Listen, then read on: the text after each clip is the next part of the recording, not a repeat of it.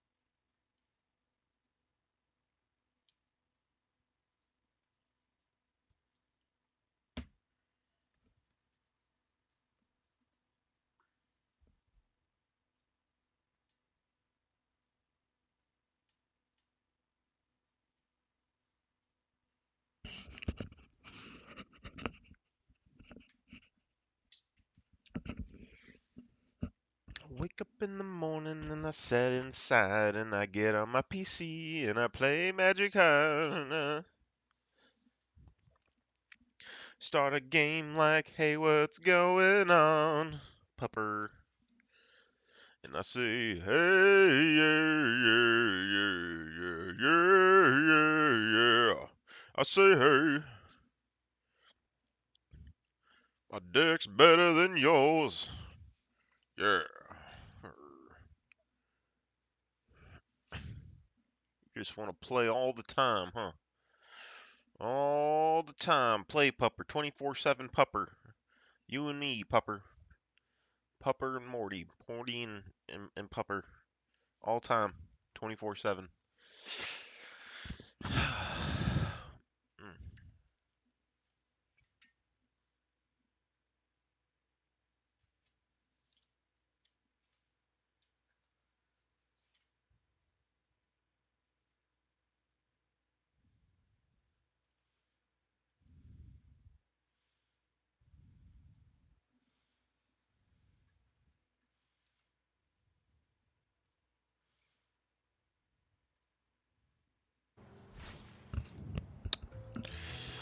You're getting me with that sorcery.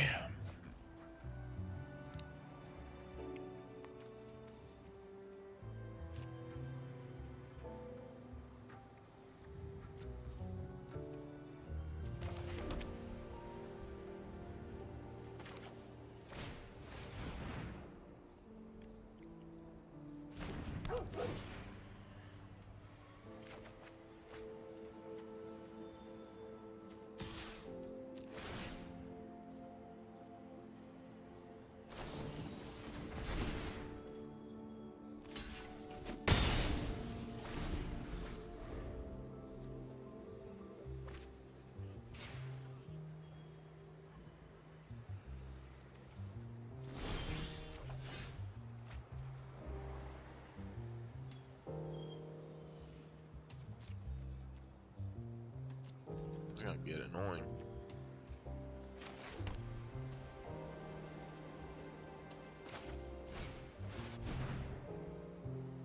A counter spell? Counter spell? Yeah.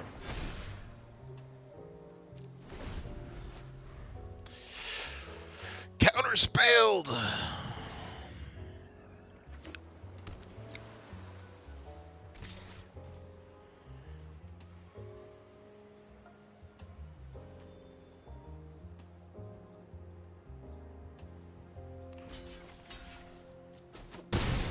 I don't feel like taking 3 damage.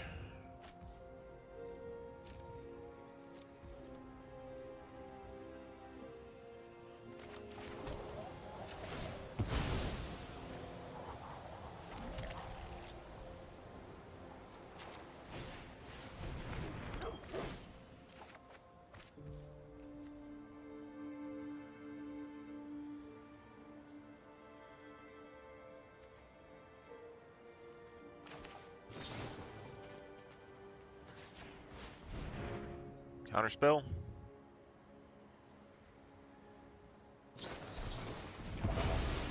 Yep.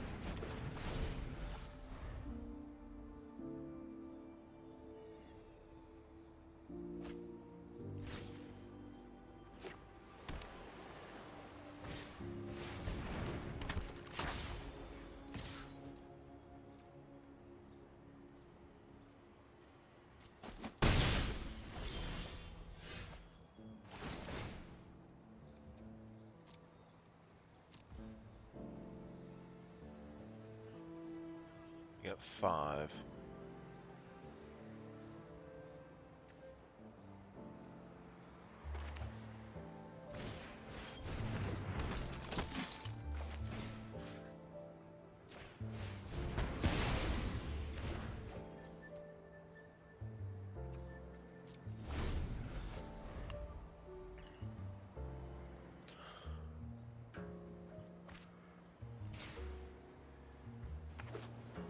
This card draw is a little better than mine, guys. I'll give him that. Because holy hell, that's a lot of cards.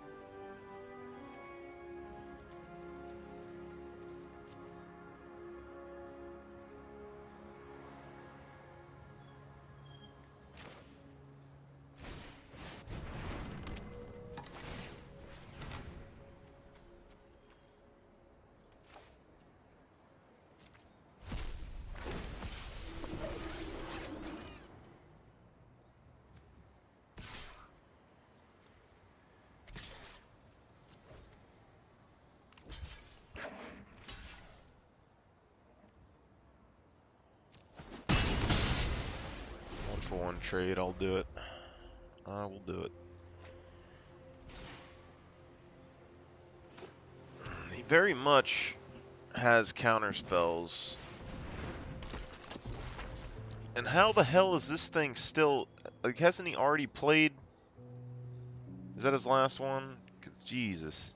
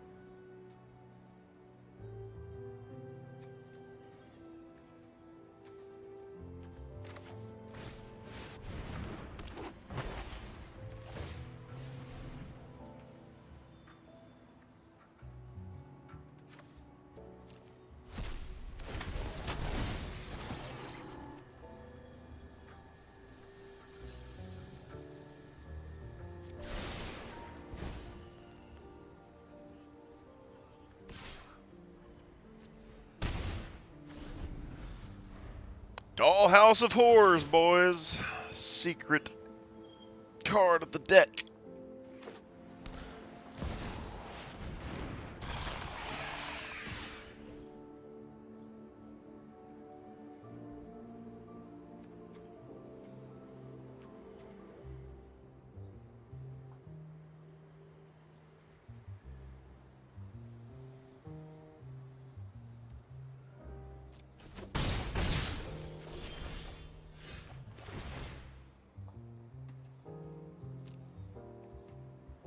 He has no mana.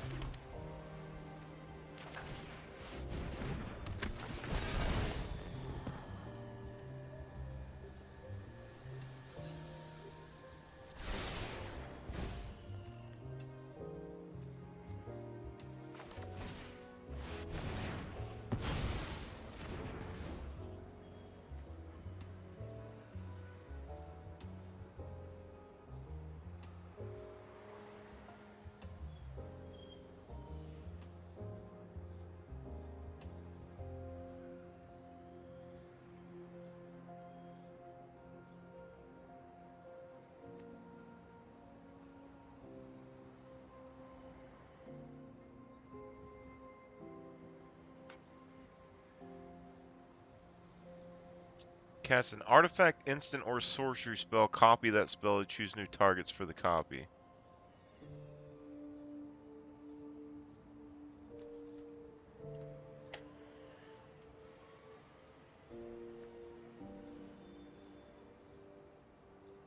That's fucking stupid.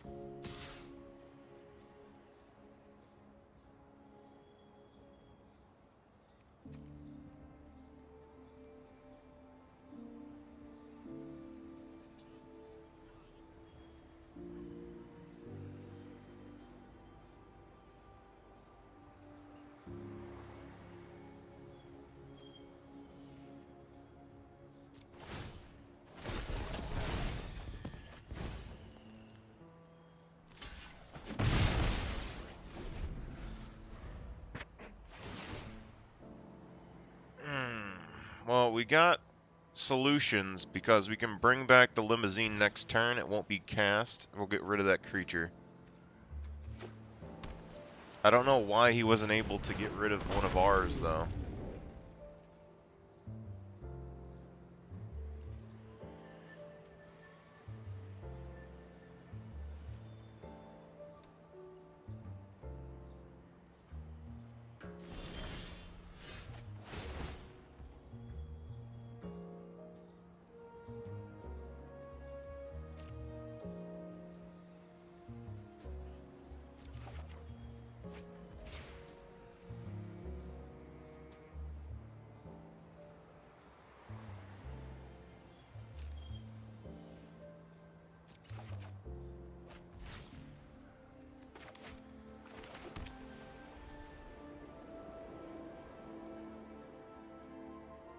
Seven.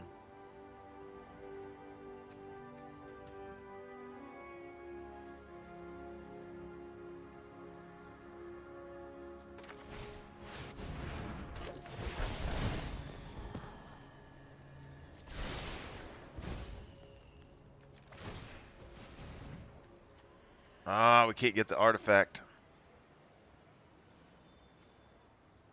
Damn it.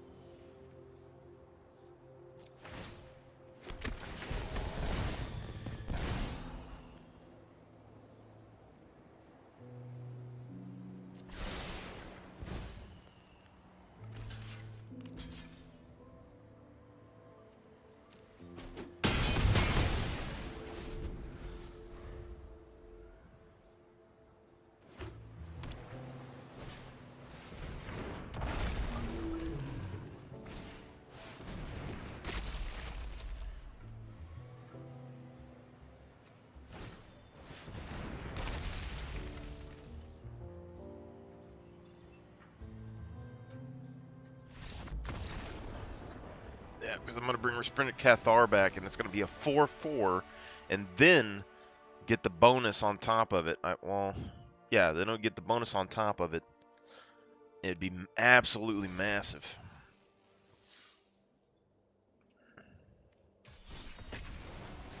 That Dollhouse card is actually pretty nice. I'd be very tempted to use that in my Darien deck.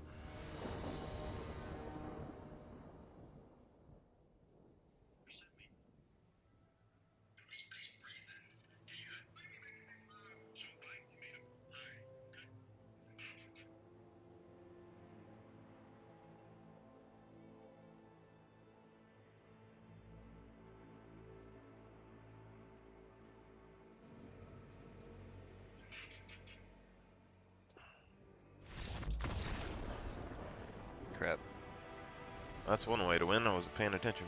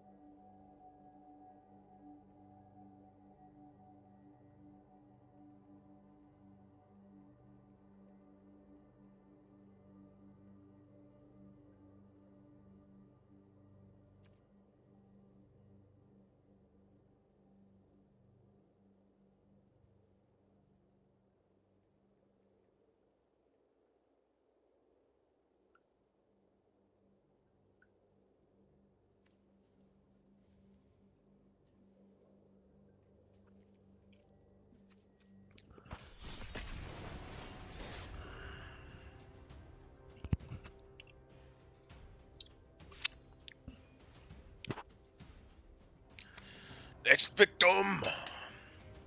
We need to find, let me look at it real quick.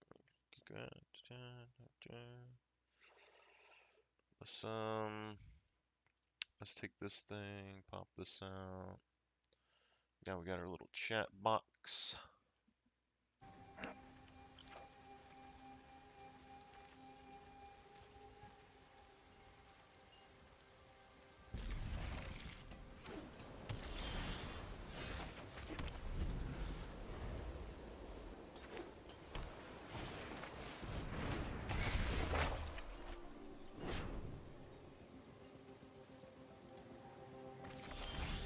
Two, three, flying spirit.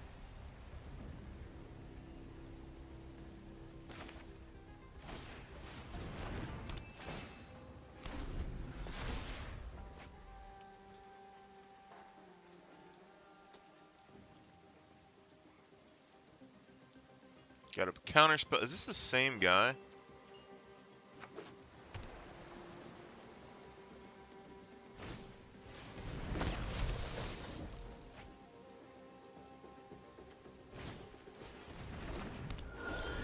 This guy is filtering his deck.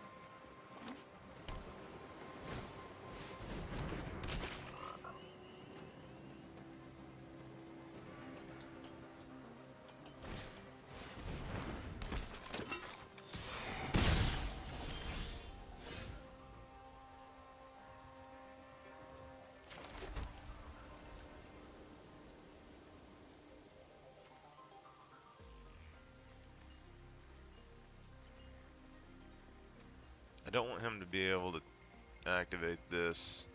It's not very strong, but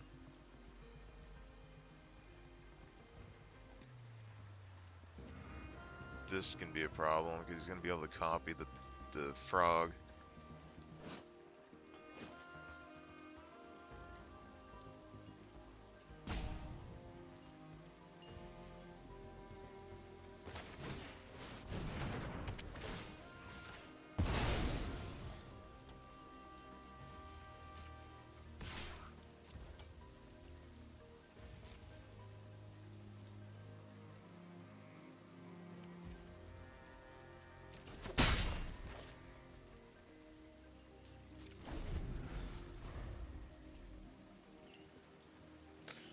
Probably should have destroyed the frog. That would allow us to do something.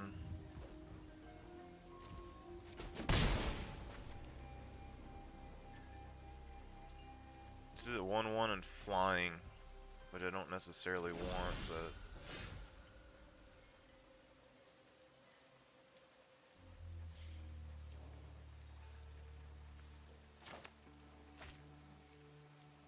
got an enchantment. We don't have an artifact.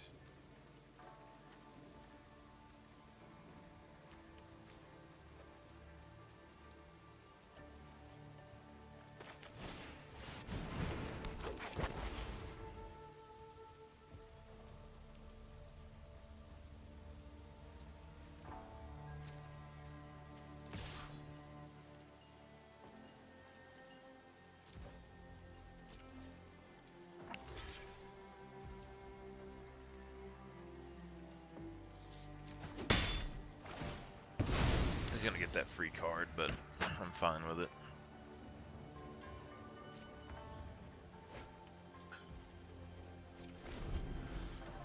But he's taking the lead when the HP race. Let's see if he destroys my Cathar.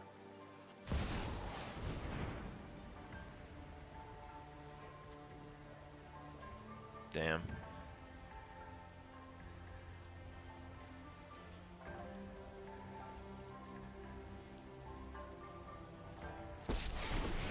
That's a problem. You know, I've always got time to fight, Eve. It's nice to see a familiar This is a big face. problem.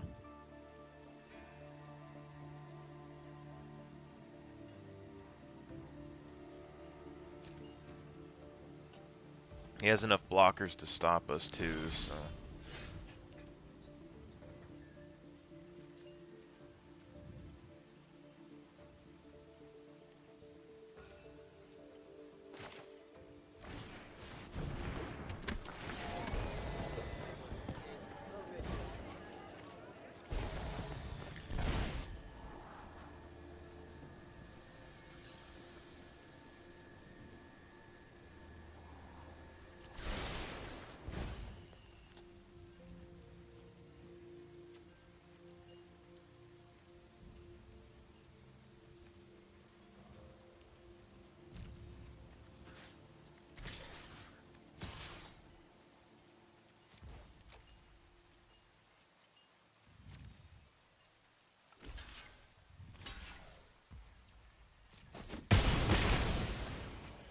Fine with it.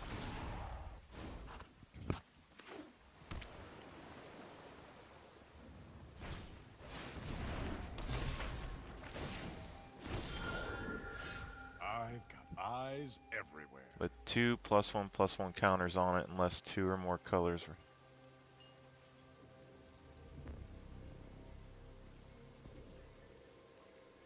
I like it. That's nice artwork. I like this card.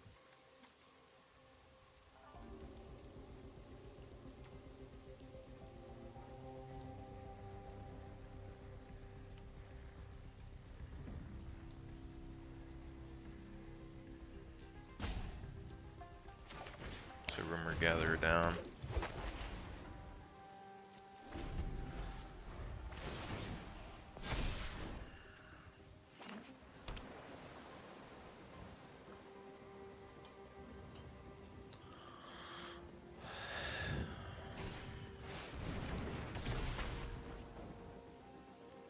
Five cost trample.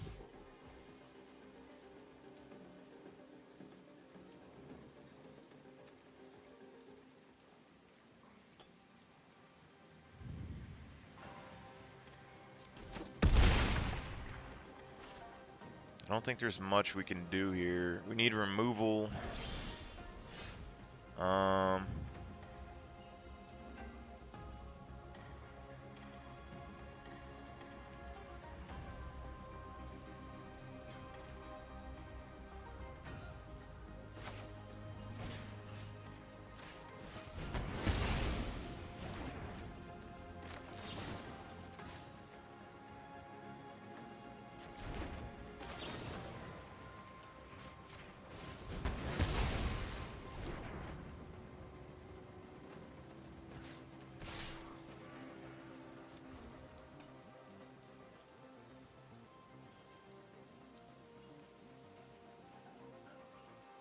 Block it, big boy.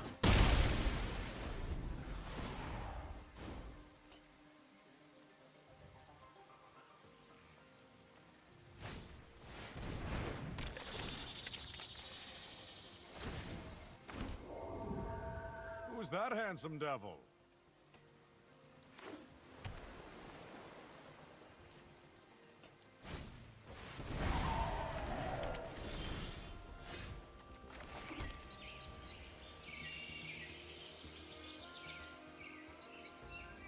So we got 5.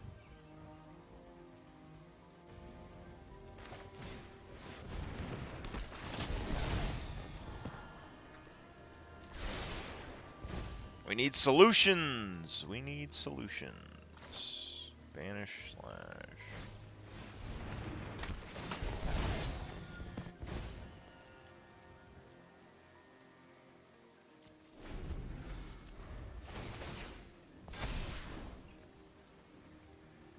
We got Cathar Commando. There is much the past can teach us.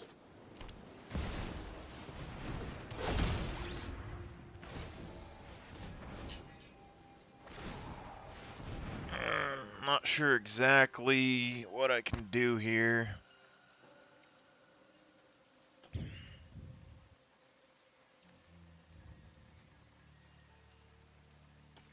I messed up with not attacking with both of my creatures that one turn. I thought he wouldn't block, I guess. If I attacked with both, his Planeswalker would have been dead.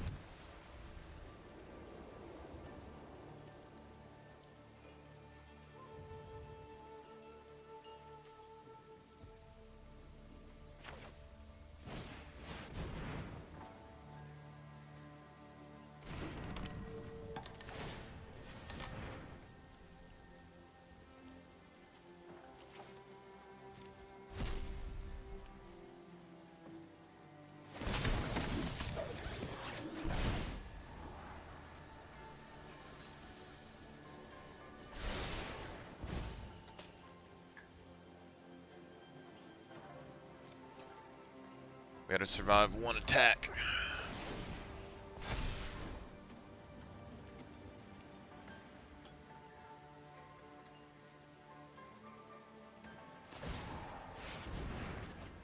All that matters is that we block as much as we can. Dollhouse of Horrors can get us back into the game, potentially. Copy target artifact spell you control. That's gonna be hard.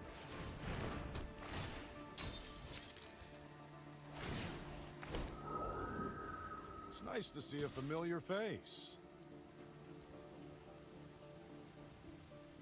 That's fine.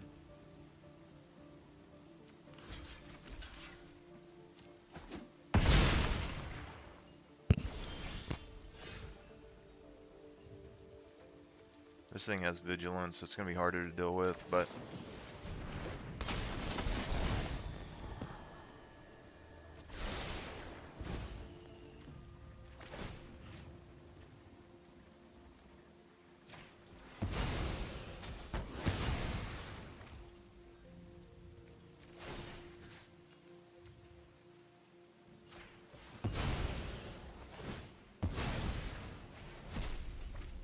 I should have saved that probably for him to attack, but we're already gonna have quite a lot of issues here.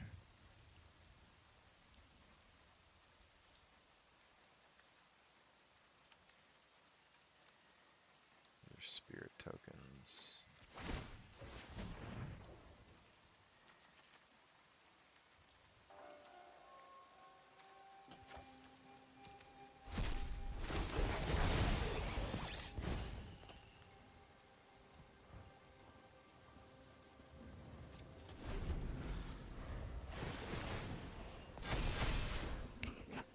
We can block it, but I mean the tokens are big as hell.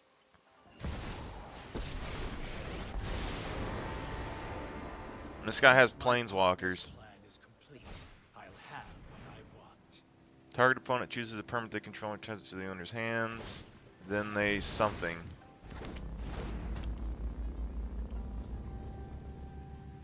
Then they shuffle each non-land permanent they control into owner's library. Is what real progress looks like.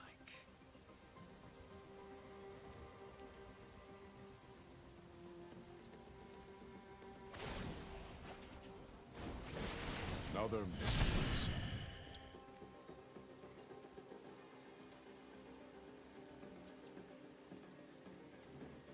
He has way more steam than me. It's all because I didn't attack with that creature and destroy this planeswalker that one turn.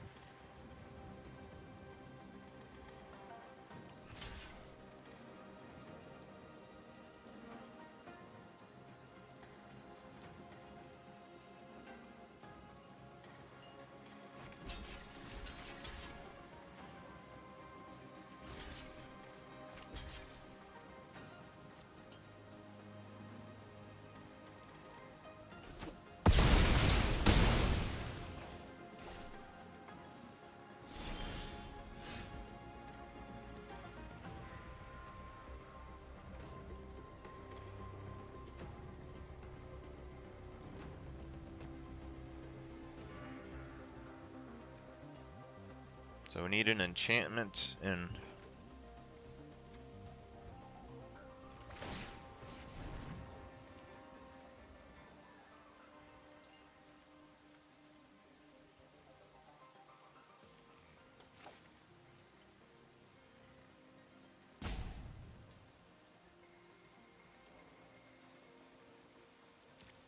I think we gotta bring Cathar in.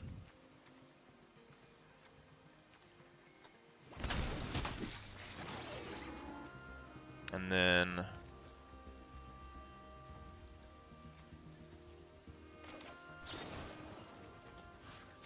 toughness 4 greater.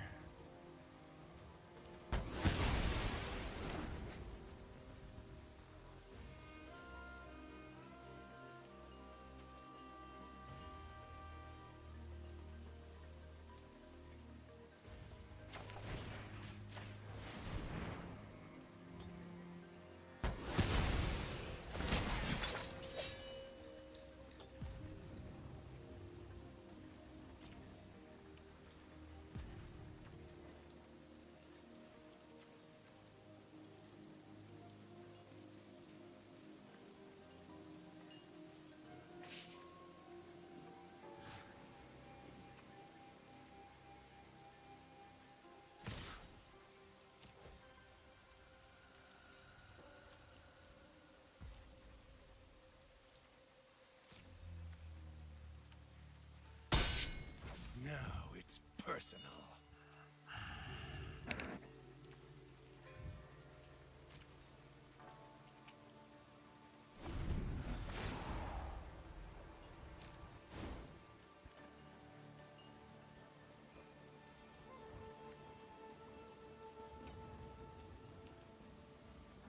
We have the solutions. We just need to buy ourselves some time, okay?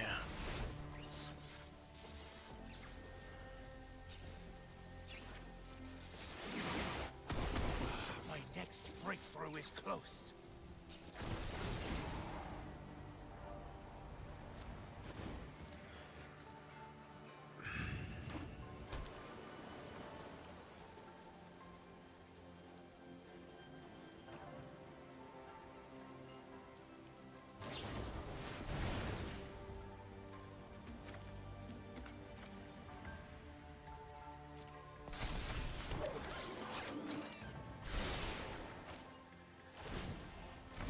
I like these construct guys.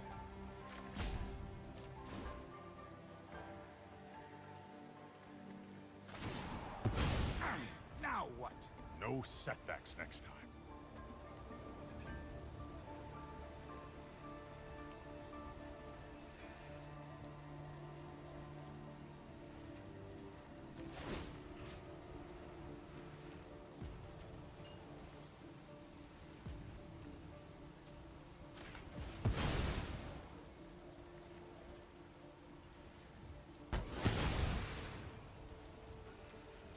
No more delays. This fight ends now.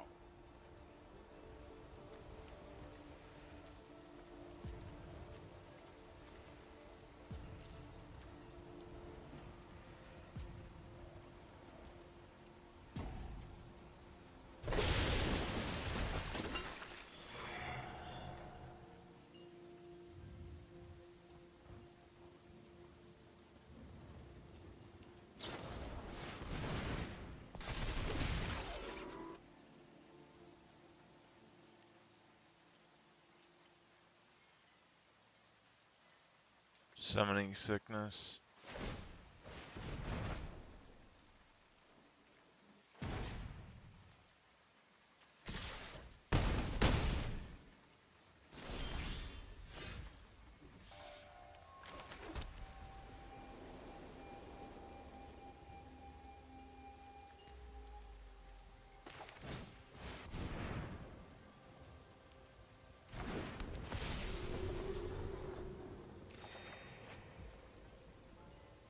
Base power and toughness becomes a 4/4.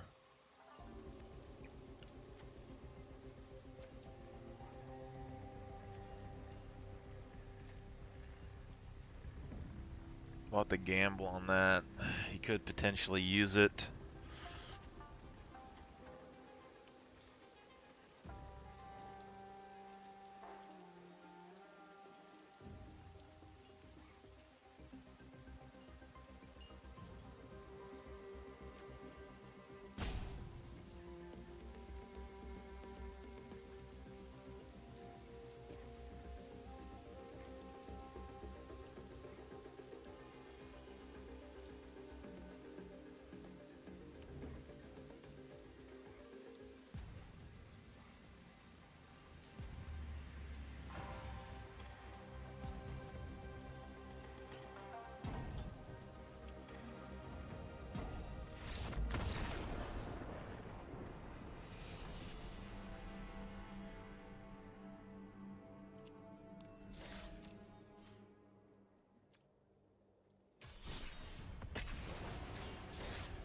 I didn't have enough blockers.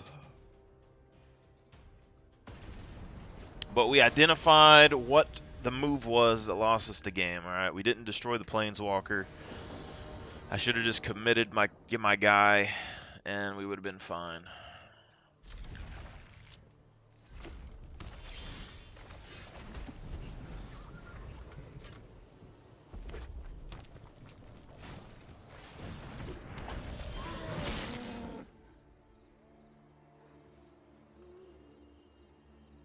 That's a good card.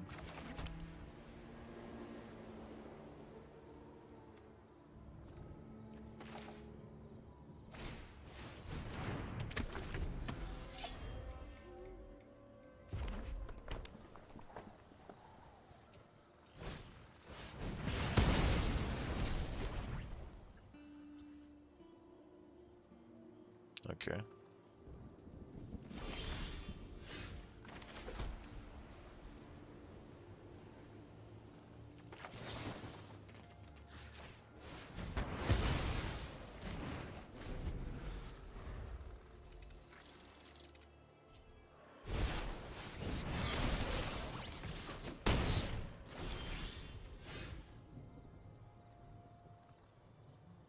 Three-two with haste.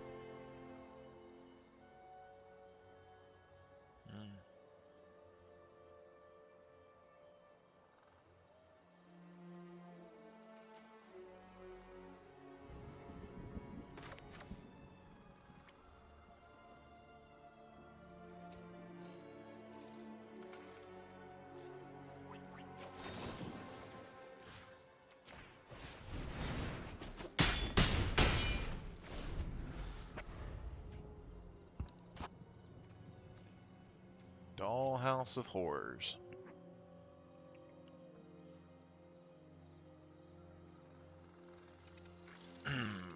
Didn't hit a draw engine this turn, so we're kind of stuck with what we got on the board.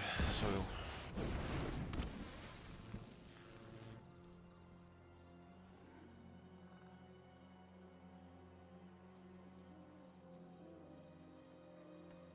okay, so he got some enchantments. That's going to be somewhat useful, but all of his cards are artifacts, so next turn let's just remove these and we'll be good.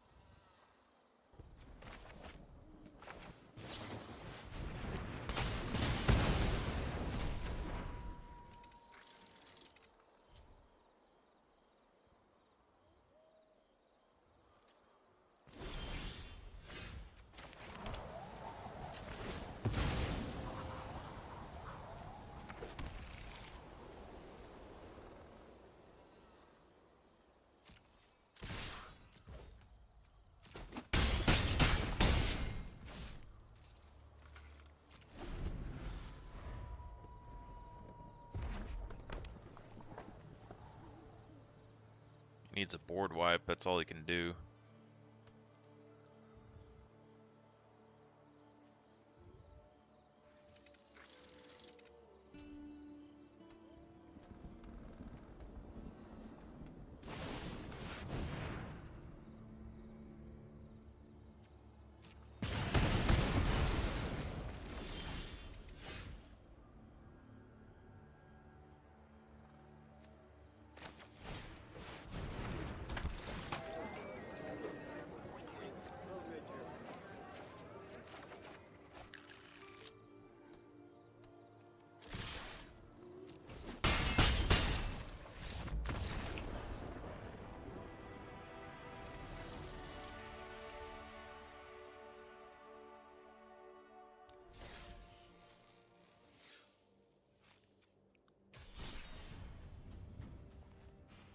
We need to name this deck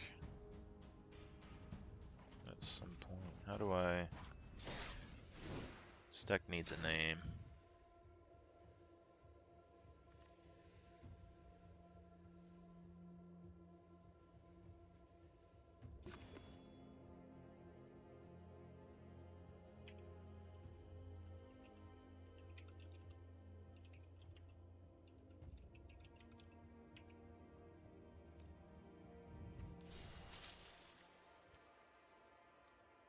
See, I like this. Robo Soldiers. I like that. I wish I knew, like, what cards made those, because I would have a deck around those for sure.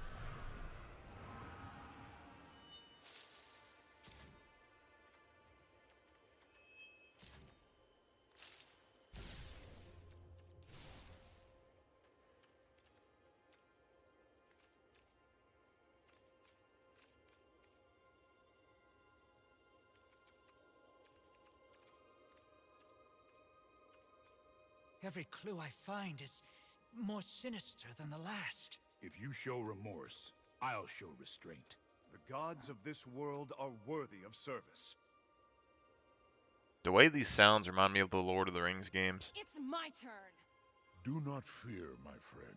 Time to face me. No sword can pierce my scales. The Emperor. The Nazgul?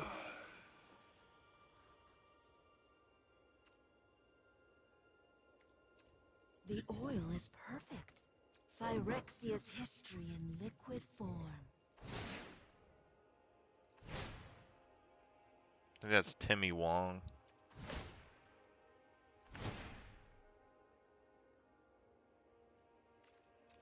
May the survivors of my mistakes never repeat them.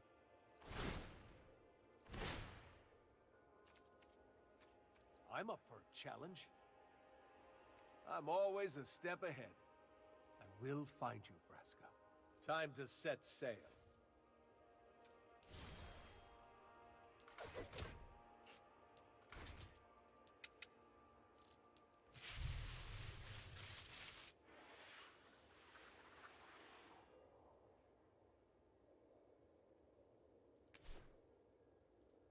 Hmm. 2 and 3 costs. We got like 1/5 cost in here.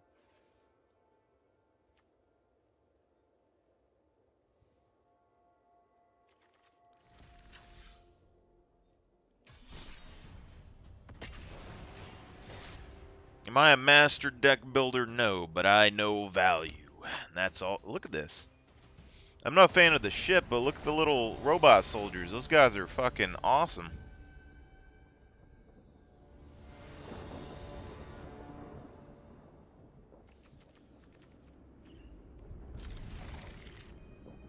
If anyone knows where those robot soldiers are and if there's a good commander for them, you should totally tell me.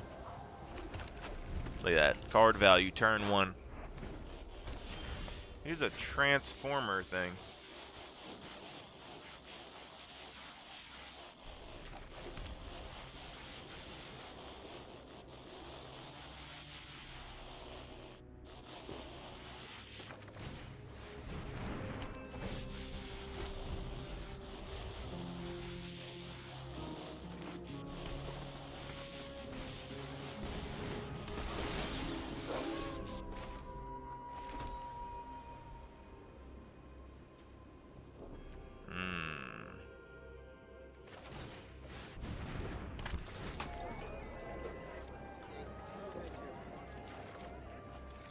Go ahead and snag these guys real quick. Free 2 damage, I like it. Because we have the tempo. We have the tempo. We're in chess right now. We have tempo on the board. We can't let him get advantage, which he probably will. Okay, so he used that. That put the tempo back in his favor. Or kind of equal now. So that's good.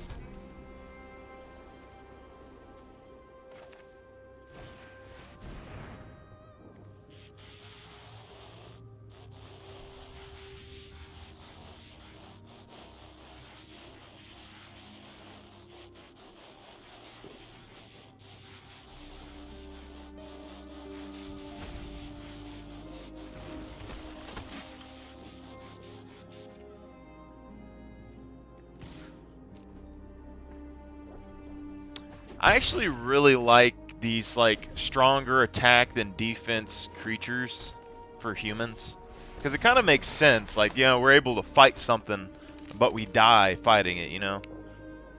Having a human go up against like a really powerful ogre or something like that. It's a 3/3 vigilance with trample.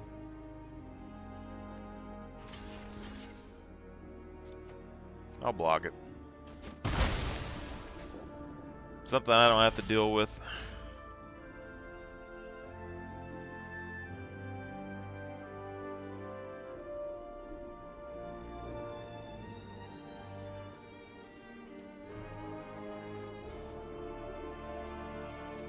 Let's put down a throng.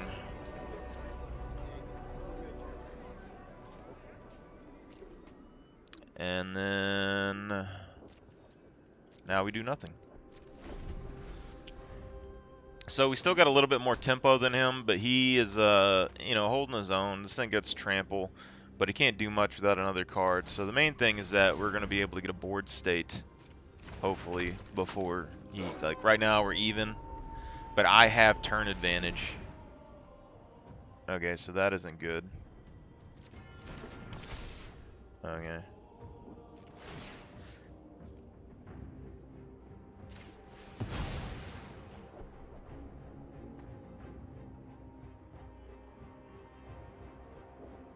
I'm not letting that happen. It's a fairly even fight so far. But now he has a creature power level advantage on me. Especially when this turns into night or whatever. I don't really know exactly how werewolves work, but they're really strong. So we can get card advantage, or we can get another defender down and we can swing in for damage and take one out. Or we can use borrowed time and get rid of this thing. But I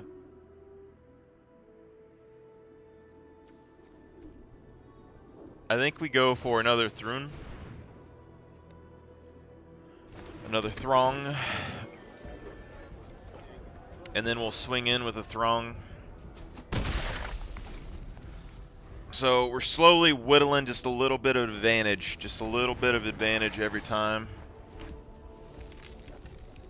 So now we're even again, but if he attacks me this turn, I mean, he basically can't do anything, but I've gotten a little bit of extra value than him over this period of time. Now, I could use borrowed time, but I think we just do the flyer now. The flyer's going to let us draw a card. You get 1 life. And then we're still equal. All on these cards are all still equal. So I could attack, but then he'll use the lower value one to destroy my higher value one, and then he'll be able to attack into me. Or if I keep these open, he can't do anything. So let's go no attacks. Also, he hasn't had any card draw this whole time, so he has 3 cards in his hands compared to my 6. Okay, so Has reach and trample. Enters the battlefield. Choose to destroy target artifact or enchantment. Target player gains 5 life. Create a 4/4. Put a shield counter on creature you control. So he should shield counter that Titan of Industry for sure. Okay.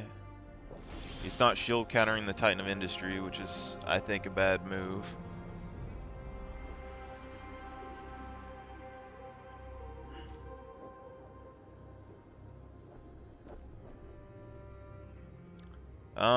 I think we just go for value here. So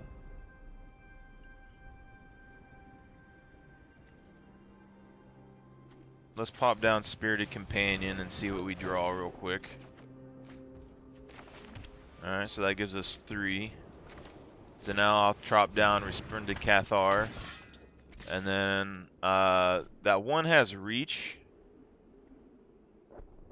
So I guess we don't attack this turn. We got to deal with Titan of Industry next turn. He has advantage right now though, because one of those Joel Thieves isn't going to be destroyed. It basically has indestructible. And he also has this 4/4 Rhino. So his 4/4 Rhino gets countered by Resplendent Cathar. I don't have an answer for Titan of Industry. This can get countered by the Inspiring Commander or these two, and then these two can get countered by these two. Oh, I fucking hate this card.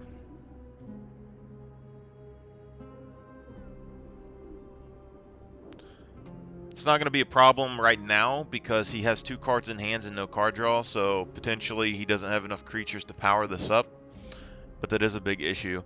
But next turn, I think we borrowed time on Titan of Industry. Okay.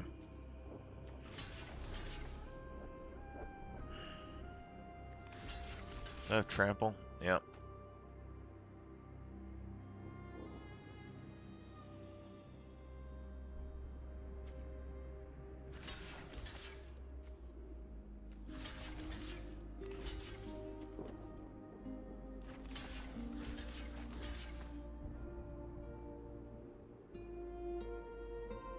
This will pretty much wipe the board. It'll give him advantage, though.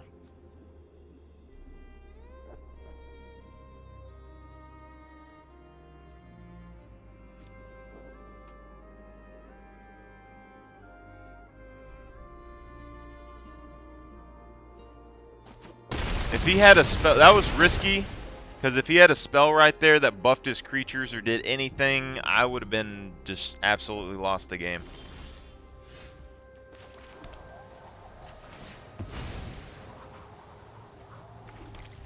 Drop this land down.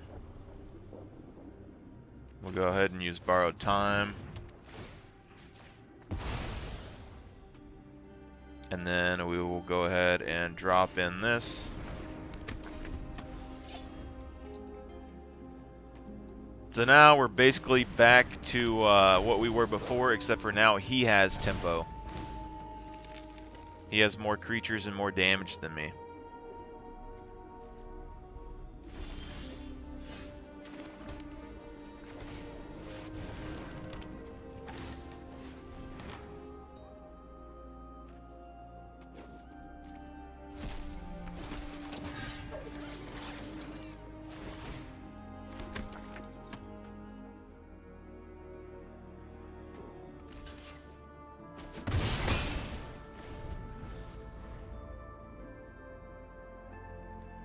Don't you worry, boys. Don't you worry. So it's a 4/6, but it's an artifact. We don't have a card that I want in there, but I'm gonna do no blocks. Then we can get rid of that next turn. So we're gonna drop in Cathar Crewmando. And then we will Banishing Slash this, which will give us a token. Then we will activate Dollhouse, and we will bring in Inspiring Overseer. So now we have tempo. Draws a card. I play a land. I'll toss in another samurai. Then I will attack with this. Yeah.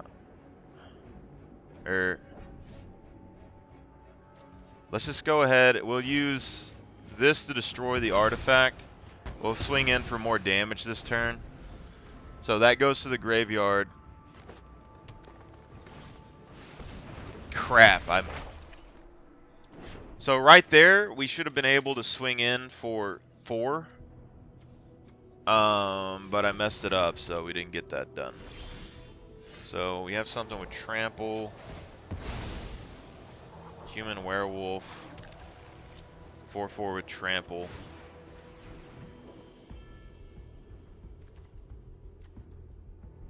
Let's bring in resistance squad. Draw a card. Bring in rumor gatherer. So he can block one of these. He'd probably block a 3/3. We'll get 1, 3, 5, 7, 10.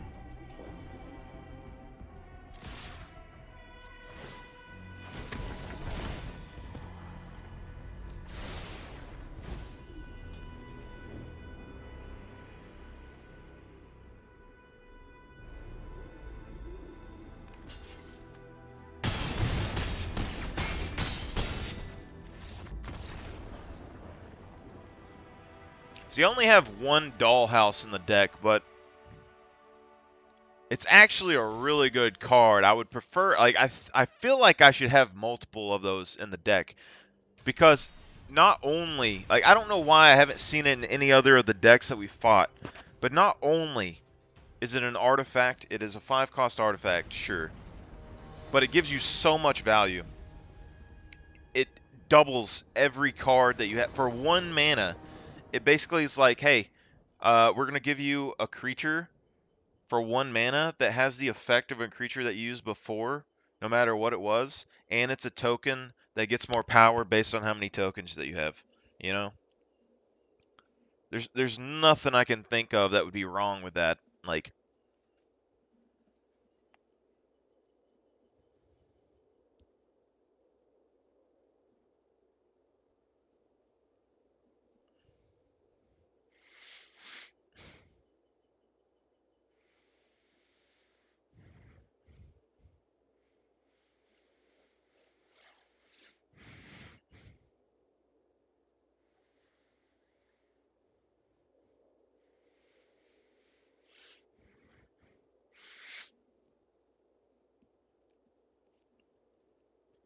Like the spirited companions and stuff, they're already 1/1s to begin with. So they basically come out for like half the mana cost. They still draw a card, you know? Things like Resistance Squad, I mean, they're not a beater anymore, but they still draw a card for 1 mana. I basically turn all of those draw cards into Spirited Companions. And then basically, uh, you're doubling your deck draw if they destroy your creatures. Like, as long as your creatures die, you're doubling your deck draw.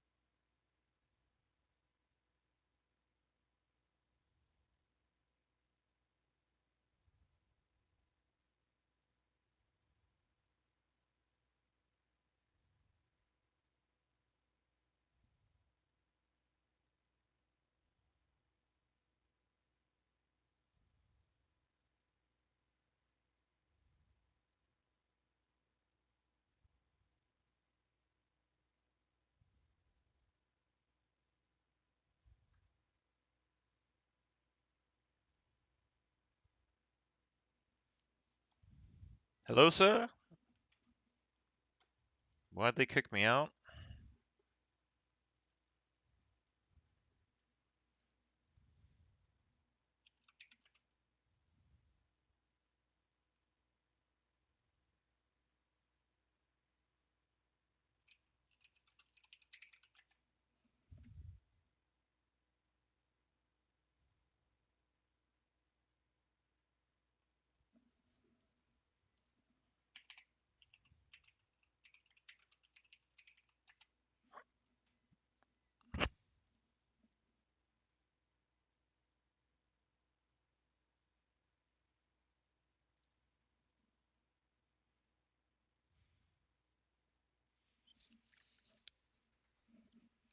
See, this is what I like when I play Magic, is to have, like, these pictures of soldiers and stuff like this. Like, just like a little selection of them. Legendary human soldier Aldrich Lunarch Marshall.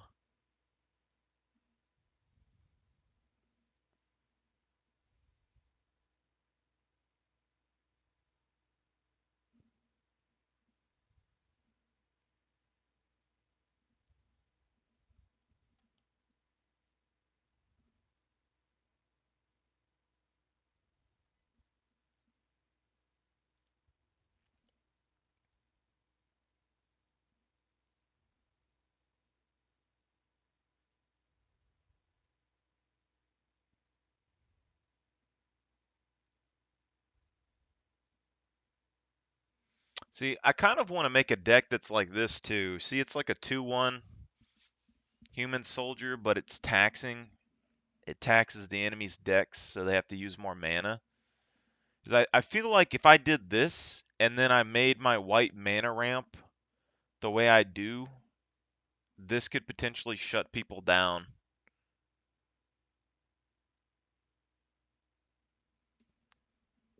Like a Pillow Fort Voltron deck, you know?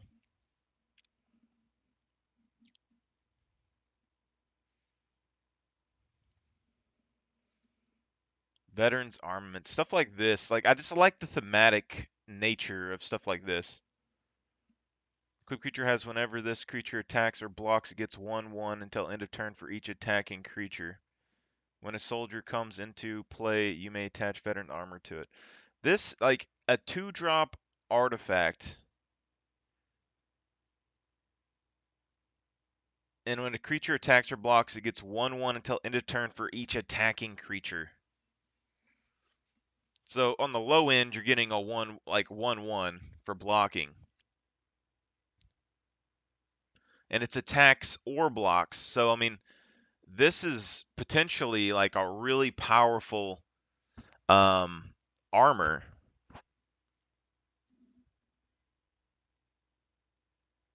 Because if you attack with 10, this thing's getting plus 10.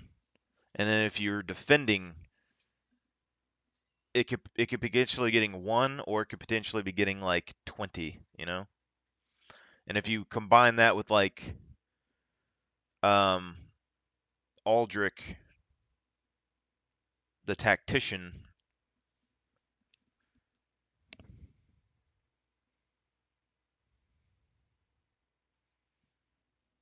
who controls like what creatures block or attack, this could be a big one. Because you could stick this like on a token, and then you attack with like a million tokens, and then uh, have the master tactician guy just sit there and make all of your opponent's creatures block the token that has this veteran armaments on it, and then it becomes like a 20/20. It fights all of the. It's basically turning a token into a board wipe.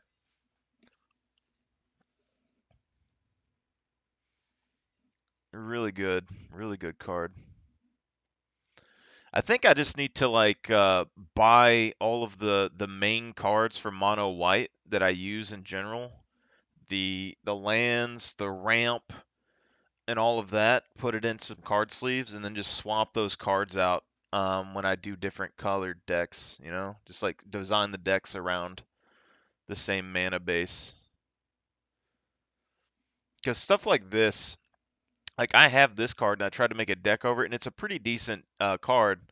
Is you can put a soldier token onto the battlefield and you can equip any equipment to it. So you can already like make one token, put veteran armaments on it, and then every turn you're going to get more and more value out of that token.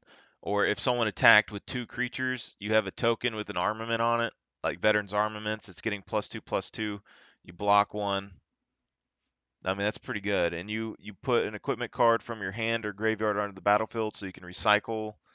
And then or you can put colors artifact token as indestructible. Equipped creature gets 5/5 and has double strike and equip 0. And you only have to get to 10, like you have to get to 10 for that. So potentially, see, I would probably use this in just a random deck, not even necessarily as the commander. Because like with Ulfric the Tactician,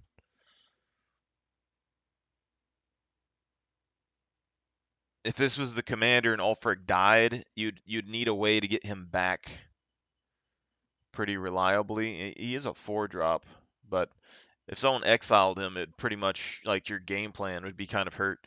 But this Planeswalker coming in for a 5-drop, you put a 1/1 white core soldier creature token onto the battlefield, or you can like put an equipment from your hand or graveyard onto the battlefield.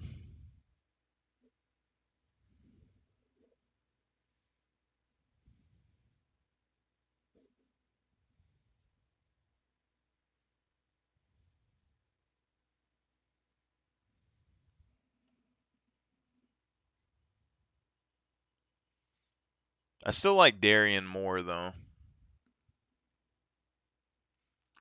But like stuff like this that you never see, Knight Captain of Eos comes into play, put a 2/1/1 white soldier creature tokens, right? And then sacrifice a soldier, prevent all combat damage that would be dealt this turn. So like this is it's a political spell. It's a could potentially save you or make it to where you don't need a block. And then I was going to use this in a Darien deck in the past and then I removed it, but the artwork on the card is like really nice,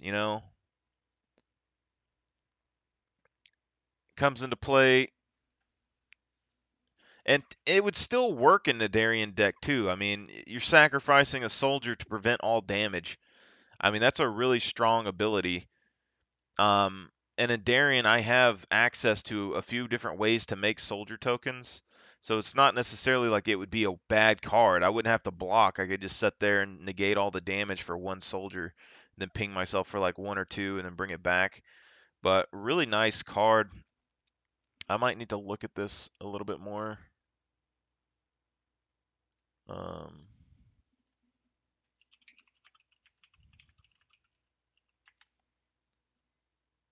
I mean, we definitely.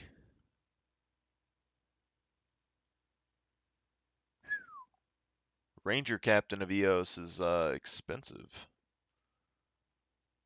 But Knight Captain of Eos is like, a couple dollars.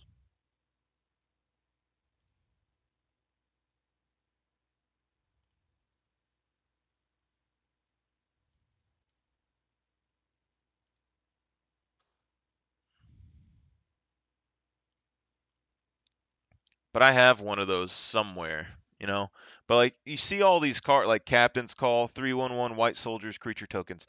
Like there's all these sorceries like this. It's a 4-drop for 3/1/1s. They have Call of the Arms, which is like a 3-drop for 3/1/1s. So there's ways to get tokens onto the battlefield. So, and the way I'm starting to think about this is that maybe if you have an equipment deck, um,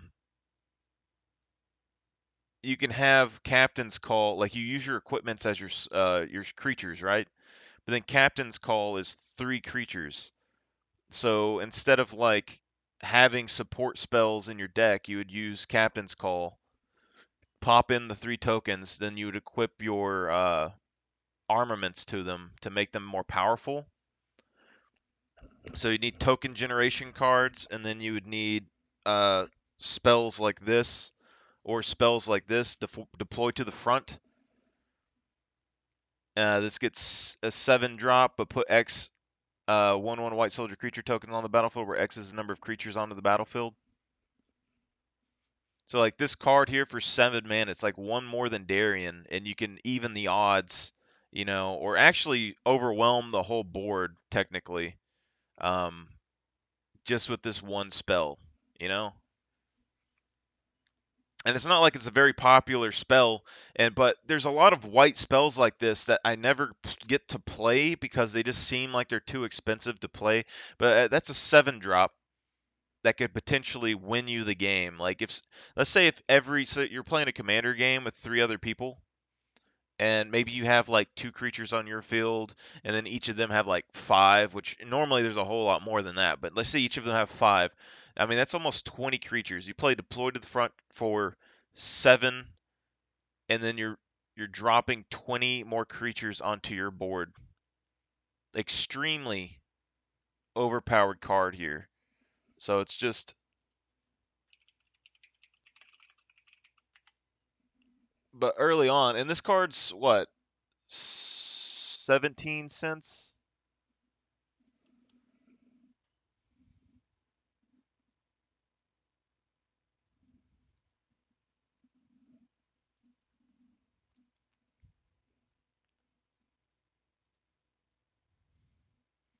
But the artwork is what I like. I like the artwork on the card a lot.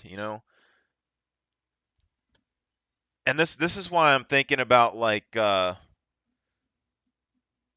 when I build the God of Battle deck, I'm gonna make him like a Voltron commander, but stick things like this in there to where I can just swarm the board with a bunch of tokens, and then the tokens are gonna get double strike whenever they get equipped. Like say like this, yeah, I get 20 soldier tokens. Maybe I have a Penlay Blade.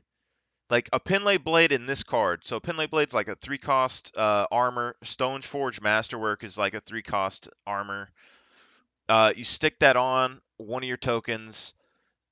This puts 20 tokens onto the battlefield. That armor then gives one of those tokens +1/+1 for each creature. It becomes a 20/20, and then it gets double strike on top of that. Like that's an instant game-winning like piece on your board. And then you swing in, they start picking off your small creatures, but you could definitely do some damage. And then even like Commander's Plate or those armors that have ward that give like +3/+3, you're dropping these soldiers down. You stick one of those armors on them, okay, and they get what would they get? They'd be a 4/4 with double strike. I mean, that's 8 damage. You only need like 4 of those creatures to potentially go for lethal on a person. So like I really want to build a deck with these, and I think the God of Battle deck is going to be the way to do it. And then I can put these. I want to put. I don't think I'm going to put Darien in it. I would like to put Darien in it just as a token generation, but I don't necessarily think it's going to be necessary to have him because I don't want to put in pain lands and stuff like that. Like I could, but I don't necessarily want to put pain lands in. Um, Pain lands or anything that self damages because he's only going to be 1 card out of all of it. But you look at Darien, I mean, he's a 6 cost for a 3/3 that gives me soldiers if I take damage. So in the lineup, he's not necessarily the best card. You stick an equipment on him, like he becomes a 6/6 or 4/4 for 6 with a good ability. Um, that just kind of negates people wanting to attack me, which would kind of fall into the pillow fort thing. So I don't know if I want to like have because you could go like super aggressive with the God of Battle deck and have like also, with God of Battle deck, say you turn Darien into a 4/4, he has double strike. That's a pretty decent. That's basically 8 damage on a 6-drop. But I think with the God of Battle deck, if we do it right, we could basically put any creature that we want in there. But I don't know if I want to say put night creatures in there that have necessarily protection from certain colors, and then just put the legendary armaments in it. and then it would just make it to where you could make like creatures that are immune with double strike and be able to just hit people for like 8 damage or something a turn. Um, or you could go the pillow fort method, and you'd be able to just kind of go in and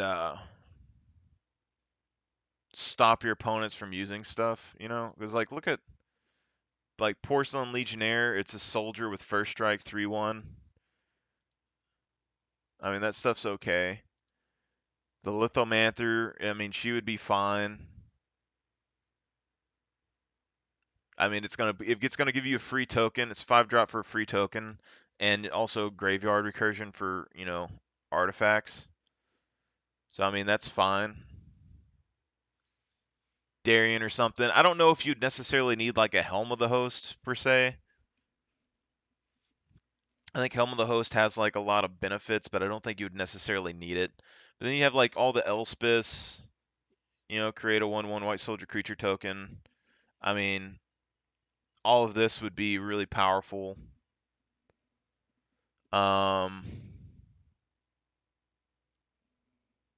Mentor of the Meek could be decent. Like Pure Steel Paladin, a 2/2 for 2, and then it gives you card draw. You stick an equipment on it for free. It becomes like a 3/3 4/4 with double strike. I mean, that's a pretty big beater. You know, a 4/4 with double strike for 2 mana is pretty big.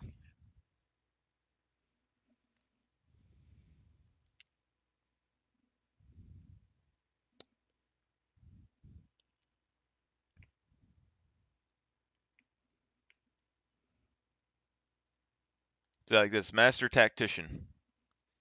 He has first strike naturally, and then when this card and 3 other creatures attack, you choose which creatures block this combat and how they block. So if you have one creature that's souped up, say you have a token with you, it's like a 4/4 token. You could have every creature.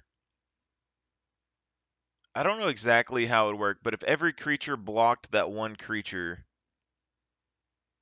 um, I guess you could technically decide how they block. And I don't think it does damage to every creature, but if it does do damage to every creature, you could potentially win the game with that. Like both of the Audric's, I think would be really powerful in any kind of uh, equipment-based deck because you're potentially just you have one creature that's equipped with a like indestructible, and then like the other Aldrich would make all of your creatures have indestructible.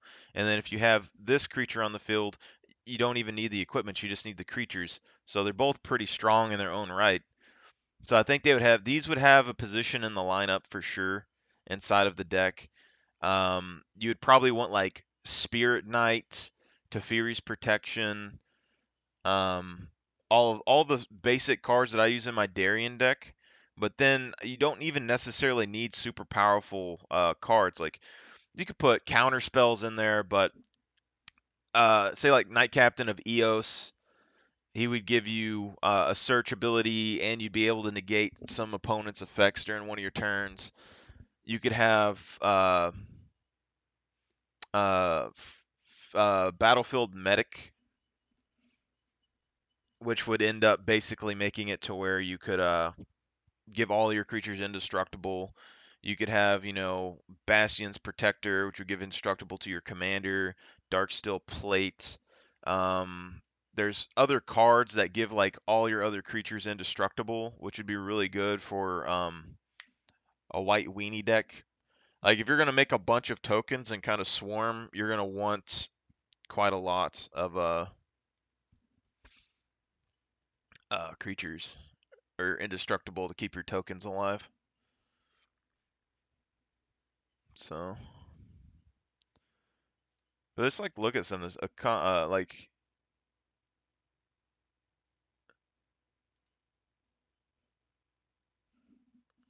where'd that thing go?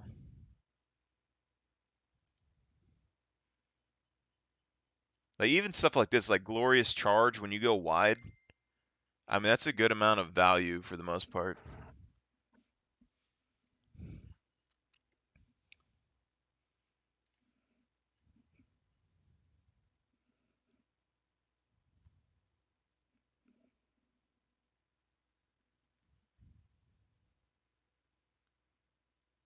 See, but like Knight Captain of Eos would be a good card. Darien could be a good card. Um, Cathar's Crusade could still be a good card. That other knight that we have could be a good card.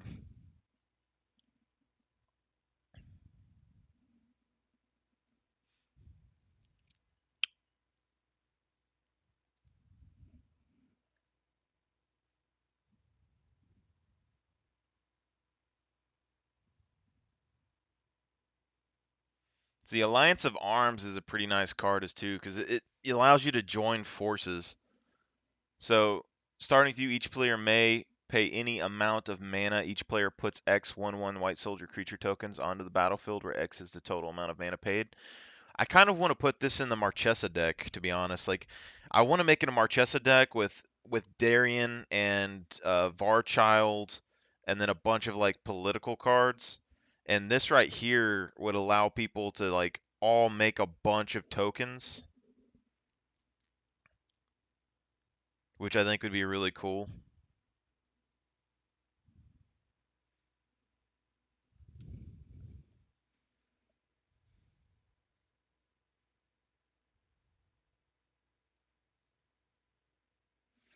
See, but this could also, so like this card in Halviar, for example, could still be really good because yeah, you're all making the same amount of tokens, but potentially if you have enough artifacts, you would have all your creatures have double strike. So your creatures would be stronger than these guys. And this is a one drop, so I mean, like even turn 2 or 3, you could pay 1, pay 2 mana. It's a one drop for 2, but everybody gets 2, and then you have, you know, uh, Halviar enter the battlefield, put a couple of equipments on your soldiers. Your soldiers are going to be stronger than theirs, so they wouldn't necessarily want to attack you if your soldiers have double strike. You know.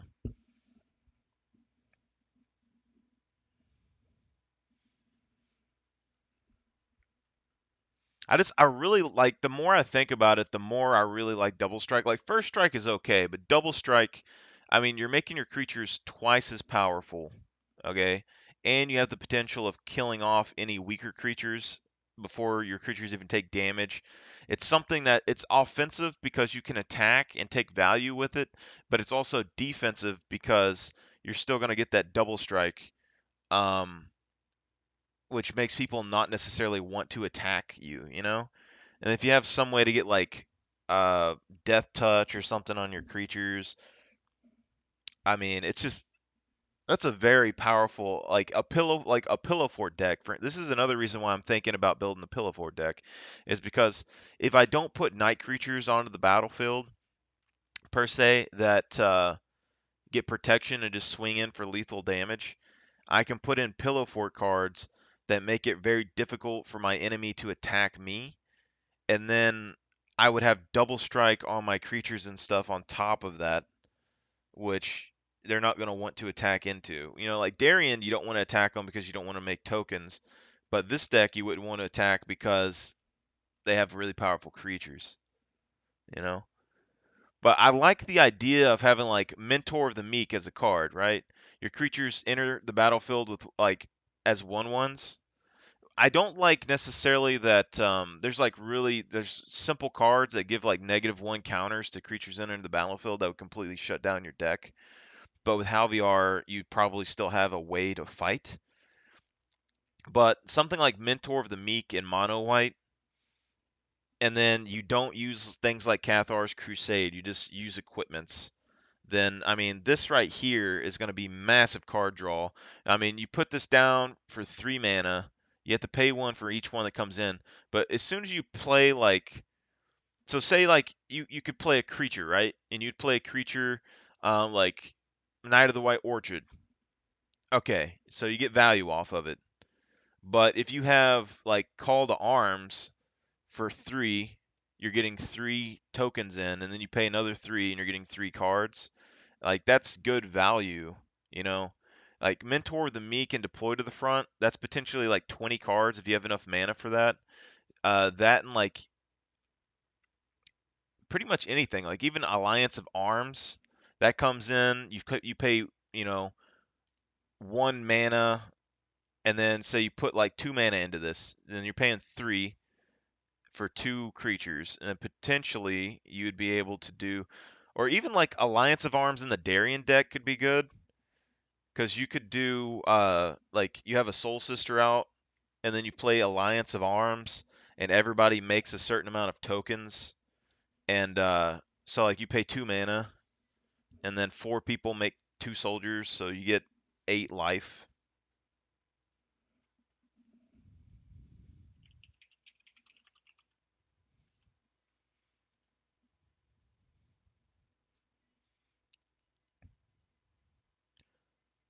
I also like that, so like in Darien, for instance, especially in the way I have the deck set up right now, uh,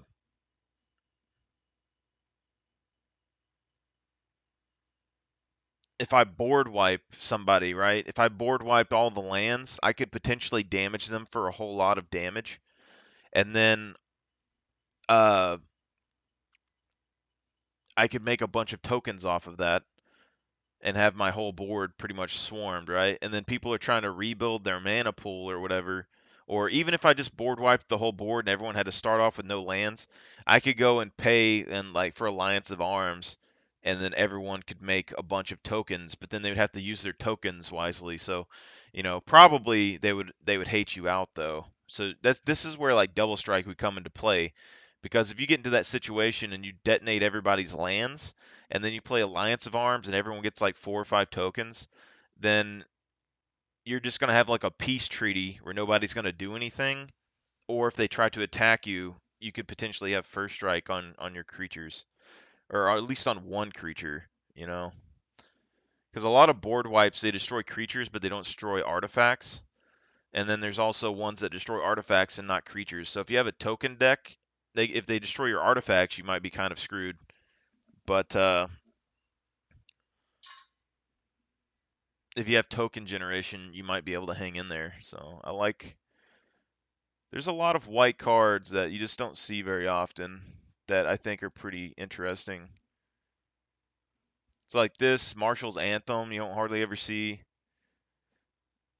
So like this one, I don't really like the artwork so much, but it has multi-kicker. You pay an additional 2 any number of times as you cast a spell. So it starts at 4. You could potentially get more. Creatures you control get 1/1, so you're already giving like a massive anthem. It's an enchantment. And when it enters the battlefield, return up to X target creature cards from your graveyard to the battlefield, where X is the number of times it was kicked. So it's an anthem that's bringing back creature cards for two mana. So you might not think this is very good, but now that I've played mono white for a while, stuff like this is actually really good. Um,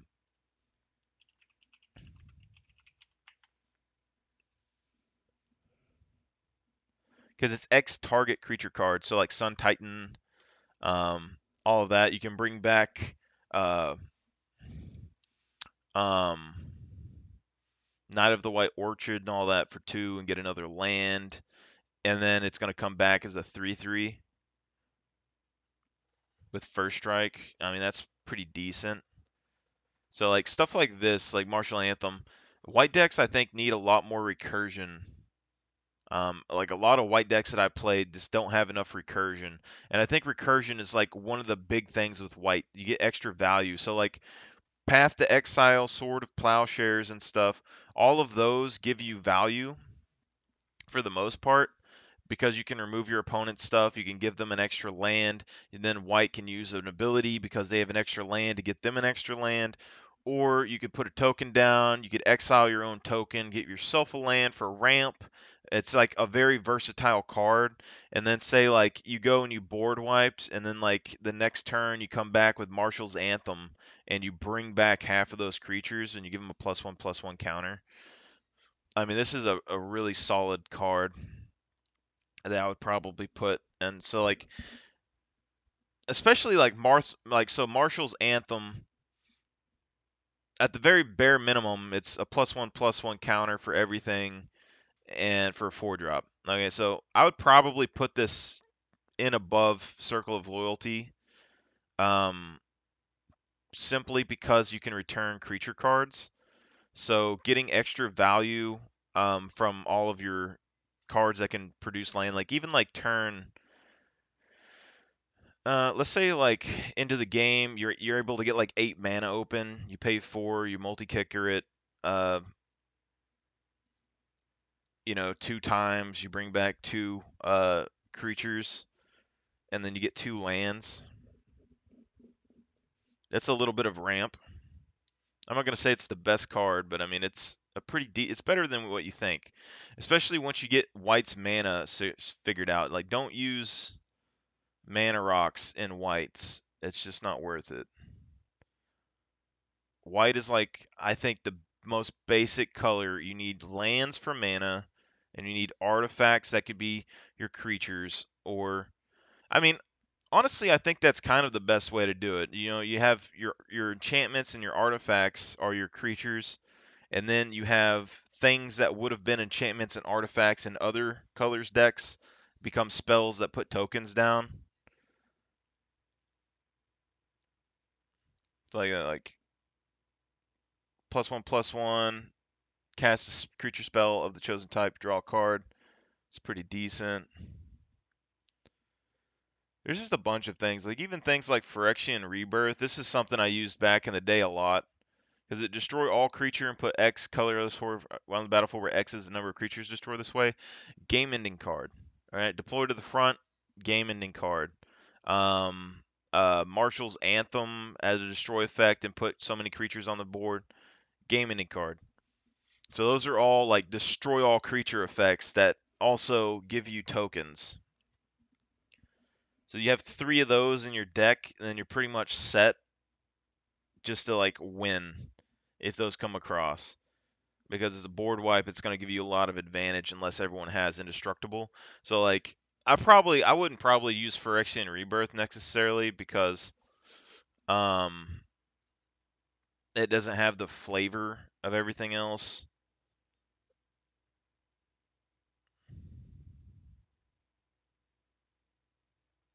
This also is just 1 token. So this gives you a really big token. It's not necessarily the best. So like, but you get like 3 white spells that completely swarm the board, and you're good. Like those are board wipes. They give you a lot of potential power.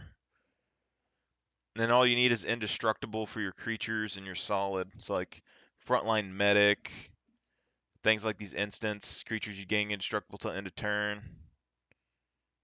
Or you can put 1 more encounters and gain vigilance. Like this plus a board wipe is like the cheap way to win with white, I think. Like, so instead of having all the call to arms and stuff spells, you could have these unbreakable formations, wait around until you get I mean, there's a lot of stuff you can do in white that I just don't think people take advantage of. And like these like cards like this are just really simple. Vigilance 1/1, indestructible till end of turn. Even if your commander's down, I mean your 1/1 tokens are going to be able to swing in and get some sort of benefit off of this, as long as you're able to get around people's like blockers. Like if you're wide enough, if you have enough tokens, this is going to work really good. There's a lot of things with like mono white you could do. Like Captain of the Watch. This is a card, one of the first cards I ever saw in Magic, and I loved this card so much. And I stuck it in the Boros like blue white blink deck, because it was the only deck that I had that really like gave it a lot of value. But knowing now like how graveyard recursion and stuff can work, like Sun Titan, this card wouldn't necessarily be the best. Um, for like Sun Titan and stuff like that, but because it's a 6-drop. And in Darien, it isn't necessarily the best because it's, a 6-drop, but it has Vigilance, 6/4/3/3. So it's basically, just say this is Darien. It's basically Darien with different flavor text. Okay? It has Vigilance, which is good for attacking and defending. So if you put an artifact on this, it's going to be really strong. And then other soldier creatures you control get +1/+1 and have Vigilance. So that is a really strong ability as well because they're all going to get Vigilance. And then when it enters the battlefield, you put 3/1/1 white soldier creature tokens on the battlefield. So for 6 mana, you're basically getting a Darien with 3 tokens. So you're going to get 4 creatures from this one card, and it's an Anthem for all your soldiers, and all your soldiers get Vigilance. You put this into the deck with the God of Battle. Say you have 4 artifacts in on the field. You drop this card for 6. You get 4 creatures. Okay, and these aren't just 1/1, so that's 3 2/2s. So this one card for 6. So Darien, you come in, you get 3. You get 3/3, and you're getting what? You're getting potentially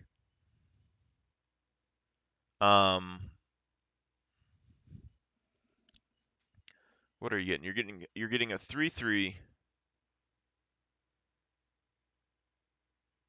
No other value necessarily. So you can get 3 damage.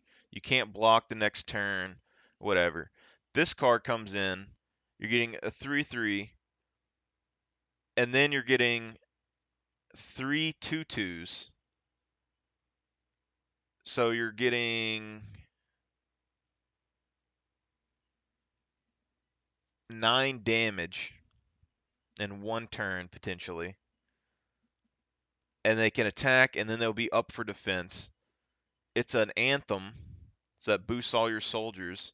So like in the God of Battle deck, if you had 4 equipments, you'd have 9 damage just with this card alone. Then you could put cheap equipments, just put 1/1 type equipments on your tokens, and then your tokens become. Let's say you guys, so you got 1/1s on your tokens. Your damage would go up by 4, so you'd be at 13 damage, and then they instantly get double strike.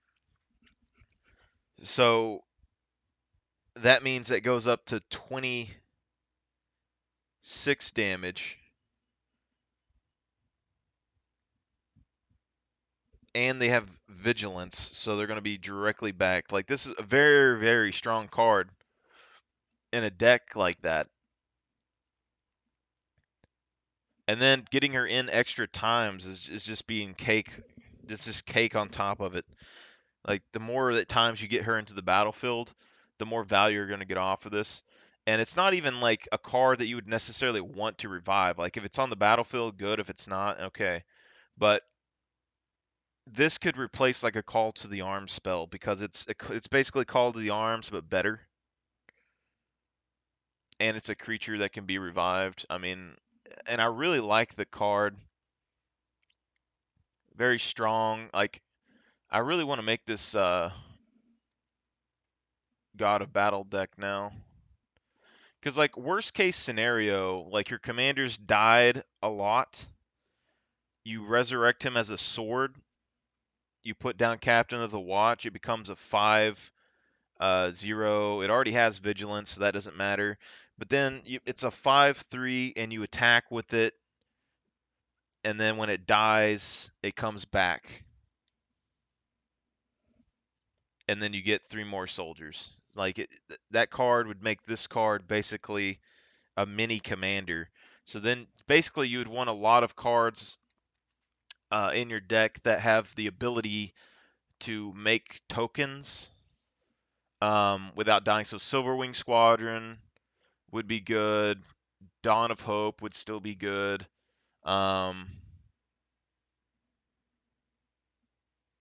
Darien could still potentially be in the deck, even though he wouldn't necessarily be the best card to have in the deck. I wouldn't necessarily want to put Darien in there. It just seems too situational.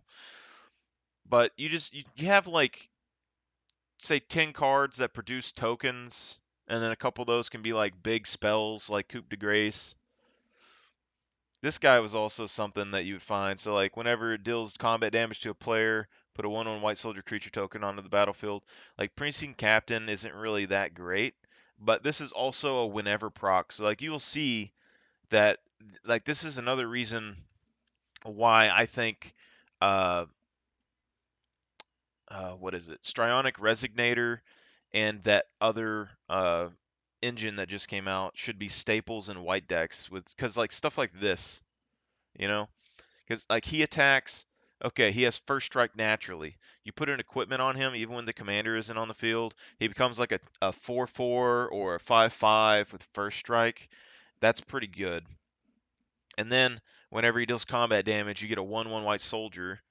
So, say you could put another equipment on the soldier. You just need access to a lot of equipments for these tokens. But those soldiers are also potentially, if you ran Skull Clamp in the deck, which I probably wouldn't because I would have like a few anthems. Because like I would definitely have Captain of the Watch in there, Gauntlet of Power, all those mana ramp options. So you potentially have 4 anthems in the deck that Skull Clamp wouldn't work with. But you could also Skull Clamp a token and just swing in wildly, and then whenever the token dies, um, you would then draw 2 cards or whatever. Like there's a lot of value that you could have just with those kind of cards. But like stuff like this, it attacks for 1, and then you have like Stronic Resignator, that engine up. You can pay 2 and then make another token. So just pay 2, make a token. Pay 2, make a token. It makes this card way better. Captain of the Watch comes into the battlefield for 6. Then you pay 2 more, and then you can make 3 more tokens. Pay 2 more, make 3 more tokens. So potentially, if you had both of those cards on the field, you pay fixed for Captain to Watch. You're paying 10 mana in total, and you're getting uh, a bunch of tokens. I don't even know. 9 tokens, 10 cards off of this for 10 mana. That wouldn't be bad, you know.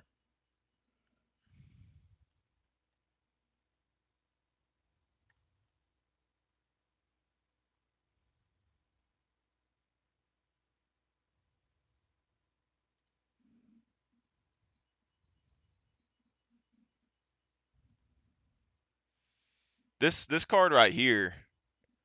This is my favorite Magic card, hands down. And I never get him to work. Anytime I ever summon him, he gets destroyed instantly. I have him in an enchantment deck that basically enchants creatures and gives them totem armor. So if they get destroyed, you have to get destroyed multiple times before it stops working. I love this card so much. It's not even that it's like a super amazing card, but it is. It's like a solo win condition for white blue.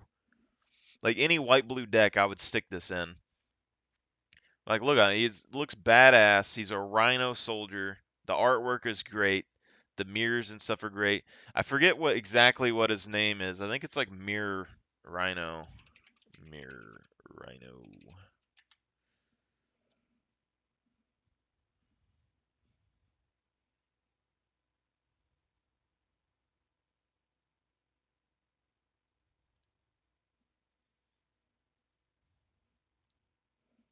Mirror Sigil Sergeant. I really wish that he was a commander. But like, look at that though. It's a 6 cost, the same as Darien for a 4/4 trample. At the beginning of your upkeep, if you control a blue permanent, you put a token into play that's a copy of Mitchell Sergeant. So it's literally like you have a blue deck, you pop this thing down, and boom, like it just takes over the game. Also though, like I wish I could somehow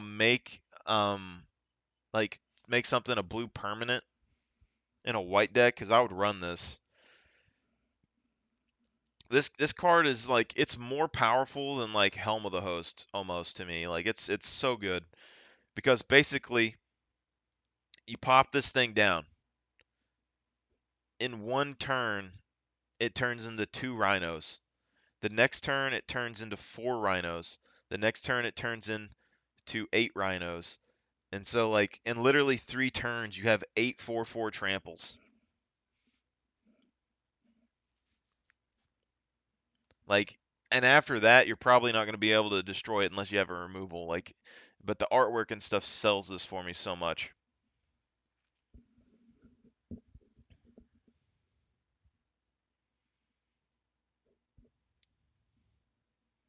That makes me wonder. Turn card into blue permanent.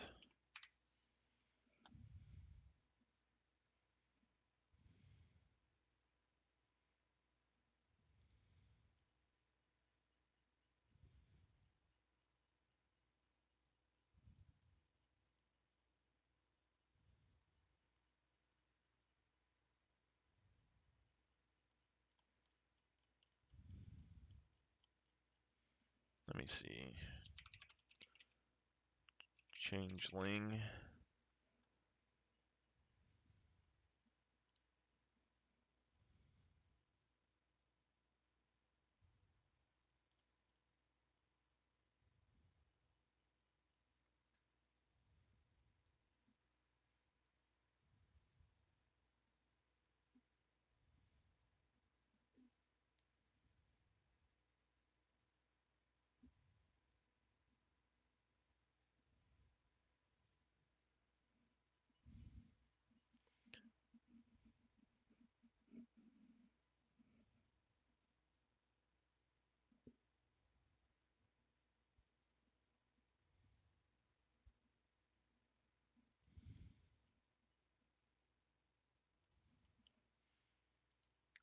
Mirror Sigil Sergeant.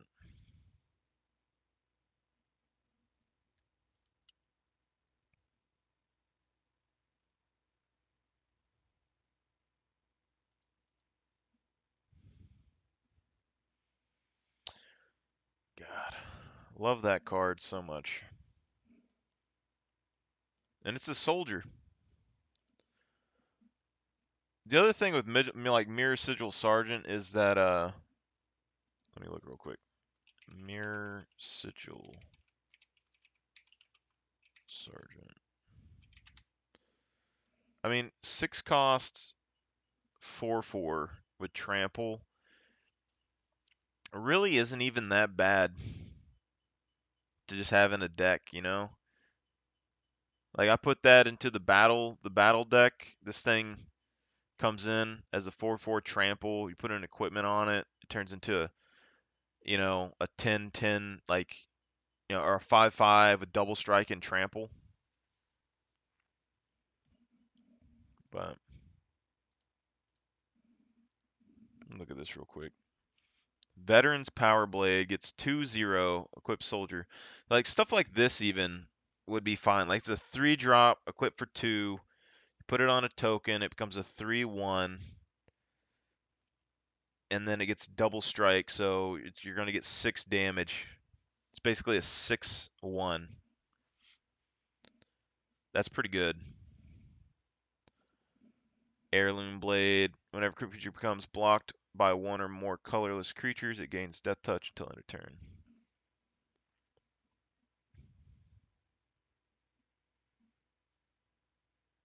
I mean, it's not the best, but it's not the worst. I mean, equipped creatures getting +1/+1.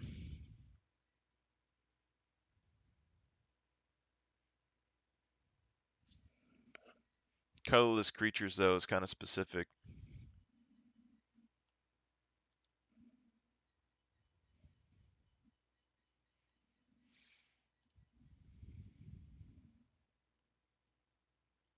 Gets 4/2 whenever a equipped creature dies. If it was a human, put a 1/1 white spirit creature token flying. I mean, this is pretty decent. I mean, you put a 4/2 onto a creature token, it becomes a 5/3 with double strike. That's good.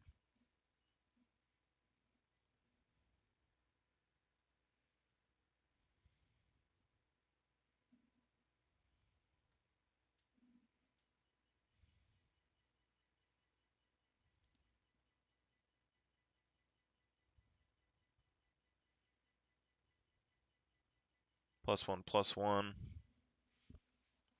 See, but even things like this, +1, +1, drop it on the battlefield, put it on a token, you get a 2/2 with double strike. This is basically a 4/4, you know?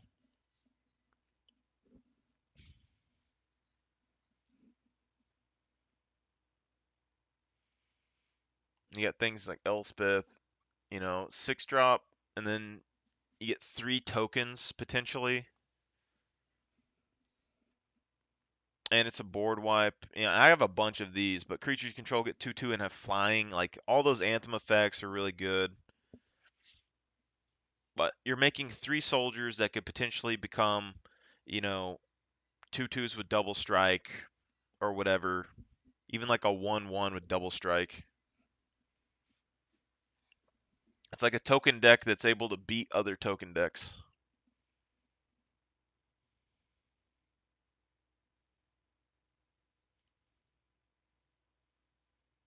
Gets +1, +0 for each equipment attached to it.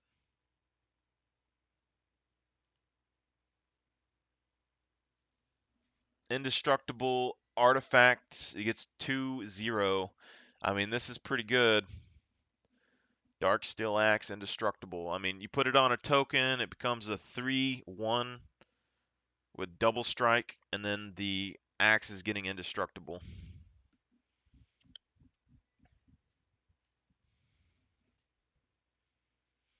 Like, if you want to make a cheap deck, all right, I think this is the way. You just get, all you need is like, you need like 1 or 2 drop artifacts, or 1 or 2 drop equipments, and then you need a bunch of spells. So like deploy to the front would give you quite a lot. You equip some of these cheap artifacts on them. So like say that you had a couple of tokens on the field and you had like say you had 5 tokens and you had some artifacts on them. They were like 3/0 or 3/1s with double strike and you're doing some work and they get picked off, they all die, and then you play deploy to the front for 7, you drop it, then you attach the equipments onto another 5 of your creatures and you start swinging in with them again. Captain's Call, it's a 4 drop for 3/1/1 soldiers. So you drop this for 4, then you pay, a couple of mana or whatever, equip these creatures with equipments, start swinging in again. The only issue that I have with sorceries in mono white is that you just can't recycle the sorceries very well. So like once these are done, they're pretty much like done. You're out of gas, but there's a lot of value to be had, I think, here. Assault suit, something my uncle used.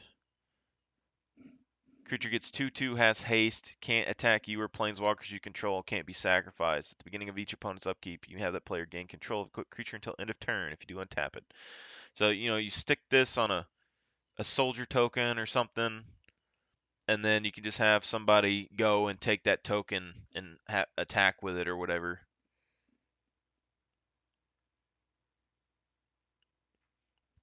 This is something that I would stick in the Marchesa deck as well.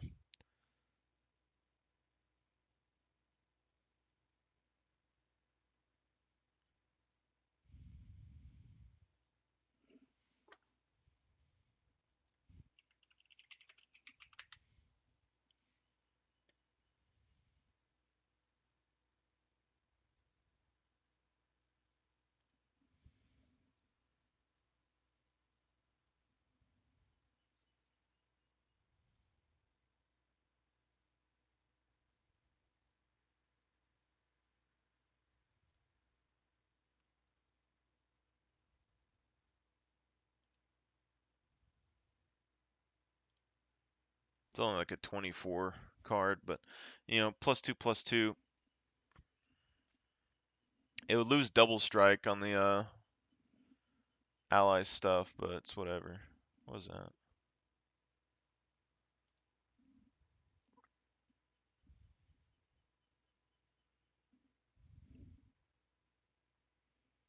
There's just like a bunch of random equipments and stuff like this. Bone Splitter, one equip. So this is basically like a 1/1 for 2, sticking on a token. Token ends up becoming a 3/1 with double strike. You could still skull clamp it.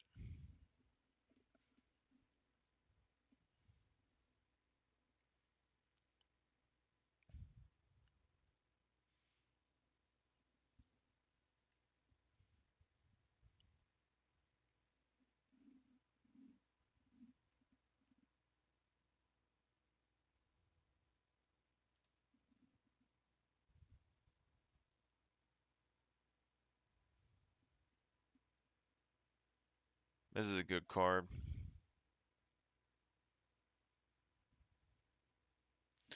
See, I have this one as well. Because like if I used any of the knights that have protection from stuff, I would put this in there. If you just want to swing in for damage, that's the way you swing in for damage right there.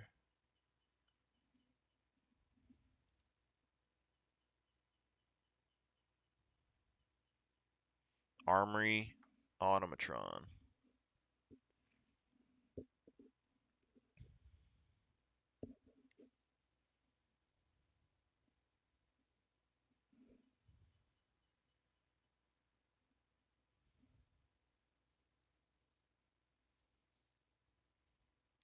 Good artwork.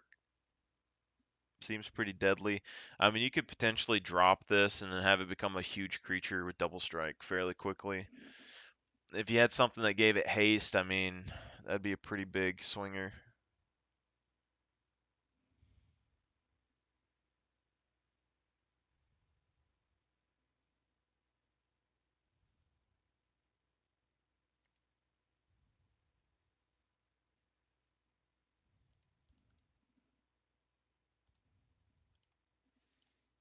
Still loading the screen. Something going on with that.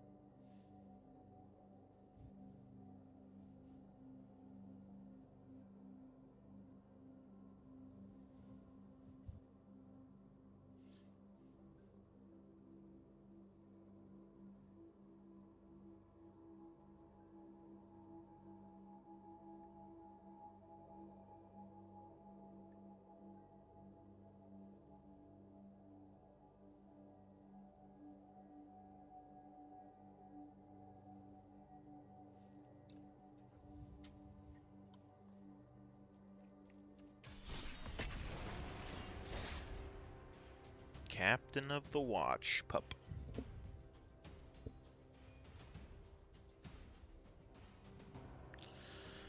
We just need to make a deck that's decent enough to win and get us enough points to where we can get more cards, you know? We can escape this standard play hellhole.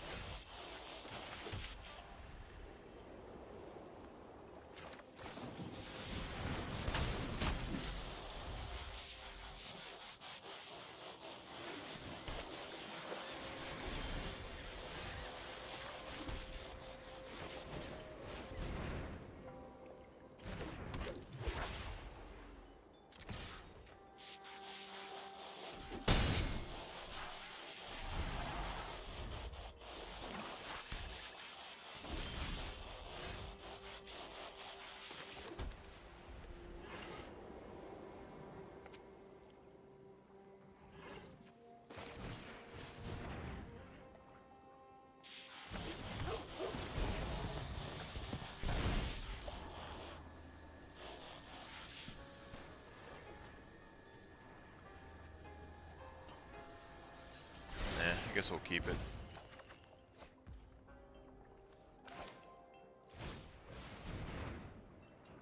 Citizen's Crowbar.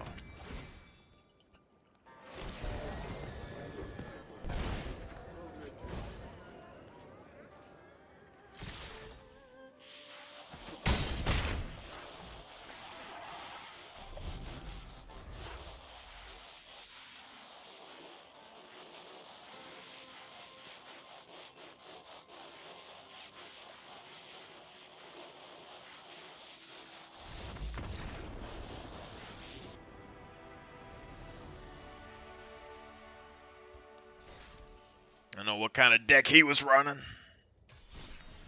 Around here, you gotta have fast, low mana value, multiple use cards, and then one or two resurrect type cards to keep that one from going crazy, right? Like, what do we have? We have cards. We have cards that you know, are copies of each other, and then we have a card that can be potentially any card. You know, that's how we do it. That's how you're supposed to do it, you know. And the card that can be any card is a resurrection card. So a resurrection card is basically like a tutor card, but from your graveyard. So that's how you need to look at it, pupper. It's a resurrection, or it's a tutor card for your graveyard. Yeah. And discarding is drawing, but to your graveyard. Isn't that right, pup? Yes, it is. And boop. I booped your nose. Boop. So Sun Titan with one equipment could potentially be an 8/8 with double strike. Crazy. I wish that, you know, at this day and age of games, I think they need to make it to where you can program an AI to play for you, and then just whoever's AI is better is just better, you know?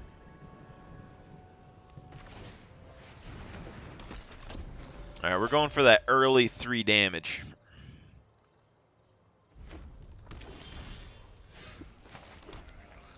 And then now we will go for the early equipment removal.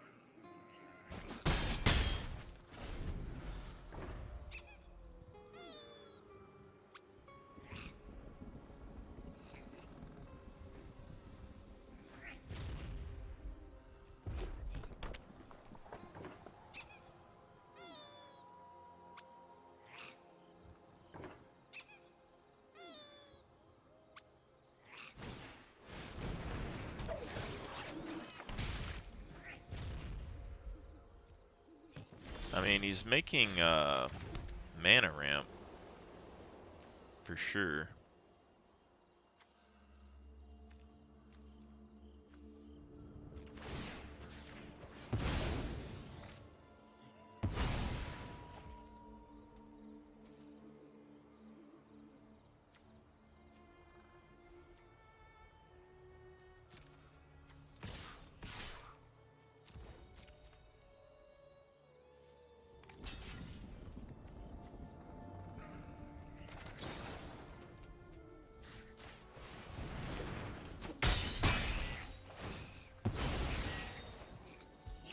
Sacrifice Power Stone, boy.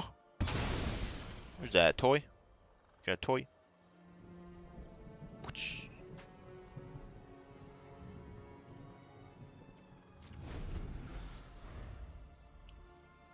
So we have taken half of his life total without being affected by said a deck.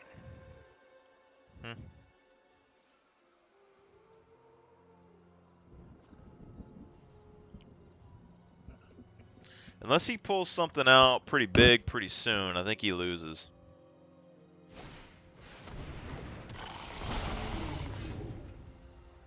Discard your hand if you do draw 3.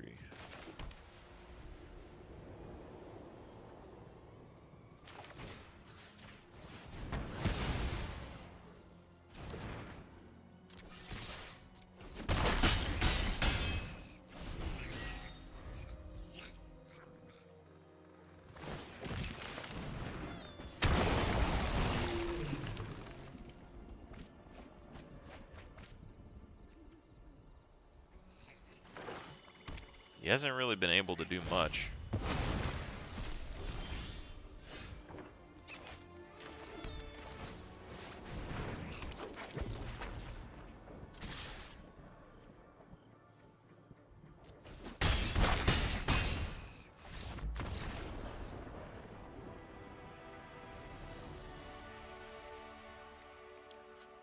It's the only way to grow in this game. You gotta completely just rapid fire. You gotta rapid fire as much as possible. Get as many wins as possible in the short amount of time as possible, and get out of here. Okay, that's what we gotta do. How did we do that? We made a deck that had a bunch of creature cards that were multiple effects, and cards that replaced themselves to replace the card draw. Potentially, we could get rid of Rumored Gatherer if we wanted to, but I don't think we want to. So we get 2 lands. We get a free draw. I guess we keep.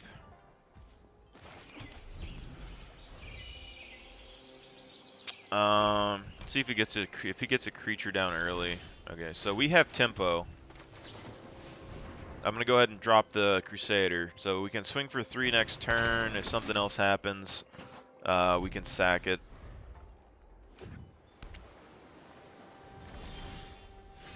Alright, nothing happened, so at this point we will go ahead and drop the Rumored Gatherer so that we can scry next turn. And then we will attack for 3.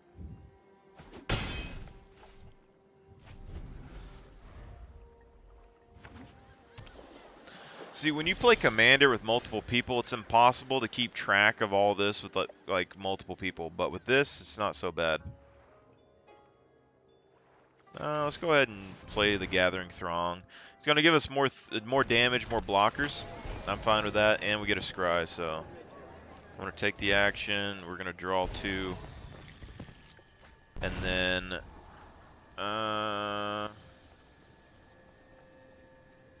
We'll go ahead and keep the squad so that we're just gonna grow big. We're gonna get all our 3/3s down quick. There's not that many board wipes in standard here, so. But also, if he makes 3 tokens, he could potentially destroy all these things. So.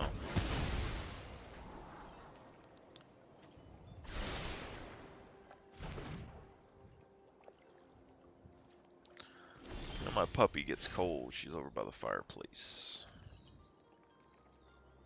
Alright, we'll drop Resistance Squad. Gives us another 3. on the field, so 2 turns lethal, and we get a free draw. See you, land. Yes, sir.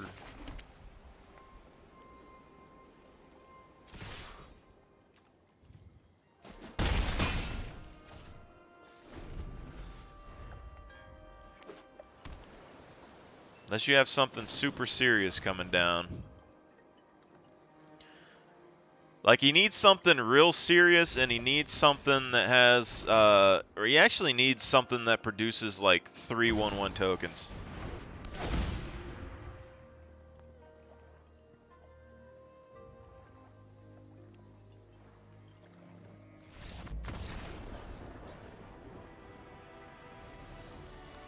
His deck just wasn't fast enough to get off the ground. I don't know why he didn't have any cheap monsters to come in. Standard's all about speed and removal. It's the same thing as Yu-Gi-Oh, except for technically you got 40, actually less than 40 cards. Yu-Gi-Oh tends to have, you know, you have a 60 card deck, but you don't have any mana. When you add mana to that, the decks are even smaller. So realistically, Magic in this format would be the cheapest thing to do. So here, I mean, we got 3 lands, we got 2 of the Throngs, and we got 2 card draws. So we got turn 2, card draw, turn 3, card draw. Not necessarily the best hand, but I'm fine with it.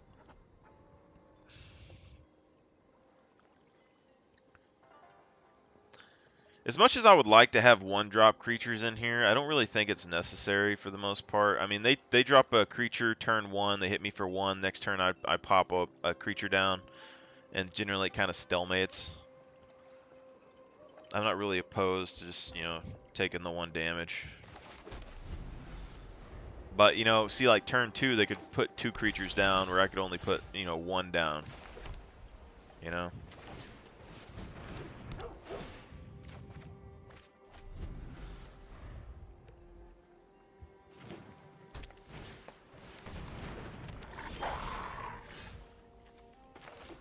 Also, since I'm not worried about losing any of these creatures, it's not necessarily that big of a deal.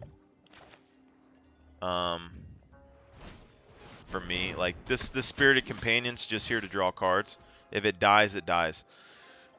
So with this deck in particular, it's up to me to choose what's the best option to use my creatures, because they're basically fodder. If it was a token deck, you know, you could still do this, but it's a lot hard. Oh, this isn't good. I don't think we need to worry about it this turn, but as soon as they attack, we can get rid of 1. I'm fine with it, though. We got borrowed time, so let's go ahead and draw another card.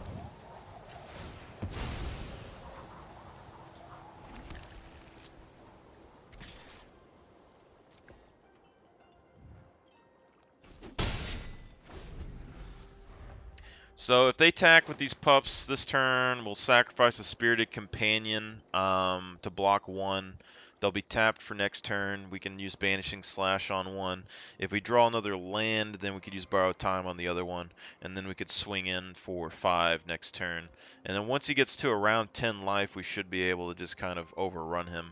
Unless he just happens to swarm the board with something unexpected here. So... on your turn, target wolf or werewolf you control gets 2/2 in a turn. Okay, so this is a problem, because we're only going to be able to use...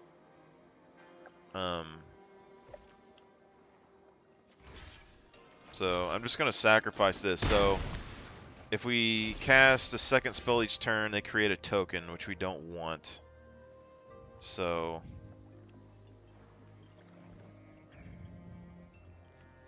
let's just use Banishing Slash. We'll destroy the pup, and then I'll just go ahead and swing in for 3. Actually, I'll just swing in with both. So we're going to do 5. And then potentially he's going to be able to damage us, but that's fine. If he damages us, we get rid of that pup next turn, and he doesn't get a token. And we hit for 5 again.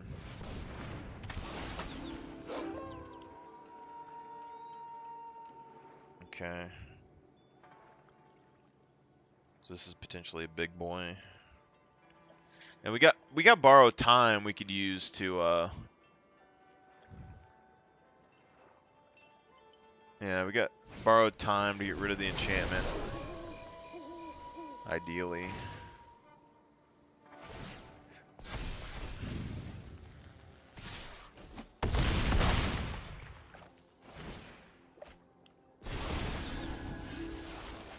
Okay, so here we gotta use borrowed time.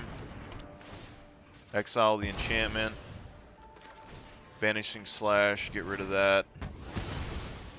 And then we swing in for... We could swing in for 5, but potentially...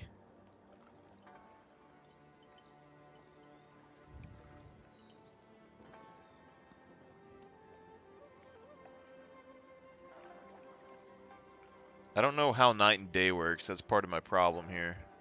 Because he could hit me for lethal next turn, I think.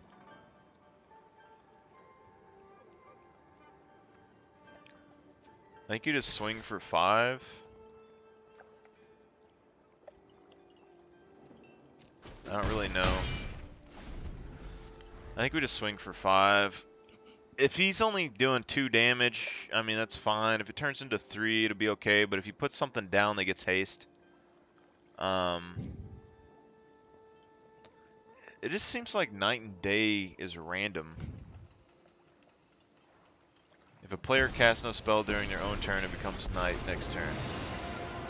Okay. I will not let my pack fall prey to predators. You may cast creature spells as they had flash, and each creature you control enters the battlefield. Creates. Yeah, so he could create tokens, which is probably what he should do. Yeah. And then... Okay. So he's going to do 5. So we need blockers next turn, but we also need to deal with... we need to deal with this Planeswalker. It's always a Planeswalker, man. It's always a Planeswalker. I think we just go ahead and... I think we just go ahead and kill the thing.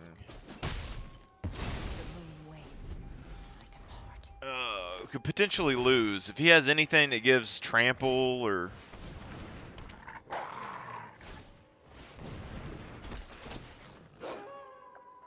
Yeah, he might win here.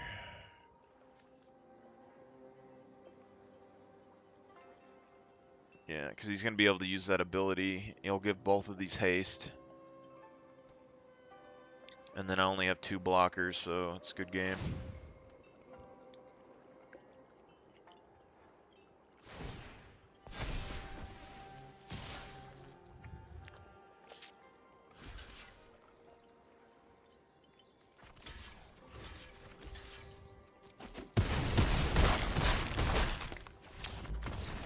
Yeah. I'm sure I messed up somewhere there.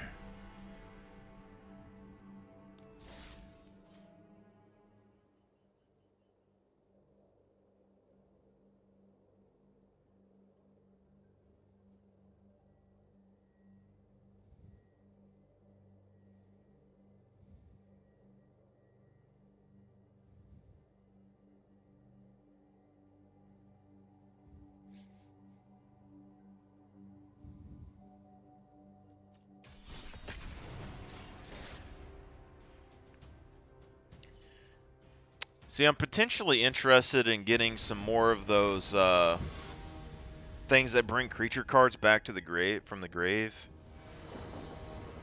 'Cause then I could just swing in wildly early into the game. Like even if I had just 2 of them, you know, then I could bring stuff back and just they would become bigger during the end game, you know?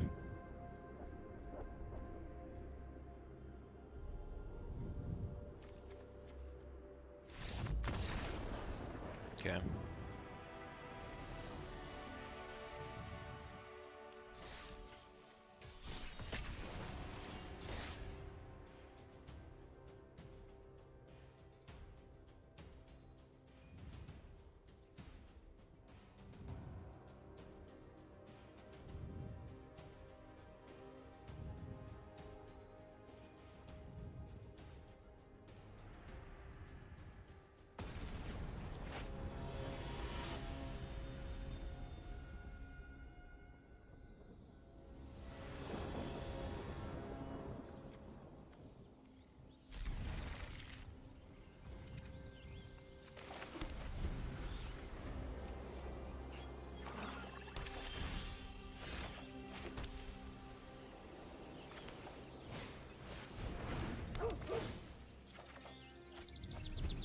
Dollhouse of Horrors.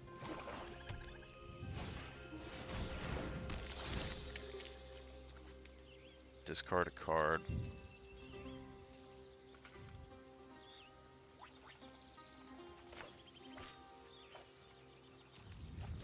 can get it back later, so I'm not opposed.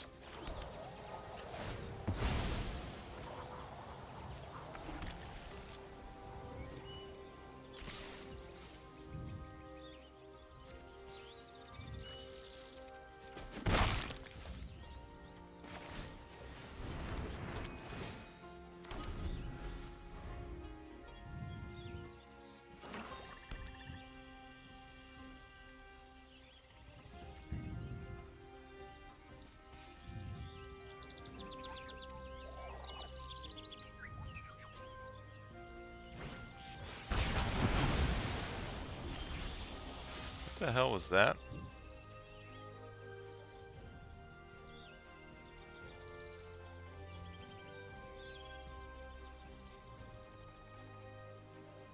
So black has board wipes. This is definitely a board wipe.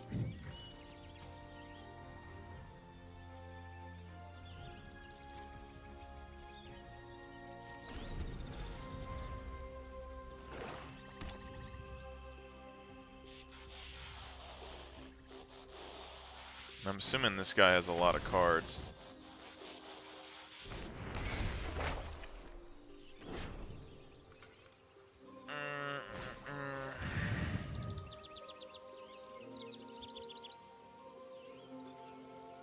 Choose wisely, man. Dollhouse of Horrors.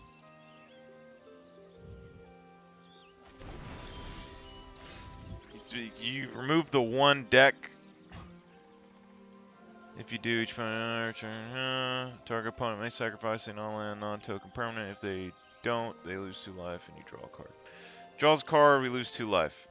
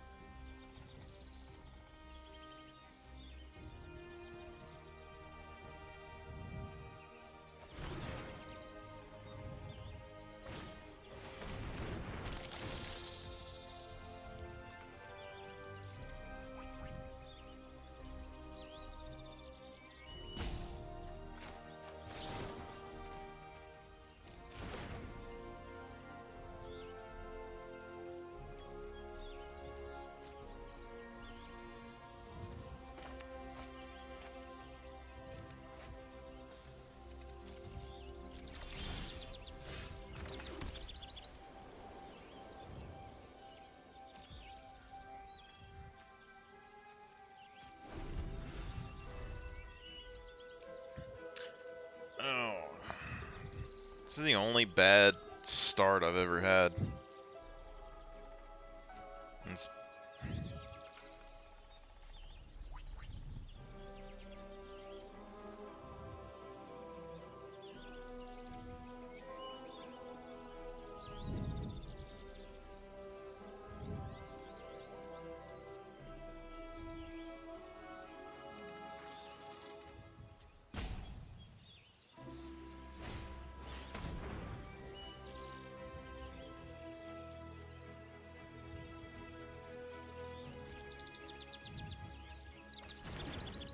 It's basically like a counter spell, but it's like a counter spell before you even get to use anything.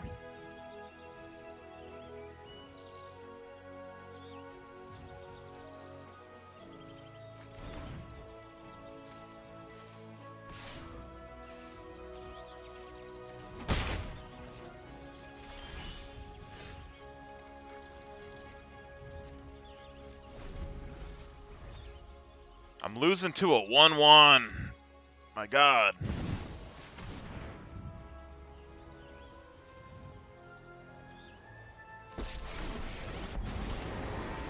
I lose to a 1/1 and a planewalker. It's like, you know, like what am I supposed to?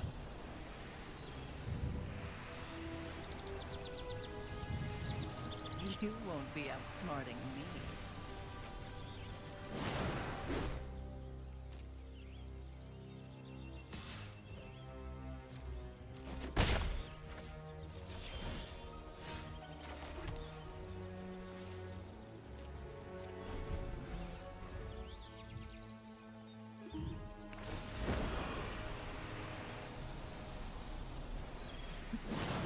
We all have things we'd rather forget.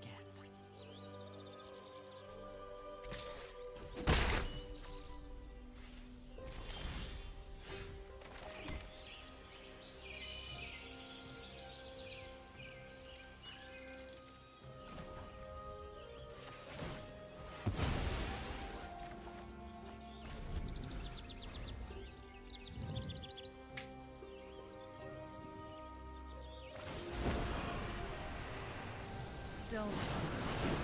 I am getting absolutely boned this game. Holy hell. I don't got one creature. I don't got one creature coming up. Jesus. And now she can have me sack a creature. It doesn't even matter.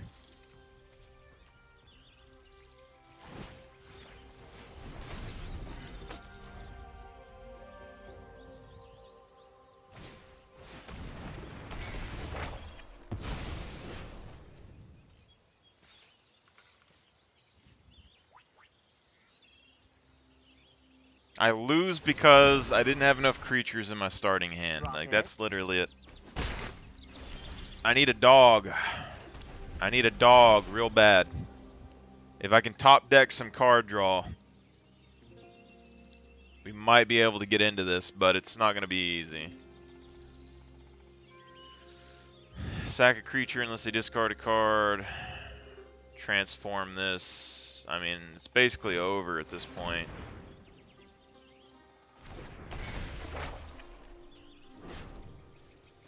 He just has a bunch of sacrifice cards.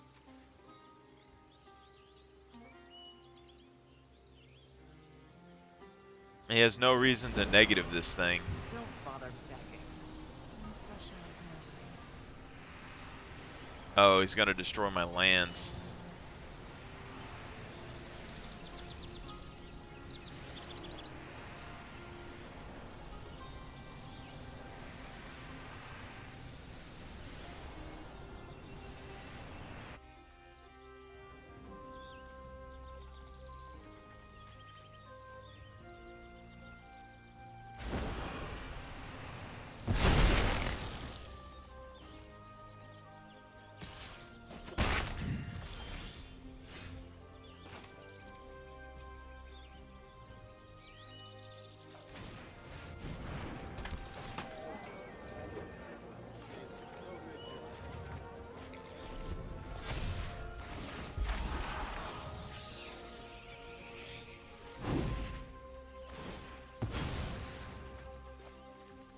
I don't know, maybe we can run across the,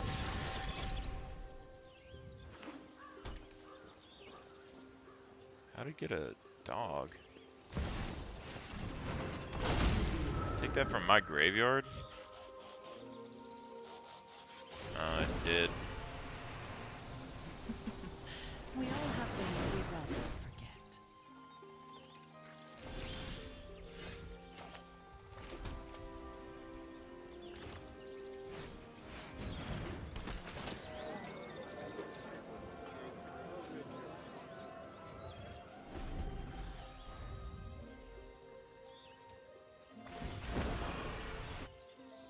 I'm tired of your secrets.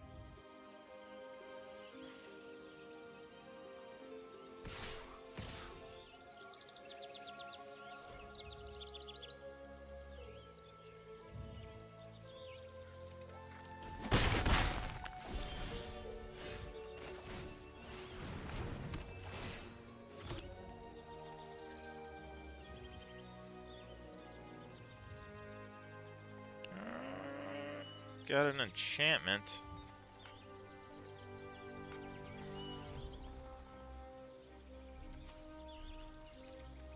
Let's equip 2.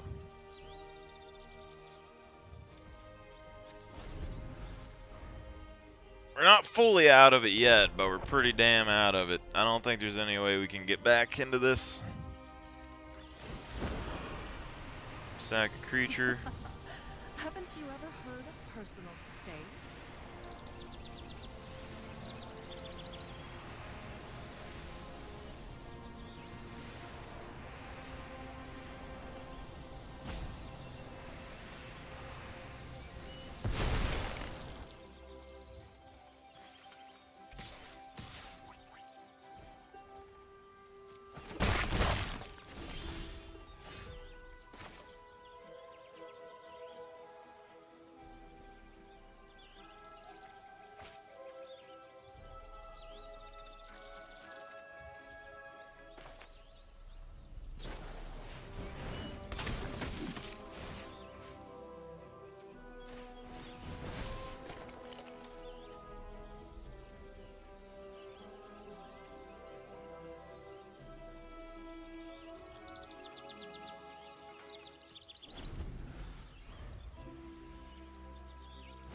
So we can destroy the...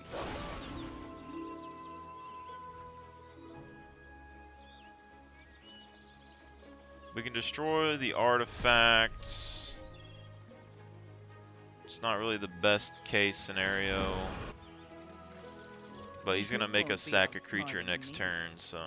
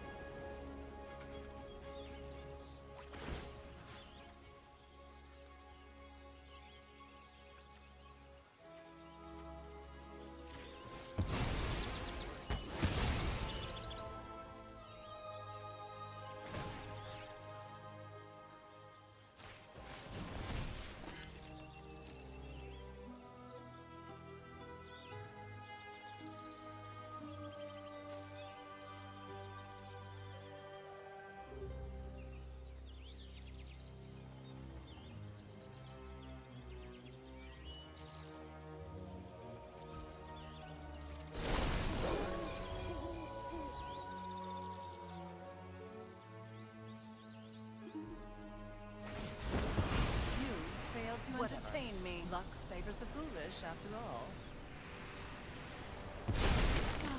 I've always hated crowds.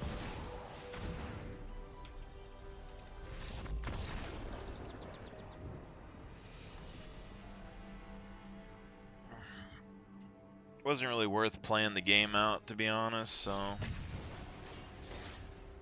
next time that happened, I mean... We had a chance, but it would have required us to have drawn a card that replaced itself, and then we would have, you know, been able to do something, maybe.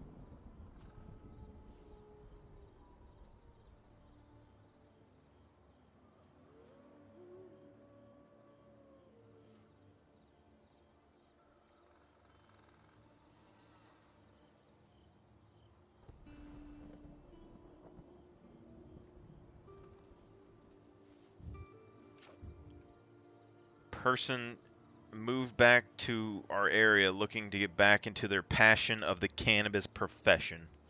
Alright. It's only been legal for like 3 years, alright? The passion for the cannabis profession. You were a drug dealer. That's what that means.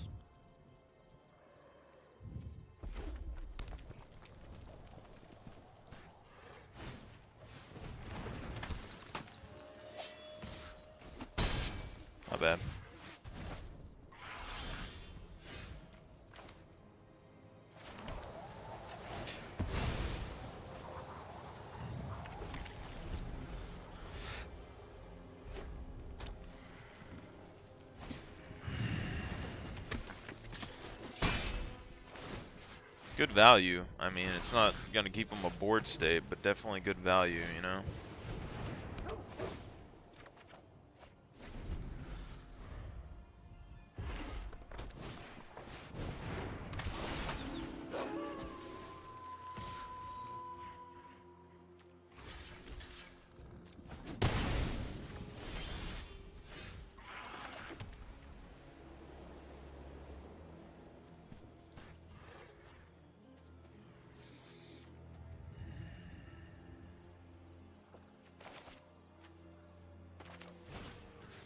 We're going to take another 2 this next turn.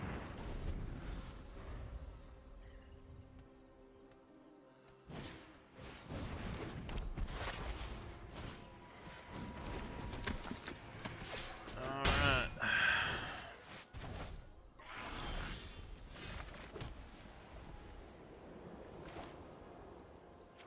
Let's play this so we have a chump blocker.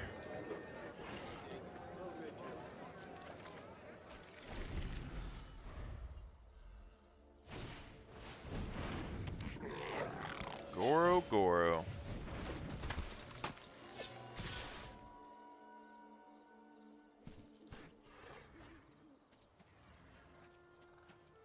I think we gotta block that.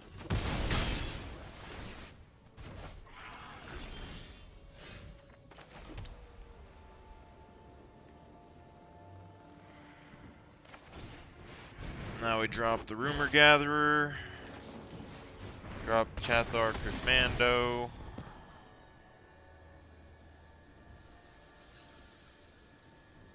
I think we just keep the dog. Give us a chance here, at least.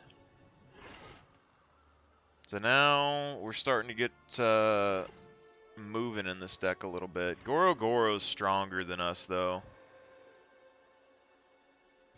Potentially. He's gonna swing for 2, I bet. Oh, he's swinging both.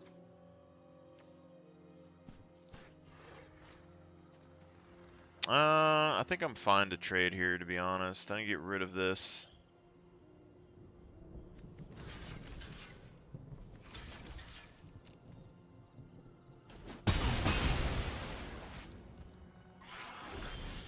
So at least we're going kind of equal now. Let's go ahead and use the dog. Go ahead and use another dog.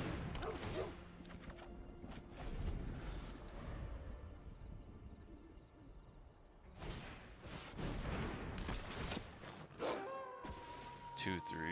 At the beginning of combat on your turn. Target your girl gets 1/1 haste.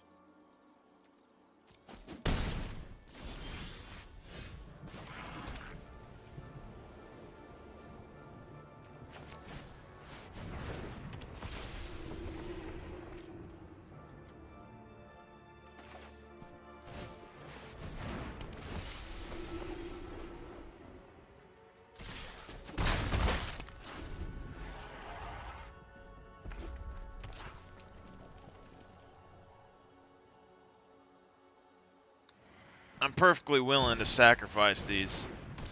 What happened here? Gets +1/+1 and has flying haste. So it's turned to a 4/4.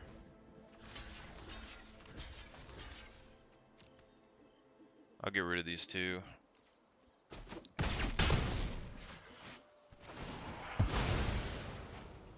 I mean, potentially we could have did something there, but I think he's running out of steam, so we're gonna go ahead and just press on.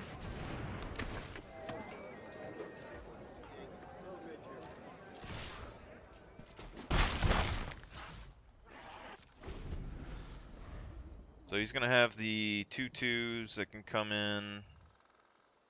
If he had a bunch of these reinforced Ronai, though, I could see that being an issue. I mean, you have to pay a mana every turn, but it's a 2/2 swinger. And you can discard it to draw a card. So that's pretty decent. Artifact, though.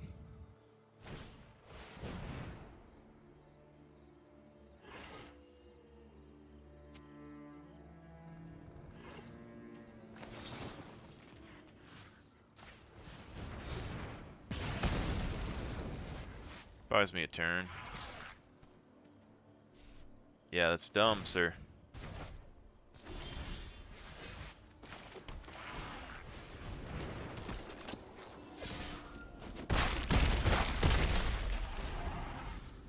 Let's see what you got, boy. We're balanced out now. You running out of juice? Maybe not. Addition cost cast.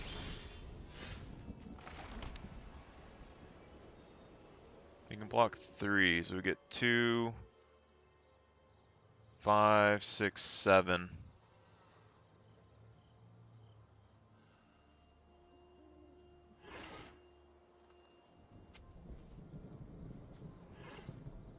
You get his for 6 for sure.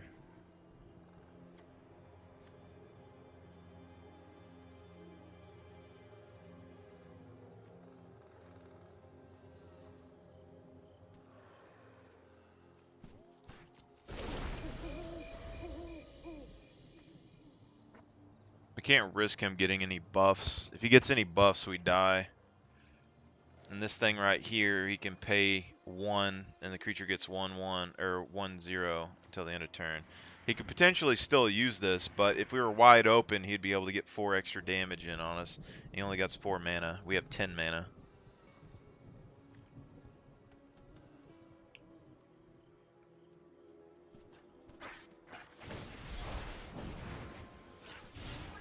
Okay, just drawing a card.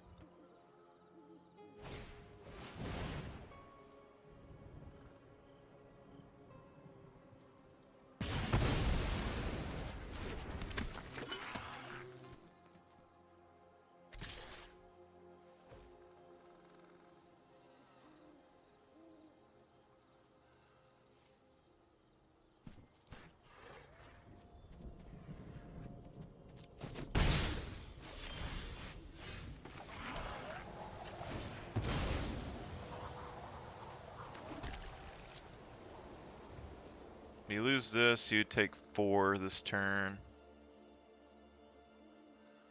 I just don't know if we can risk it, because he's going to be able to... I mean, this is exile that many cards, so we could have... I guess we could have.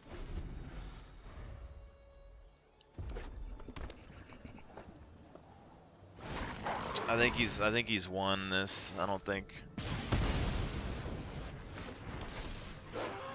If we attacked earlier, we risked losing, but potentially... we could have won.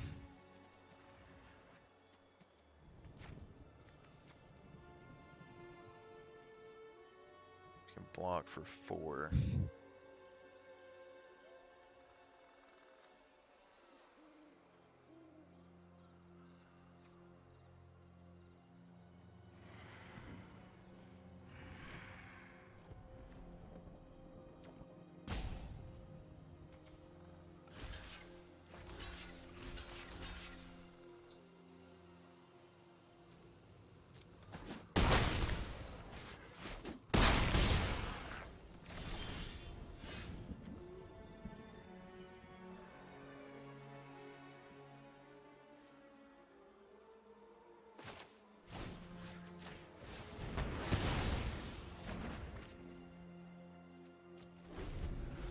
Try to survive.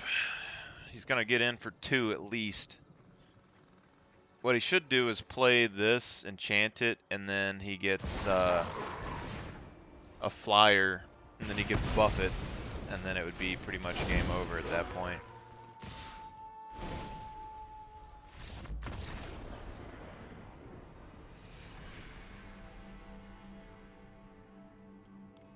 Props to him, though. He was able to turn it around.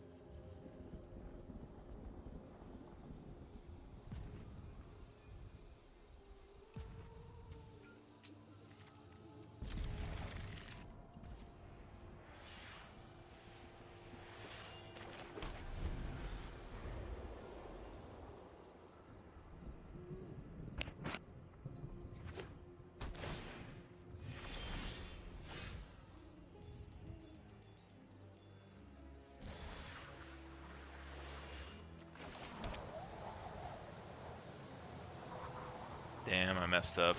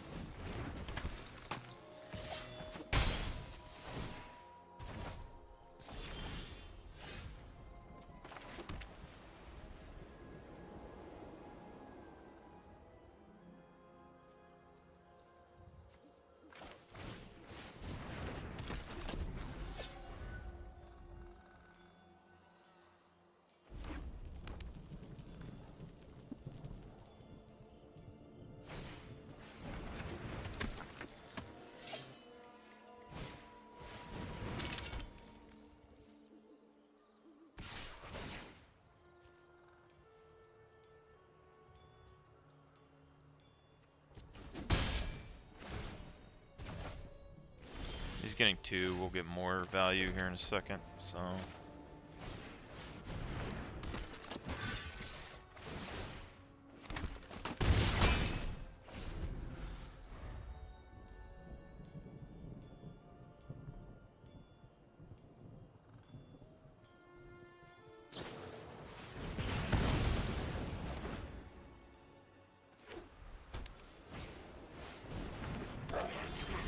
Goro Goro.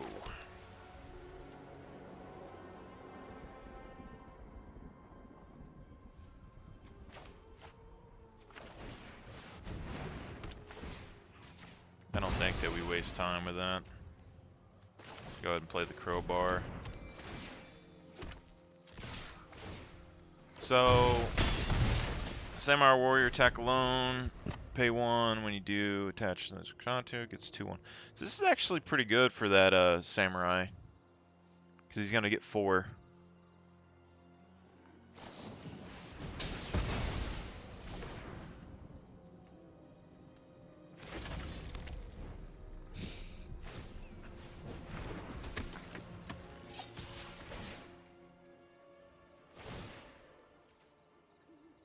Again, like he's doing 4 to us, but it's not necessarily worth it for us to do anything. We lose this commander, we lose all of our token generation. This token generation is going to outvalue that other thing, so.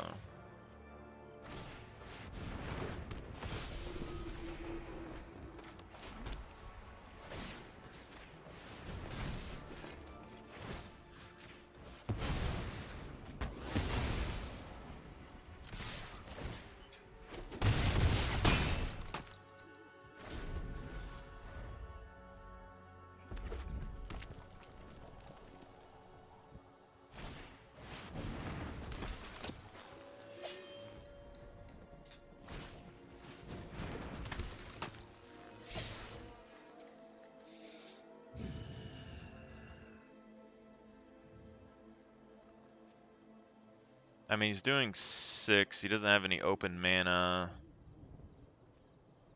We could do 5 next turn here. I think potentially we just let him go through. Maybe.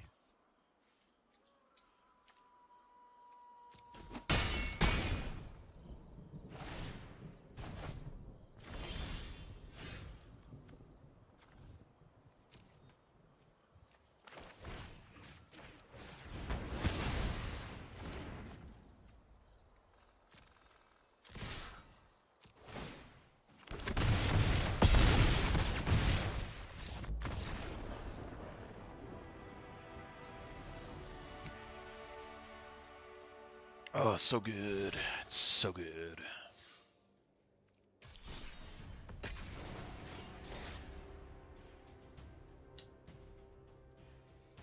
love these little droid guys, though. I really want these guys in my deck. I would build a deck with these dudes.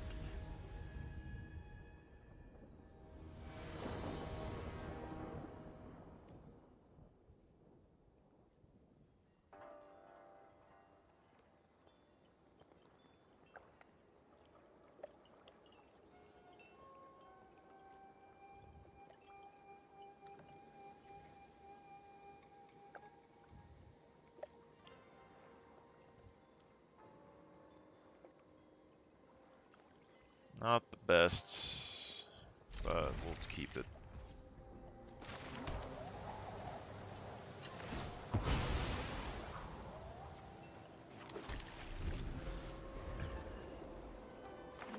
Card games like this is actually just like a pretty good setup for card games in general, just because, you know, the thing that's tedious about card games is like shuffling, looking up stuff, keeping track of tokens.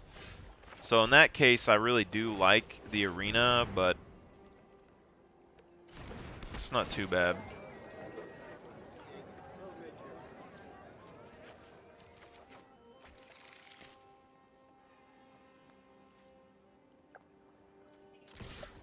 Swing for 2.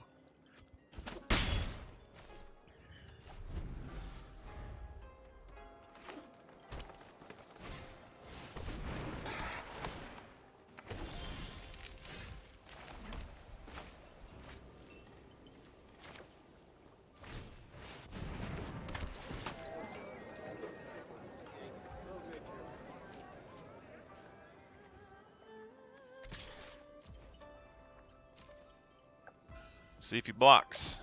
Nope. See, but we got creature advantage, so until he makes this thing massive, it's not gonna do much. Okay. I was looking at that picture wrong. I thought it was like a ball of something. It's actually a cat jumping through a hole. Or a window.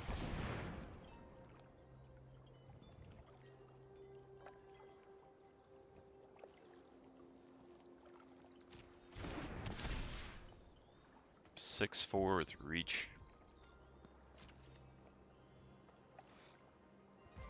I mean, he's gonna be able to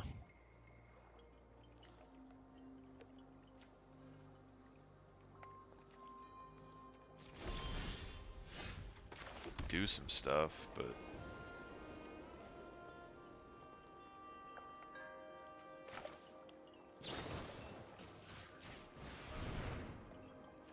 doesn't have indestructible, so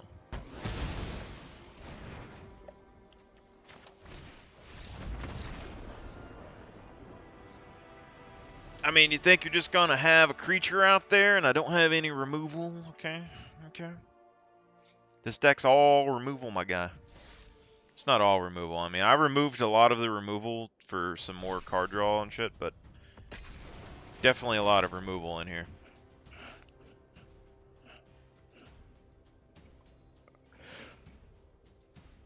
I think I want 2 or 3 of the Night Ladies in the deck. And then potentially, like, maybe 2 of the artifacts that bring creatures back. I would say 2 artifacts and 2 Night Ladies, but the Night Lady turn 3 is actually really strong, so I don't really know what would be the best there. We got a crowbar, we got some removal. So, like, here, we got 3 removals, 3 lands, and a resistance squad that's like a good beater. So, well, he's going to be able to get 2 off of me.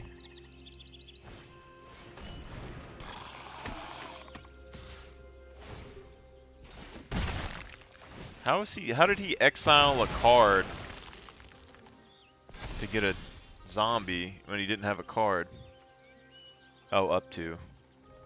Whenever you sacrifice another permanent, put a 1 counter on this. Okay.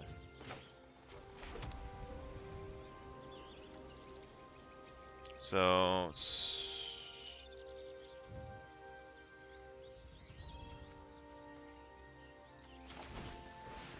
put a chump blocker out for now.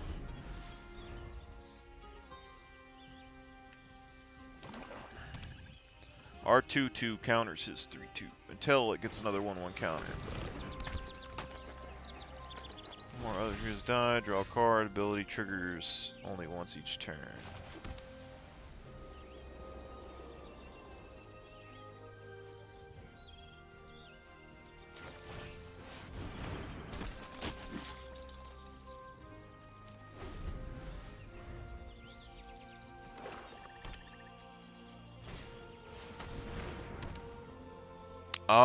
I didn't get the benefit from Resistance Squad because it's not a human. I'm dumb.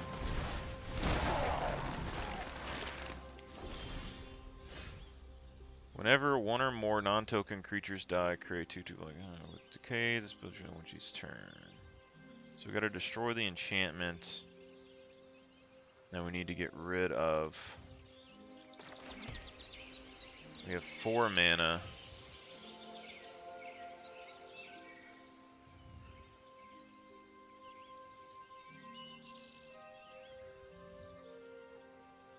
We can do 2 and 2 if he attacks, but I don't think he's going to.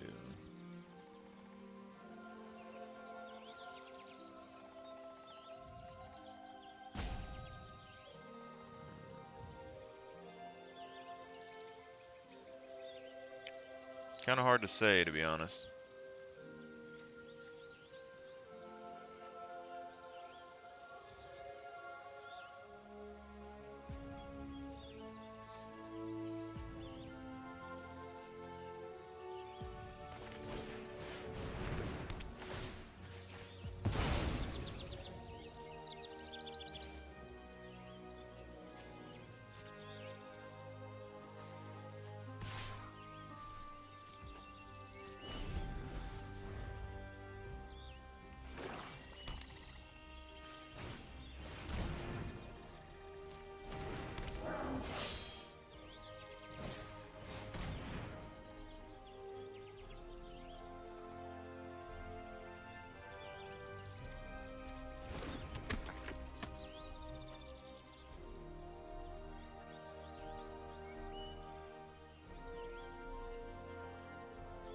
So we don't want him to draw a card so it can stay on the field.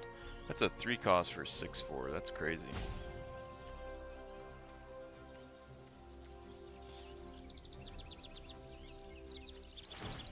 I guess I'll go ahead and destroy the enchantment. Why not?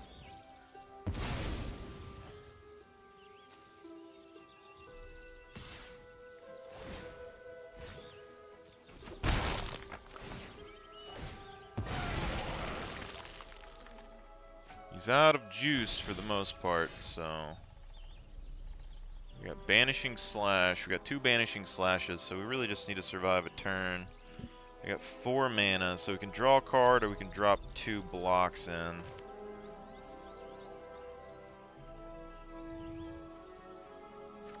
I think we drop 2 blockers.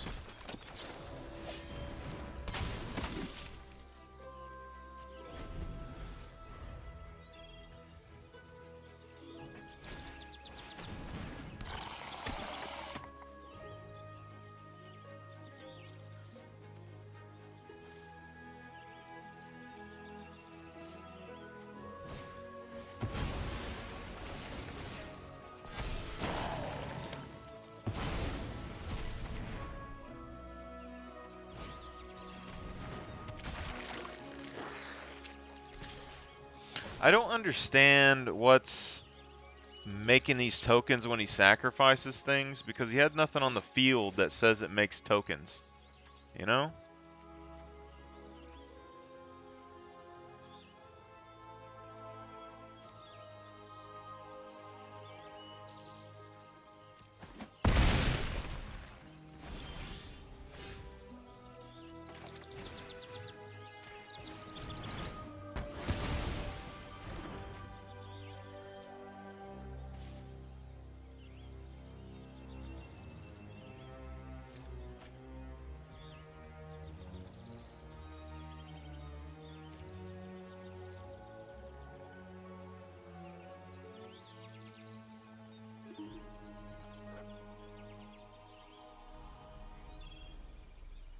You can just swing in with the 3/2, I guess. He'll just block with the zombie. Ideally, he would.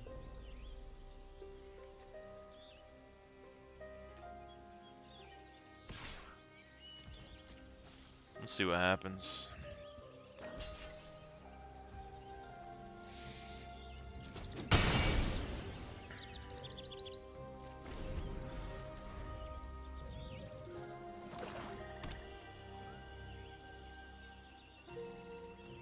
At least if he has to sack something, it's gonna be kind of painful for him.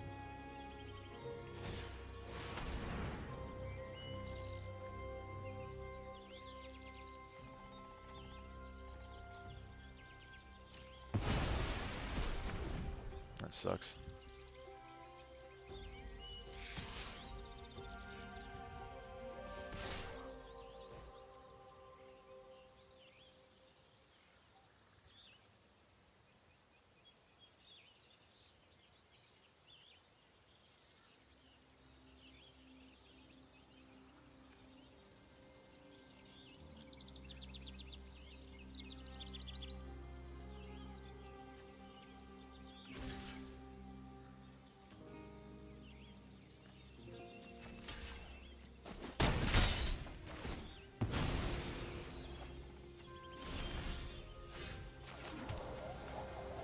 It's not what I needed in this moment, to be honest, but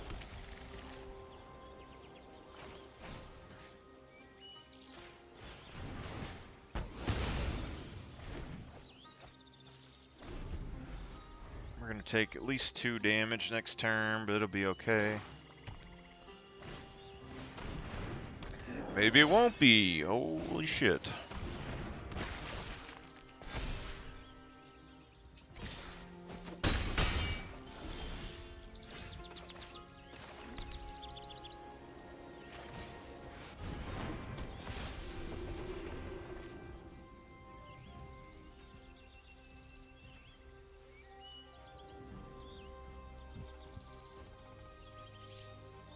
If he blocked 2, I mean, he has 3, 5, 6 damage. We can deal 4 to this, but then we'll die next turn.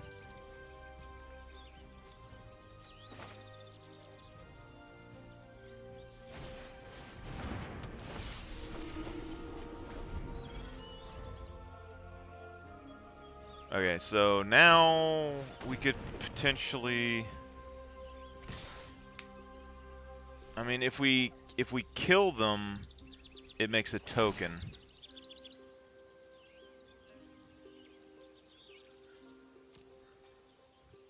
If we kill them, it makes a token.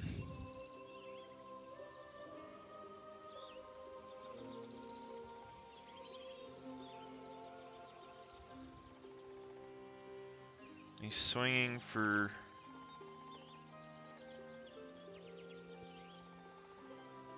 $11. And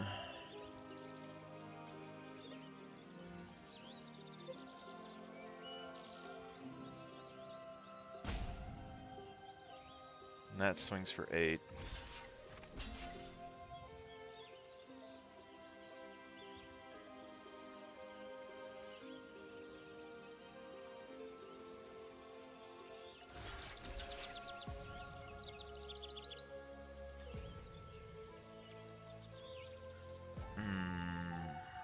Potentially a bad move here.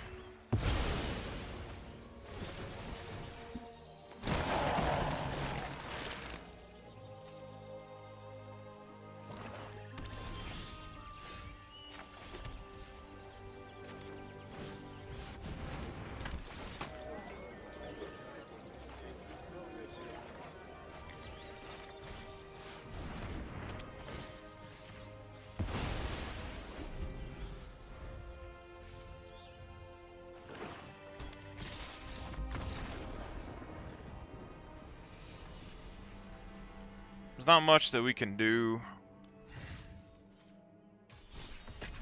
I'm sure there's probably a correct play in there somewhere, but I don't necessarily want to find it.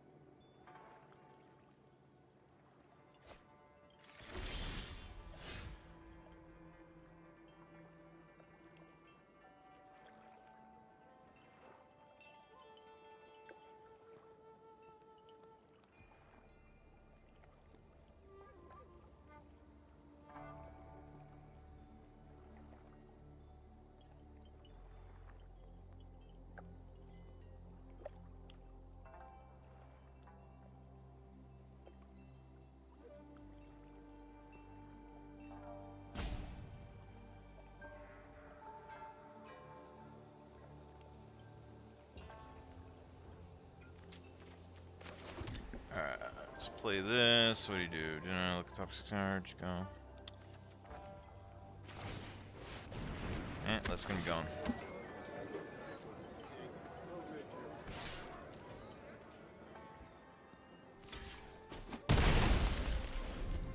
Alright, let's prick up the pace, shall we? Wow, he rapid clicked it.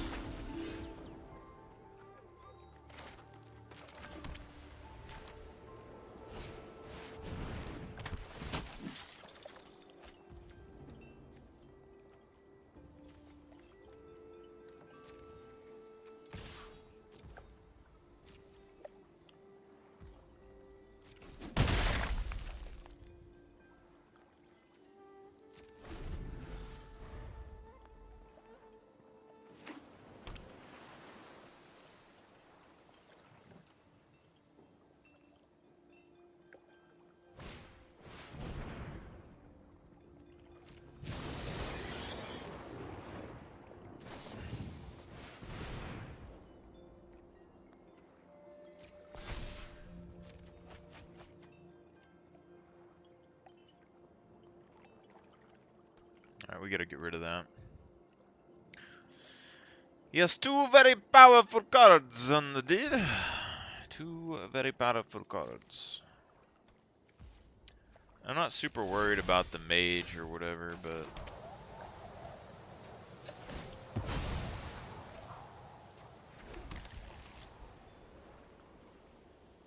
Alright, let's do borrowed time. And then next to combat, we'll attack with all. Next.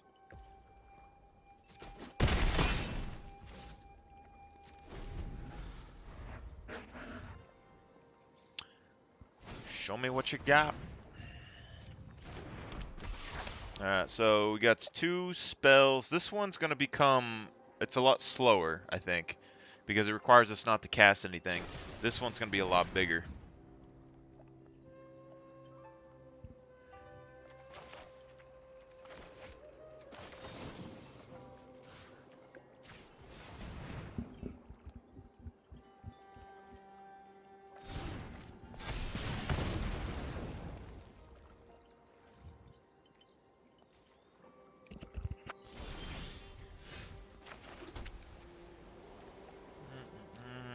Got that, or we got this. Banishing Slash. Let's do House of Horrors.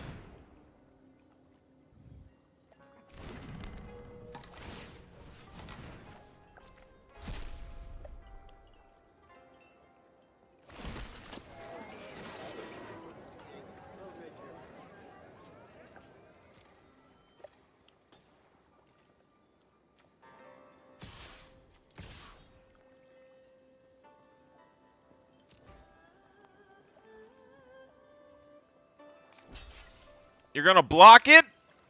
Oh, idiot. That's what I'm talking about. They don't realize Dollhouse of Horrors. That's fine.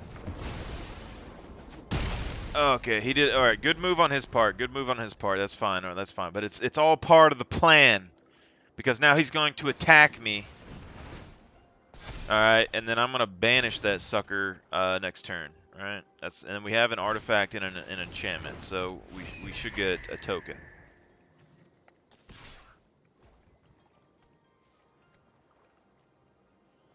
Let's trample.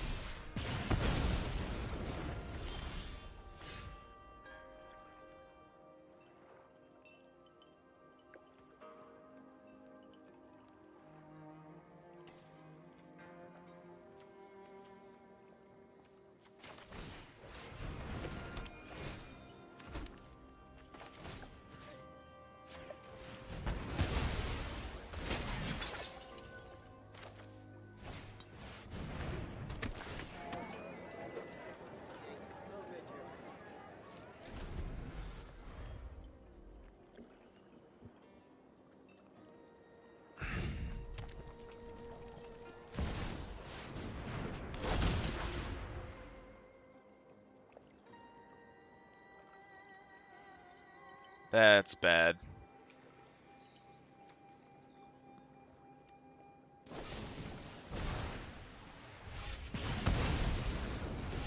That's bad. We gotta get rid of this card immediately. Alright, he doesn't have any mana, so let's go ahead and get rid of that. Then we can drop this in.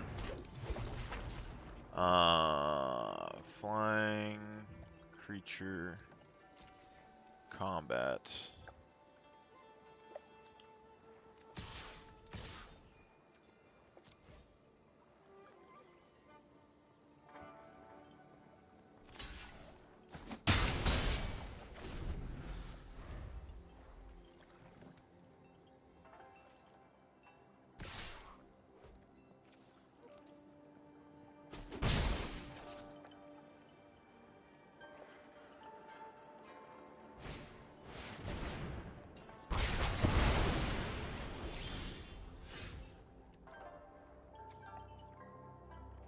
Five cost, 5 damage.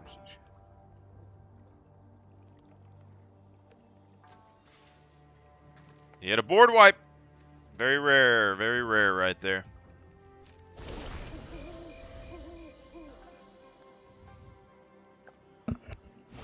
Very rare board wipe.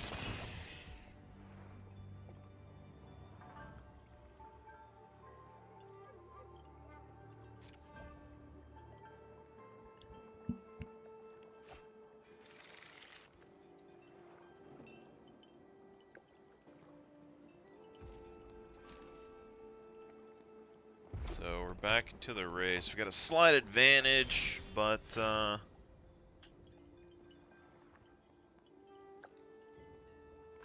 guess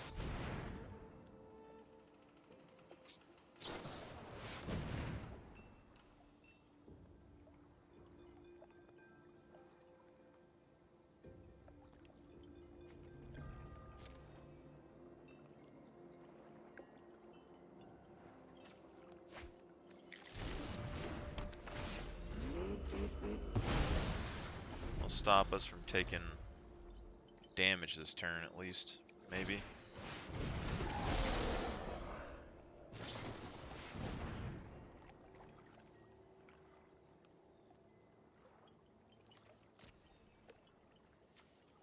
So we need a creature with 2 power. So we might need the artifact for it. And then we need to attack.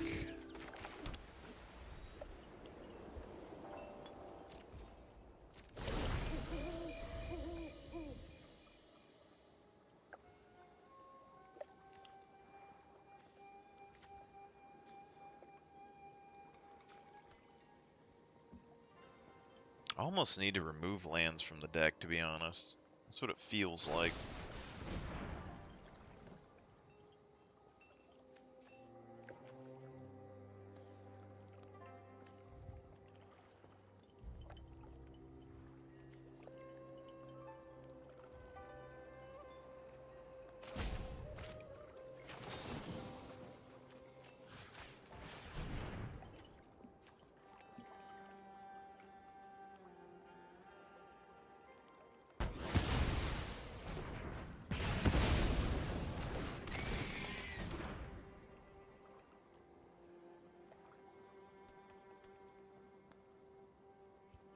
Hanging in there. He has flashbacks, so he has a lot of cards that he can just flash back for no reason.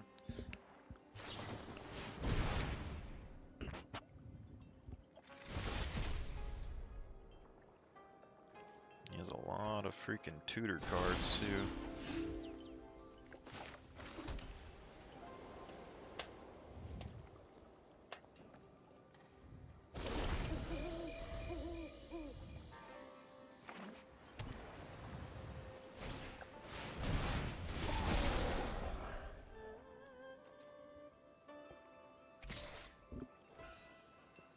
So next turn we lose, unless we get some sort of removal.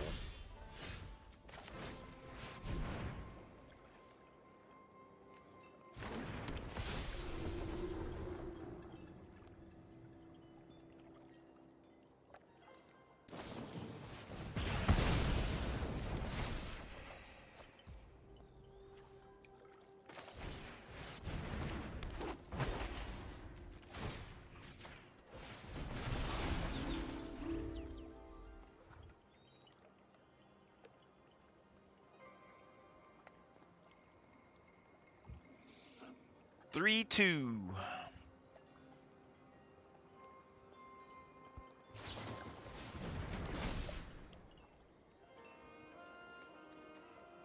Double strike, trample.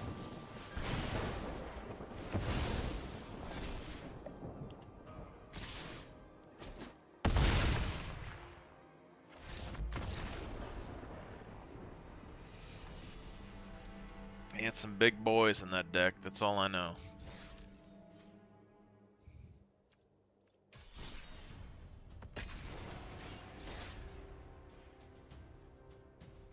Maybe we should look and see what other like red cards or black cards we can do.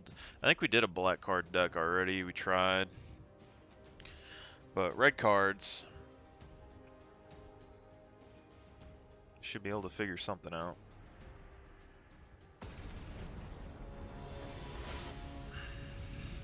I heat up my pizza.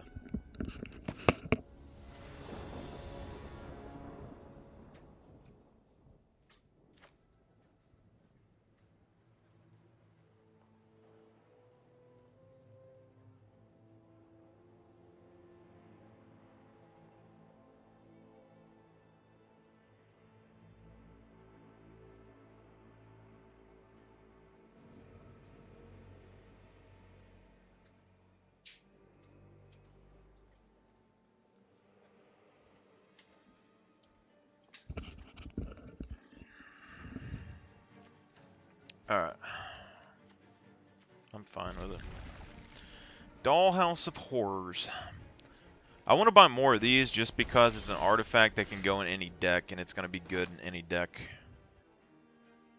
If that makes any sense.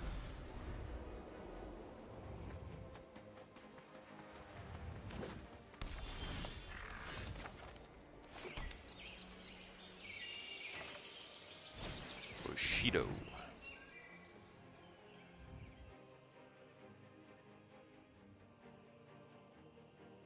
No way this game just crashed.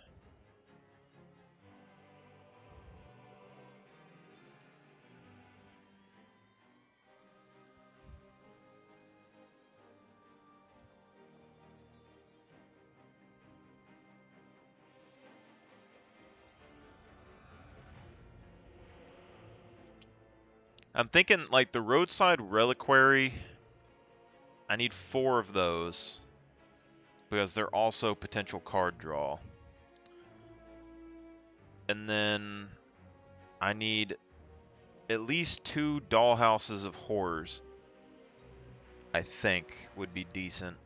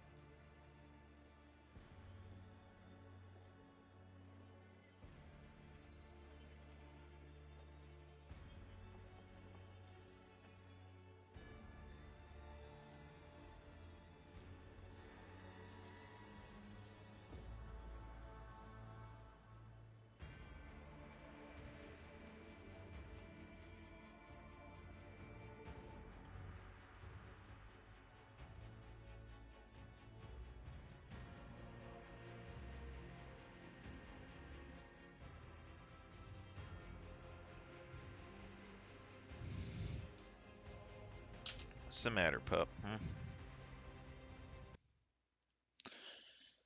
What is the matter? The matter? The matter? What is the matter?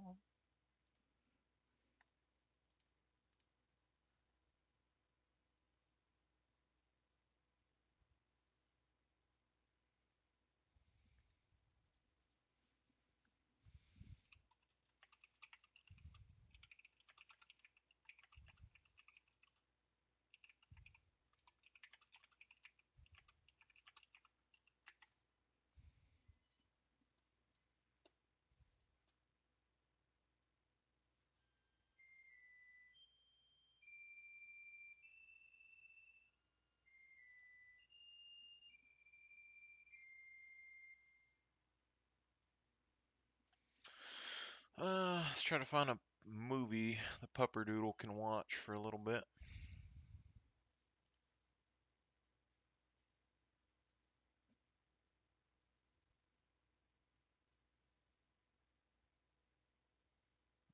I don't know about a horror movie though. Dragon Age Absolution.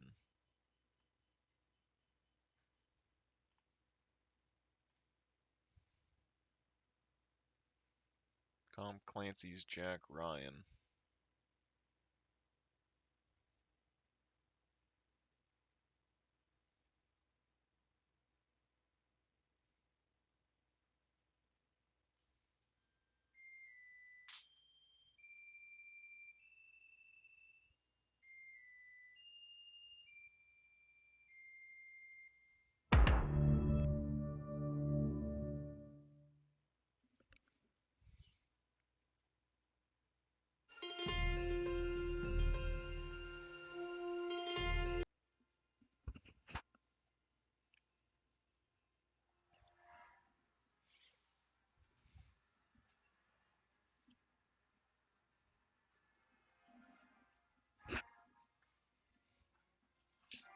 Boom, boom, boom.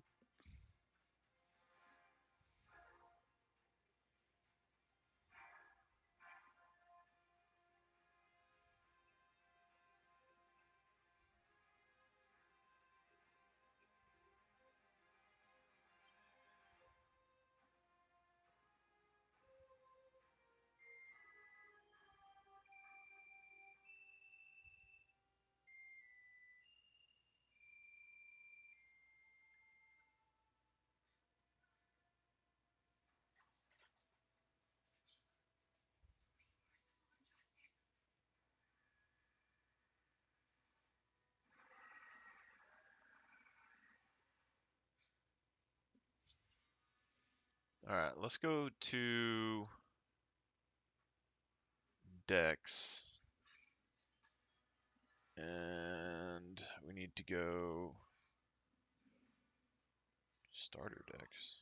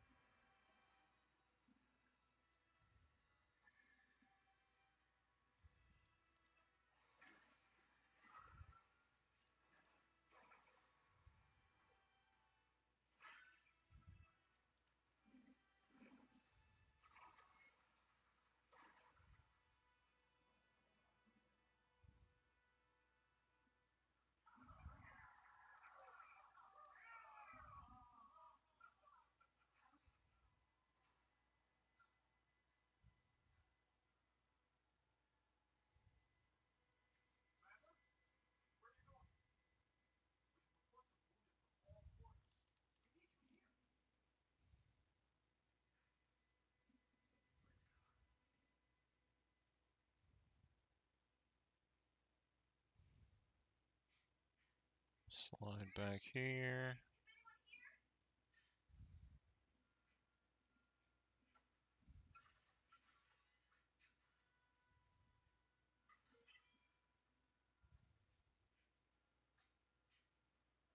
Vigilance and haste is about the only thing that I see on this.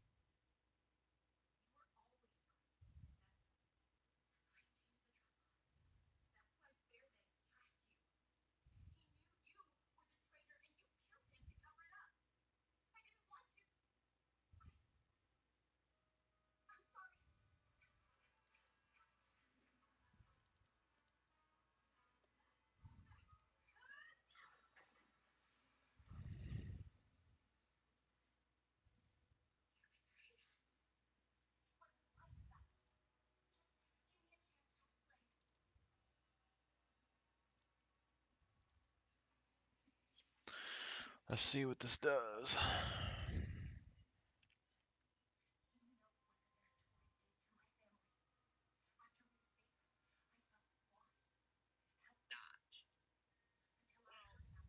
reality is that if you have to talk to other people, and it doesn't necessarily have to be an approach, if you will, because really you should lose yourself in the process of enjoying your life.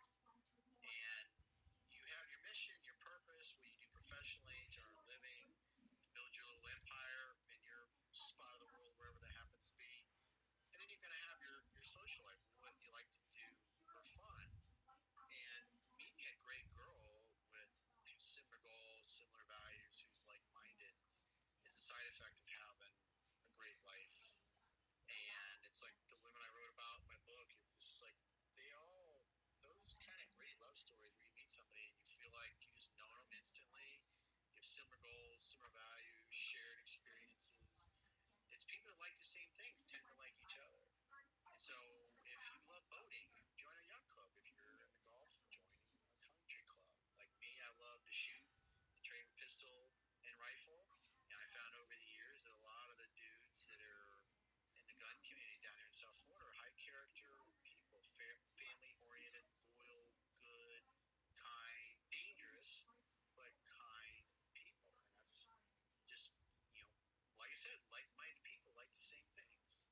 And in the process of creating your social life, like living in a city that offers you the kind of social life and social activities, and you're in the bar scene, or like where I've always lived in the cities, there's lots of bars, there's lots of restaurants, there's entertainment venues, there's performing arts theaters, there's always tons of fun thing to do. And just in the process of doing that, or hanging out with friends, or going to a friend's baby shower, or their Super Bowl party, or on Saturdays, typically a lot of my friends, what they do is they, especially during college football season, is they and their friends and family and all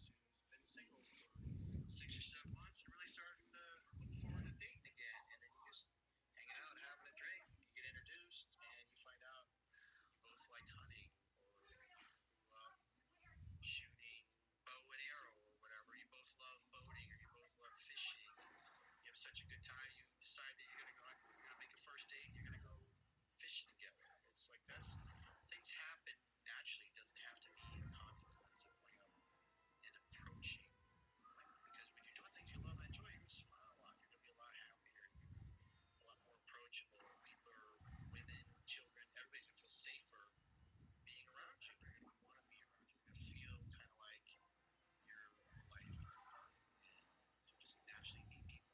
And it's a part of having fun and hanging out with cool, like-minded people. That's more important than trying to do approaches, which are helpful and are good, and it's a skill you need if you're trying to get a job or you're trying to convince somebody to invest in your company or your startup. You've got to be able to get good at small talk and getting people to like you that were total strangers. And also, of course, that includes women. So he's not going to get a total 10 without approaching women. He's going to get a total 10 in his eyes. I might look at his total 10 and go, it's like a 5 or 6 to me, bro. If that blows your skirt up, more power to you. You'll attract, you got to become what you want to attract, and you'll attract how you act. And so if you're happy and you're loving your life, you can be at a party or a social function or, like when we were in real estate, there was always things to do. There would be a new builder. It's like, hey, we got this new community we're open. We're having a big party. We got booze. We got a band. We got all these title agents we know. All our realtor friends are going to be there. The higher level executives in the company. These mortgage companies are going to be there. And you get there, and there'd be like 50, 60 people, and you all kind of know each other. There'd be beautiful people that are in the industry, especially account executives and things like that. And it's so easy to meet people just as a side effect. In that particular case, it was just doing things for fun with people that you knew professionally in the industry. And it's like we made a lot of connections, met a lot of cool girls over the years that I got the chance to date. And that's the point I'm trying to make, is that you got to have a good social life that brings you the opportunities to bring like-minded people into your life. Because when somebody's like-minded and they have similar goals, similar values, it's really easy to talk to them because you have so much in common versus just bumping into some random chick in the street and hoping that if you love sailing, that she loves to sail, loves the water as well. It's like the odds of meeting somebody like that on the street or in a grocery store versus if you join a yacht club or a sailing club, it's a night and day difference. It's like you got to think out of the ponds and you fish out of the water, so to speak. Go where the fish are. Just like in business, go where the hockey puck is going, or the market for that matter. I guess just make yourself like approachable to women. Because if you come off super standoffish And you look unfriendly or angry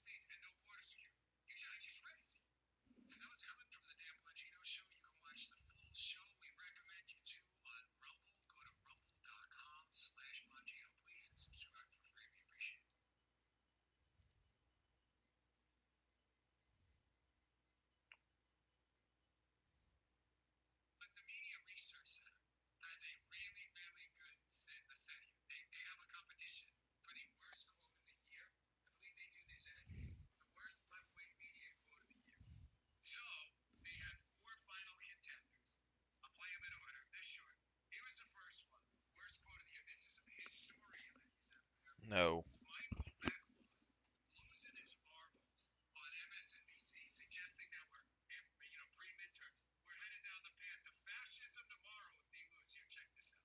We could be 6 days away from losing our No. rule of law. A historian will say what was at stake tonight and this week was the fact whether we will be a democracy in the future, whether our children will be arrested and conceivably killed. We're on the edge of a brutal authoritarian system, and it could be a week away. It could be a week away. Brutal authoritarian people locked up, dogs incarcerated, handcuffed. I don't have internment camps. That was historian Michael Beckles. So that was one kid. Here's the second one. This is David Zerwick. This guy's, you want to talk about a bozo, the clown replica in real life, the embodiment of bozo. David Zerwick. This guy, I think, used to write the Baltimore Sun, too. Oh, yeah. Pretty sure. Yeah, remember Zerwick? Same way back then, too. Yeah, same way back then. Nothing's changed. You and I are way too familiar with Beverly Brothers. Here's number 2, David Zerwick. This one's just hilarious. Him congratulating CNN for all the great work they've done in exposing the truth. They really needed it. They've done a wonderful job. Check this out. CNN is one of the of all the television, broadcast networks and cable channels, it pushed harder in 2020, from 2016 to 2020 against Trump, and it was part of the firewall that I think has saved democracy this far. Jeff Zucker. He saved democracy. I'm glad David Zucker got that out. Thank you, Brian. Still doing CNN. Brian's not there anymore. Sorry, he saved democracy and then got fired for saving democracy. Thank you, CNN, for accurately reporting on the BPT, Spygate, the impeachment hoax, the Nikki Haley drapes controversy, Mike Flynn Russia controversy. Thank you for getting all those stories. I mean wrong, but you saved democracy while doing it. So that was contender number 2. Contender number 3 is the ever hapless Eli Mistal. Eli Mistal always goes onto MSNBC, and because he's a grifter, he has to engage in race hustling. He's not very good or very articulate, so he calls people jerk faces. So this is something. This one's your favorite. This is Gee's winner. This is okay. We all get to pick a winner. I'll tell you mine at the end. But here's Eli Mistal's losing his mind over there. Our founders were apparently jerk faces. Check this out. Alito's famous legal reasoning is that abortion is not a fundamental right, and he's right about that. The founding fathers didn't recognize abortion as a fundamental right because the founding fathers were racist, misogynist, jerk faces who didn't believe that women had any rights at all. All right, so Gee, it's funny. Gee hasn't even heard the last one. He's already decided. There's still one more. There, you did it. All right, yes, sir. So Gee gets Gee's. All right, Joe, I'll get your vote in a second. Here is the MRC Media Research Center winner for most ridiculous media soundbite talking head quote of the year. This is the ever hilarious Don Lemon. This is who articles. Here's Lemon on a late night show talking about CNN, saying, "Yeah, CNN they were never liberal. They were never liberal. Here, listen for yourself. The word on the street is that you guys aren't allowed to be liberal anymore. Is that the case? I don't think we ever were. What? Yes. Okay, that's the MRC winner now, Joe. We know Gee's going with Ellie Mistel. Joe, you are going with. I'm going with Don. He's not there. You're going with Don. Interesting. You know what? Joe's been here the longest. He knows me the best. I gotta tell you, I'm going with Gee on this one. I get it, Mistel. He's a tough one. I agree with Gee. MRC folks, I love you. You're the best, checks on the media out there. But I gotta agree with Gee. I think you got this wrong. I think Lemon's a close second. But I go with Ellie Mistel. I think that, I think you're right. I mean, they're dark faces. I mean, that guy is always just a bevy of good material. People. That was a clip from the Dan Bongino show. You can watch the full show. We recommend you to on Rumble. Go to rumble.com/Bongino, please, and subscribe for free. We appreciate it.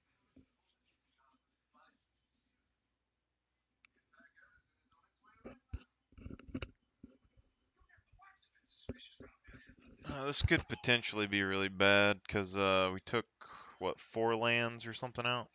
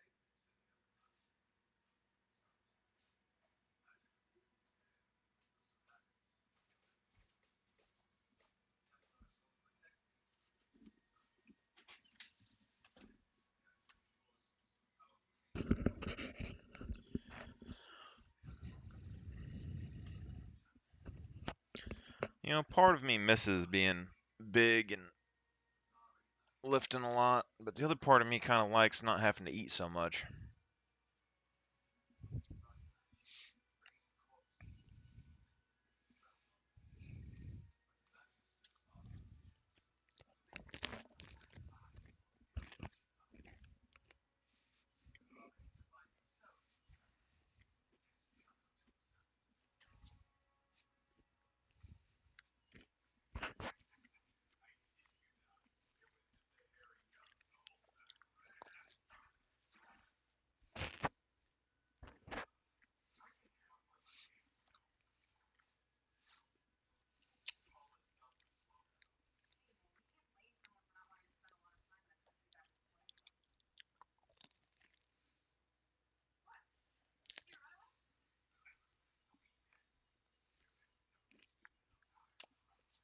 No.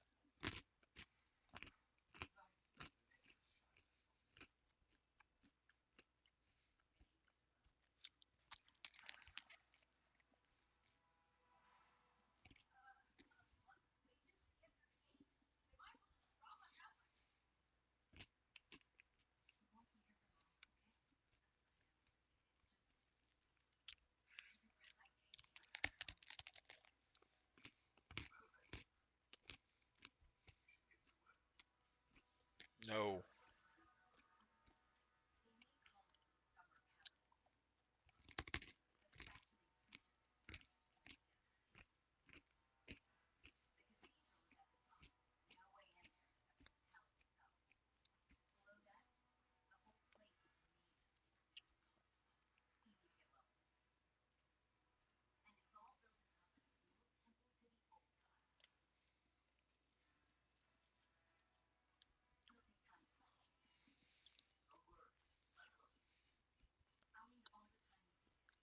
No.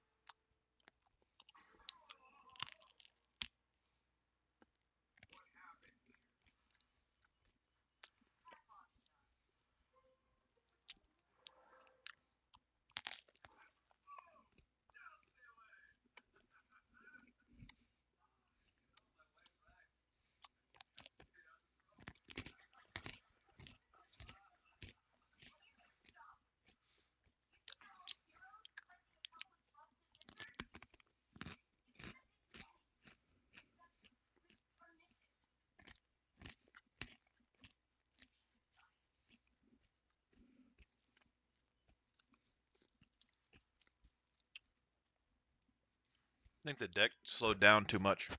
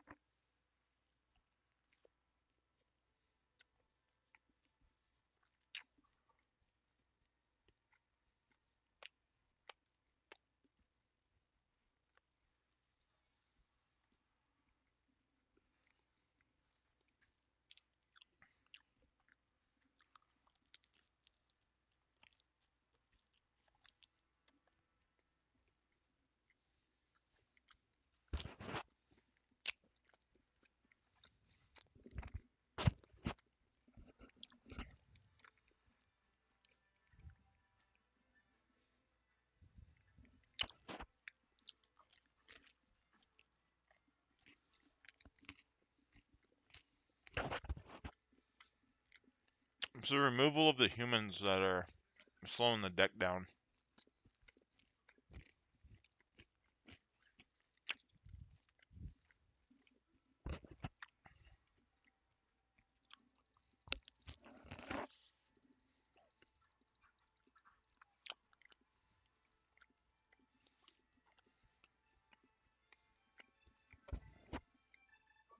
Because we want to use Banish Slash.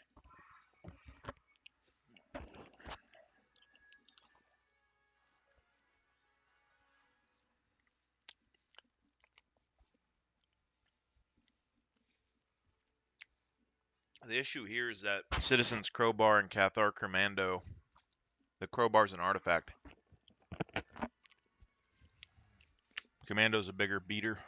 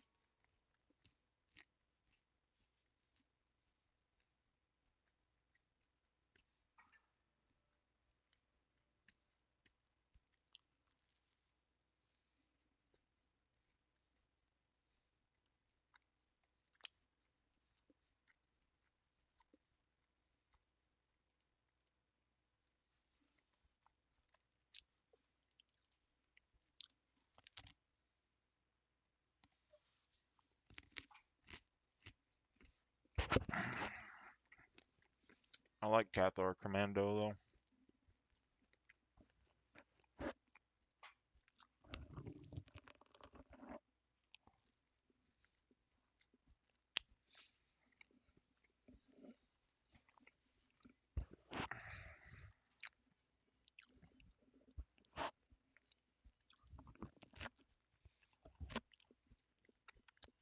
Thing is that Cathar Commander is a human soldier, whereas the samurai is an enchantment creature and a human samurai.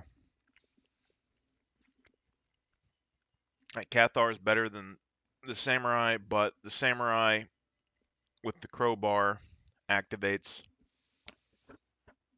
the other one unless we need the dog on the field.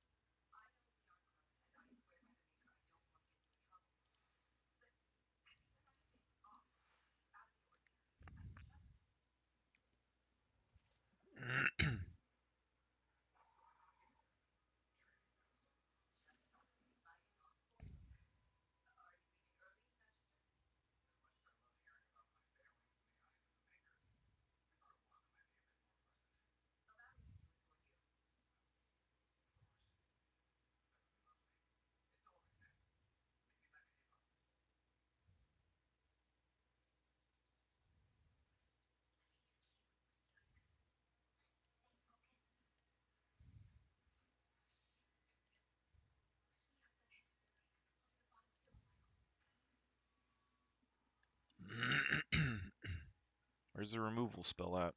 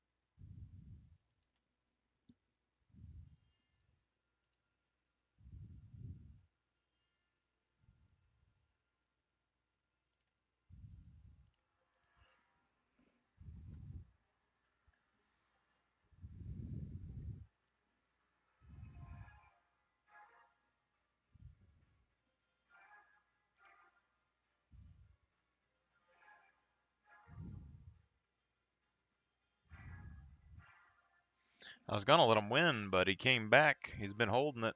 I think he wins this with the flyer, though.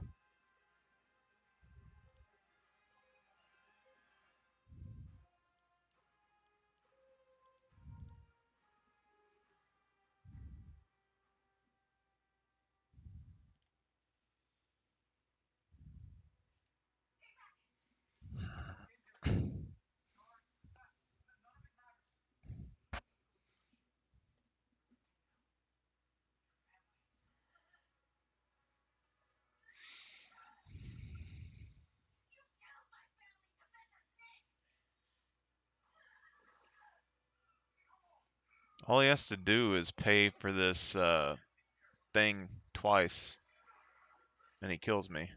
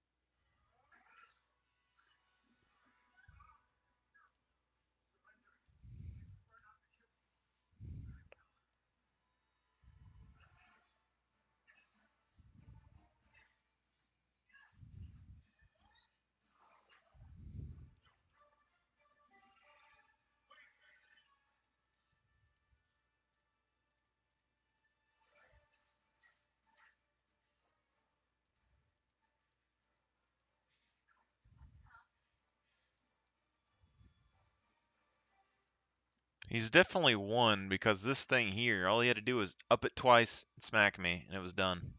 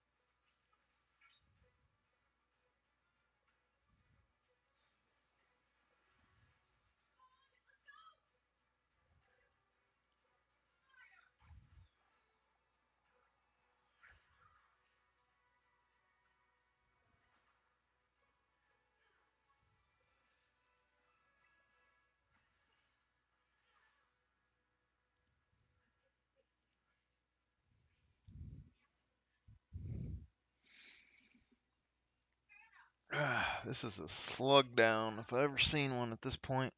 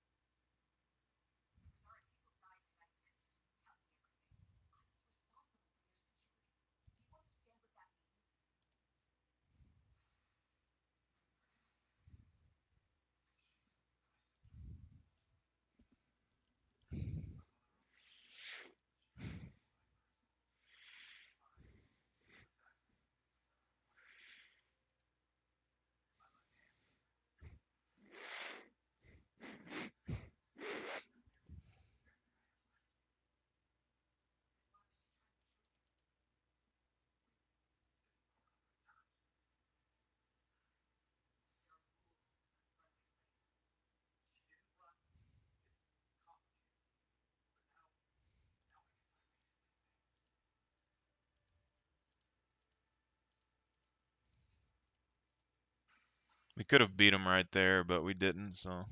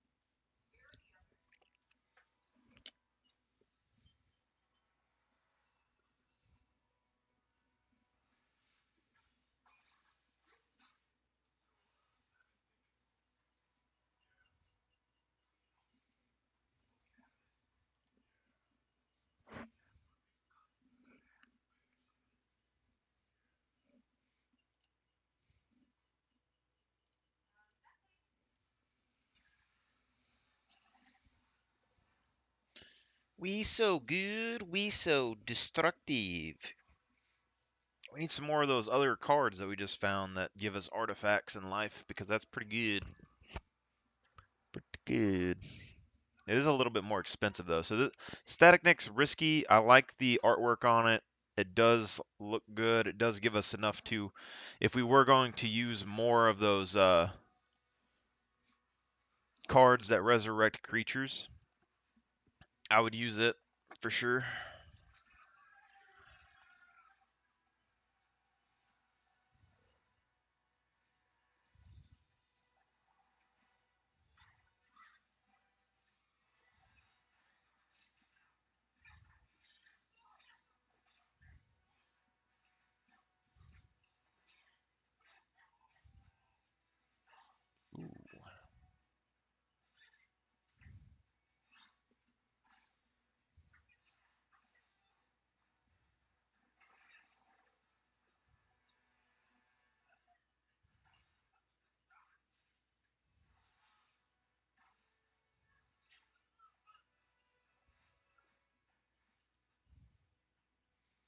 Let's see what he gets.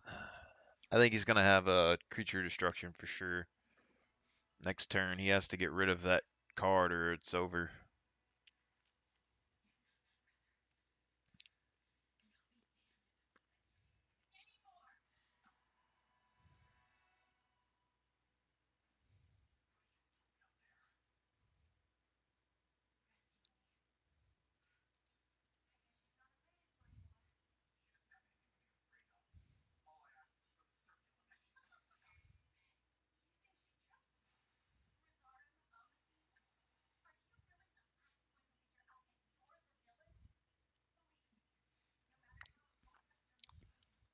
I might have thrown the game right there, to be honest.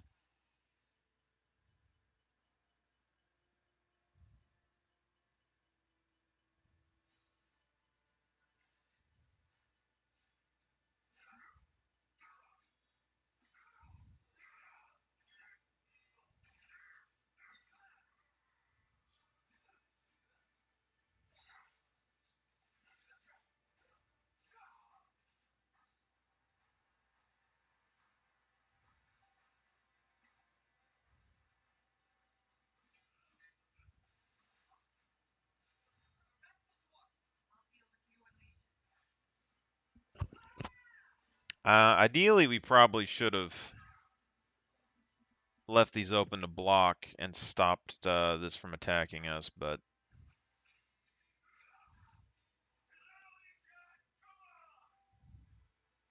this freaking death touch bug bull.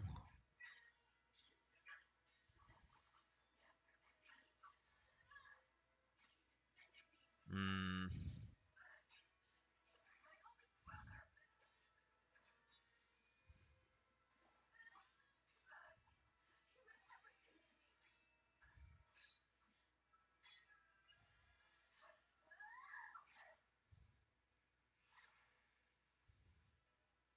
Probably not the most efficient way to do this, but happens sometimes.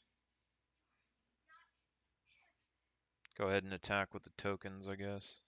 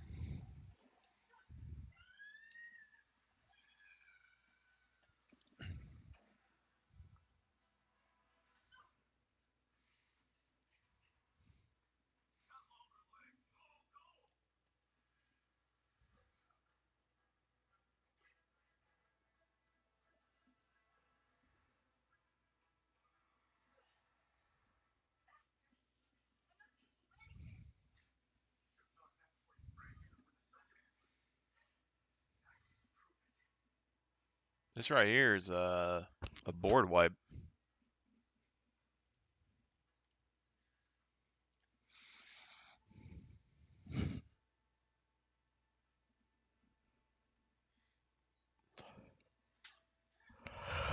Mmm.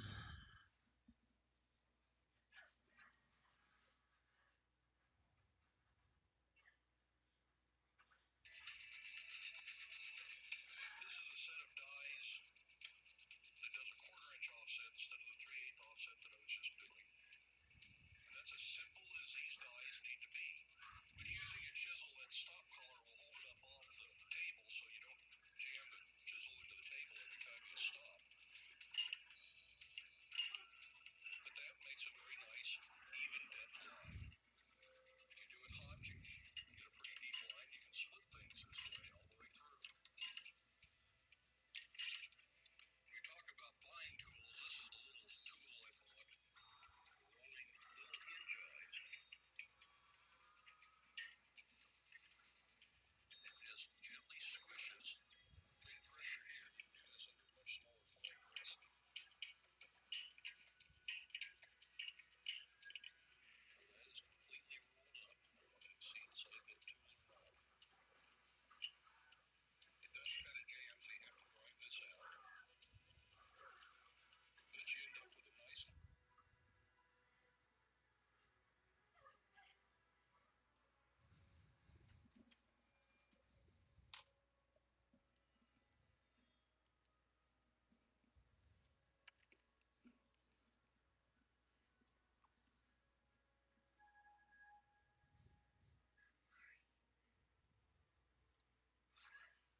I swear these are bots.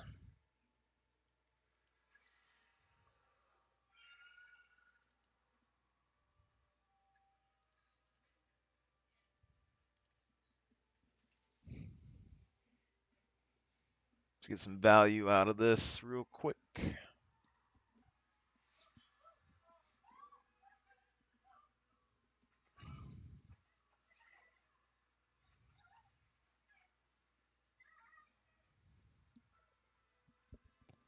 Three.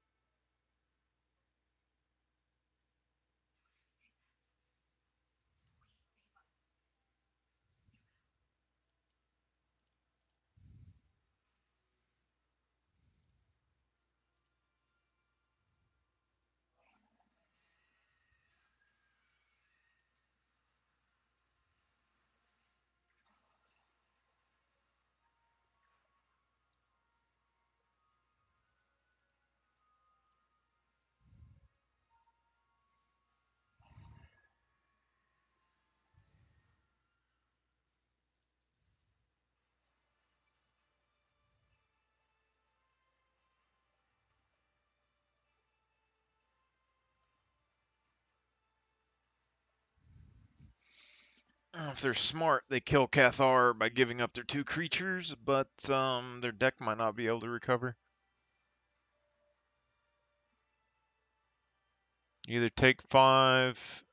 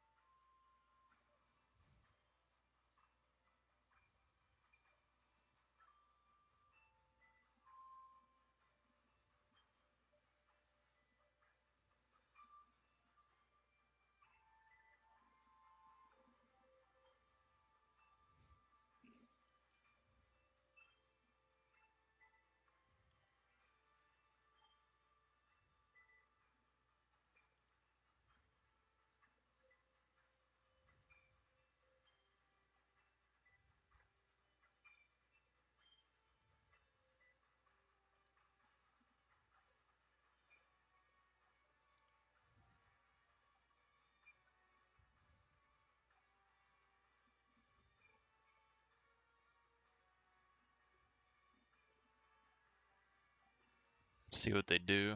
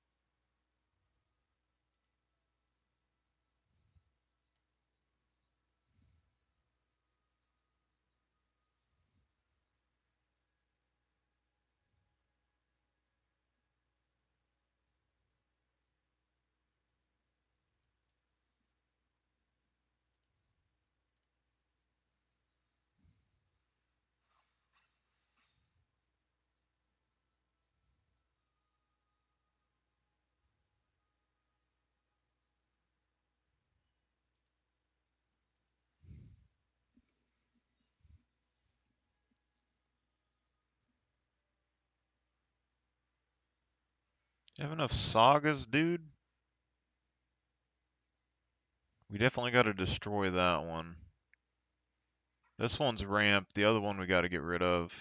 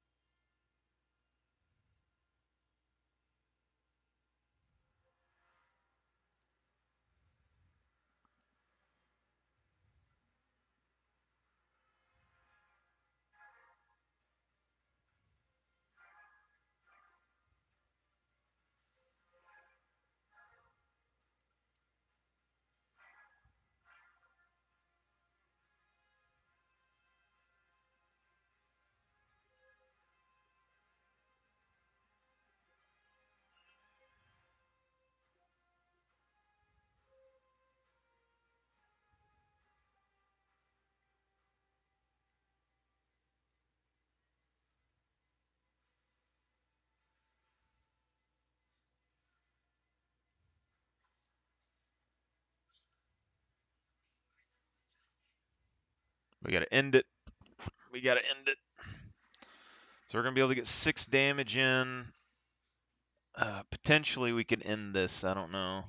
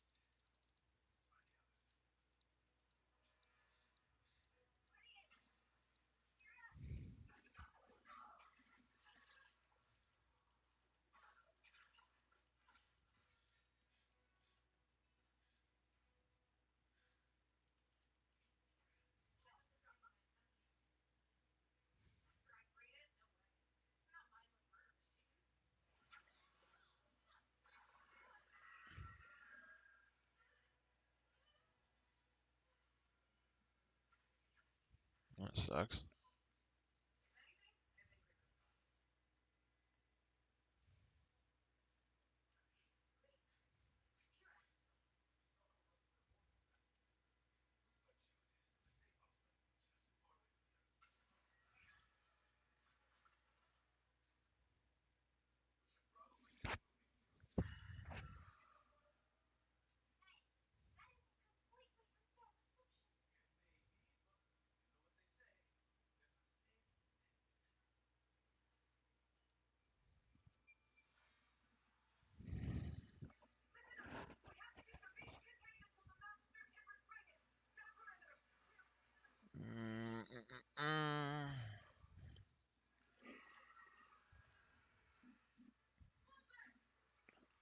Might have to take the beating here. I don't know.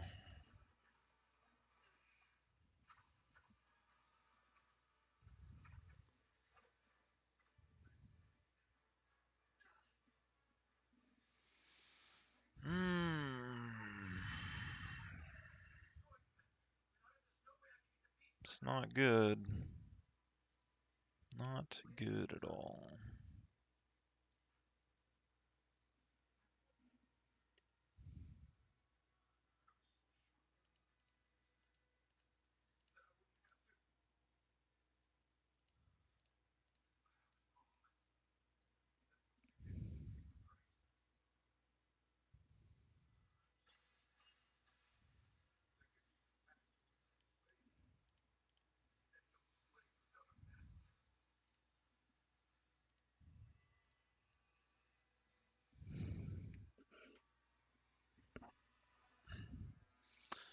Not looking good. Tis not.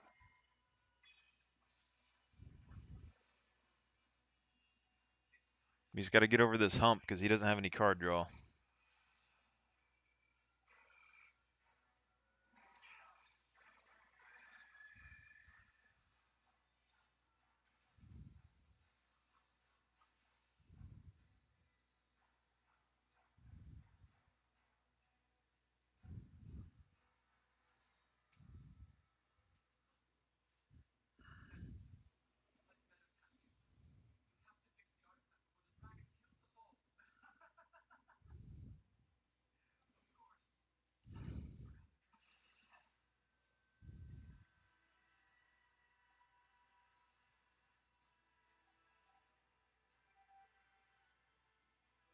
Probably should have just took a hit the first one, then we could have scried a little bit. Game's pretty much over.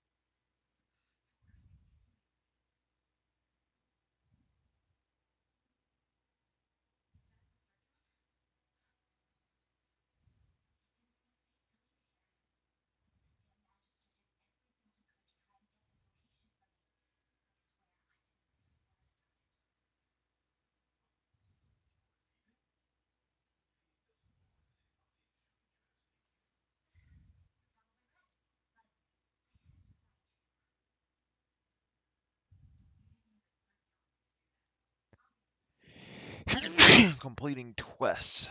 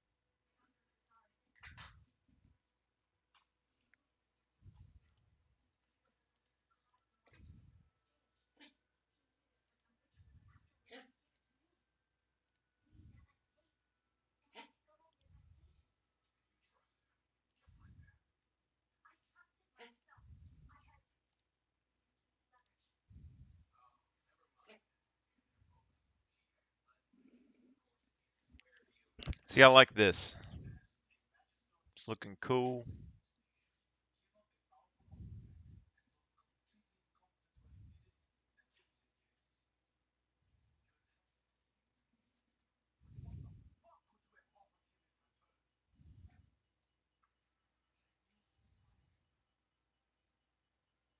Burner's tart.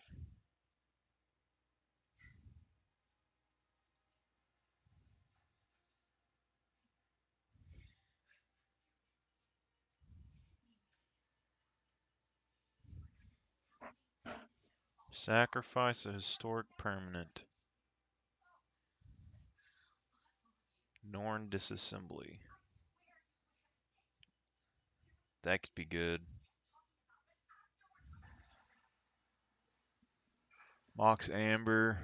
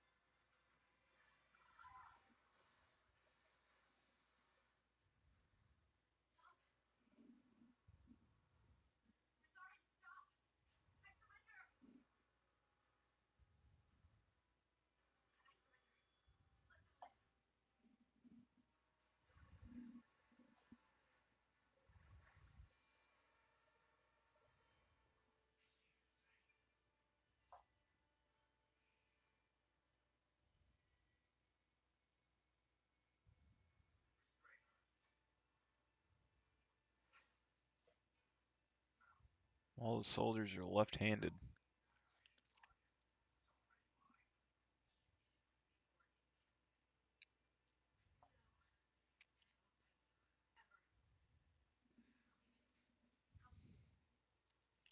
Nice looking card, though.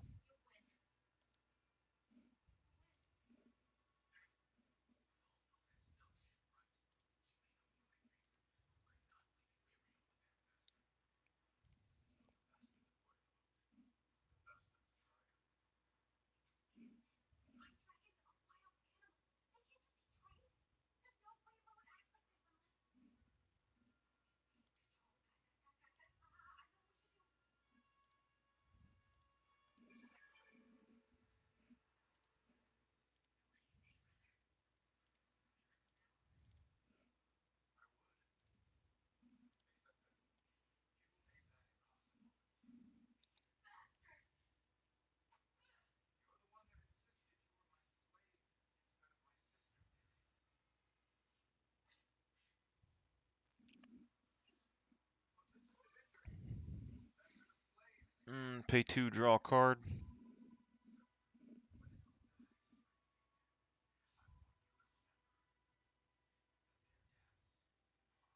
Human soldier. Good artwork, another female. 5 for 3/4. It's not super great, but it's okay.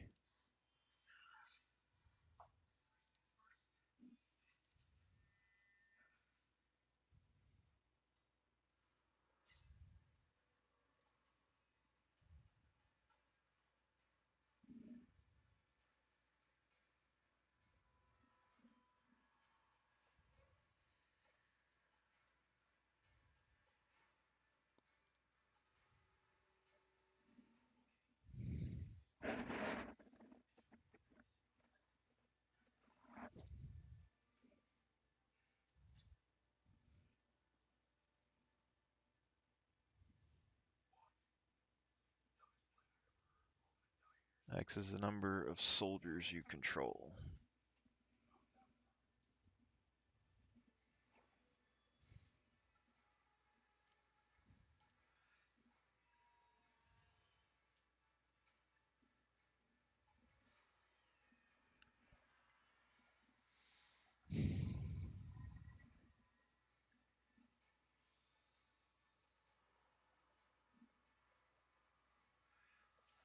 So we got another energy refractor, so let's just draw another card.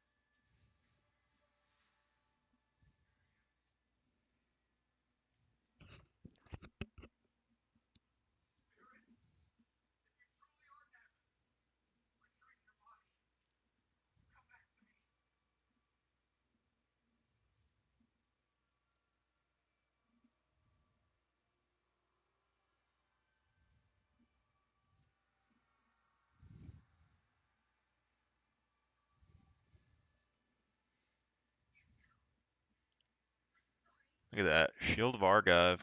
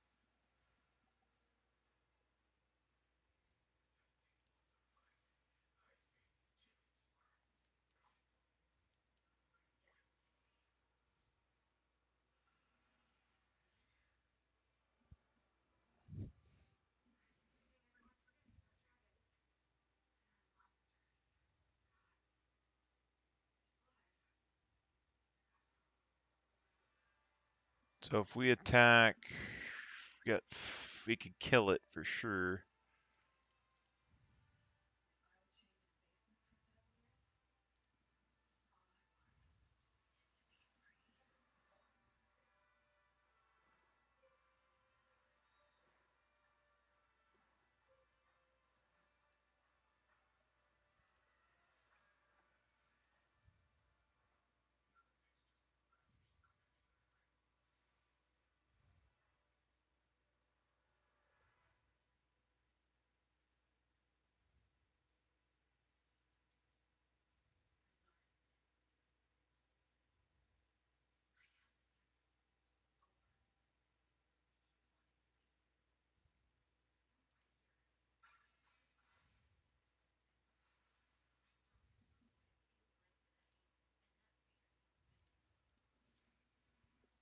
Kind of sucks, but we got our value out of it. I mean, I didn't expect it to give us 2 soldiers, but it did. So it's a 4-drop that gave us, 2 soldiers.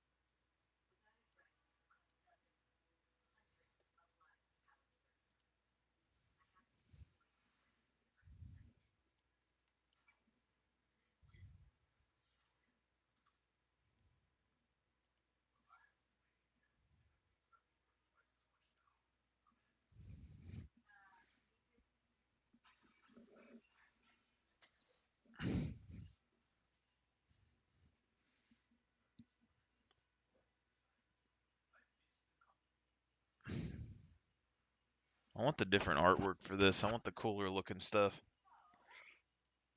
100%.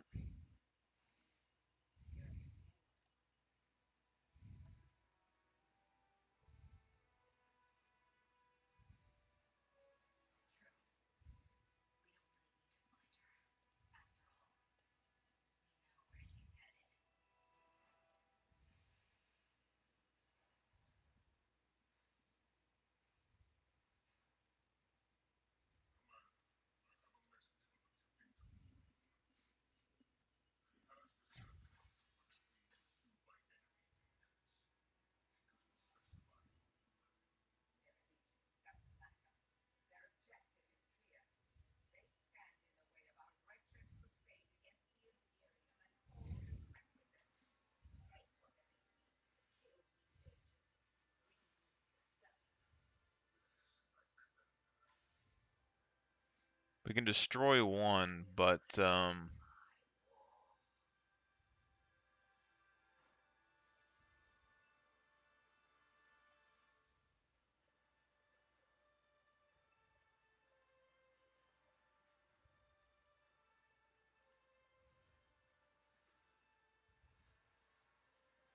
think we try and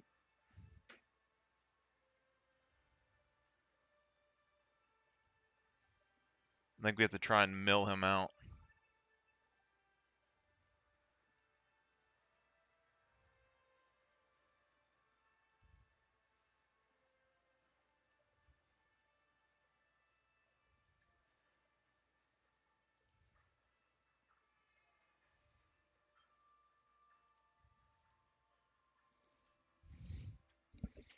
We're gonna use his own effect to mill him out. We need to mill out his cards.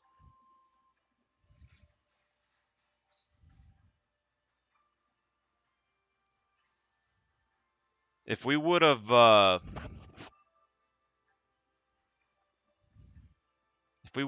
the other angel in before destroying it, he would have ran out of cards, I think.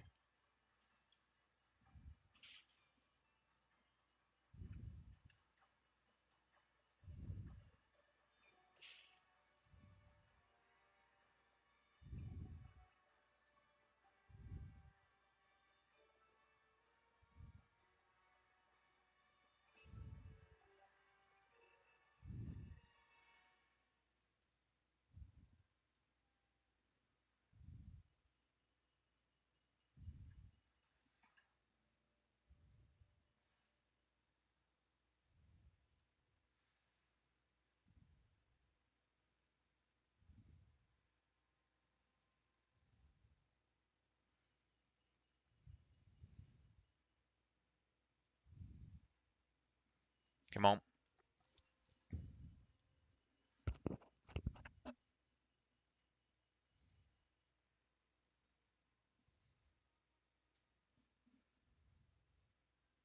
I don't know if this is the right move or not, but it feels like the right move.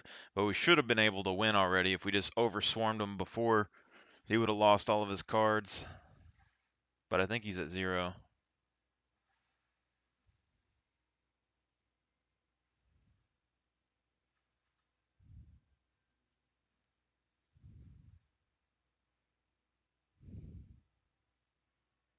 Yeah, buddy.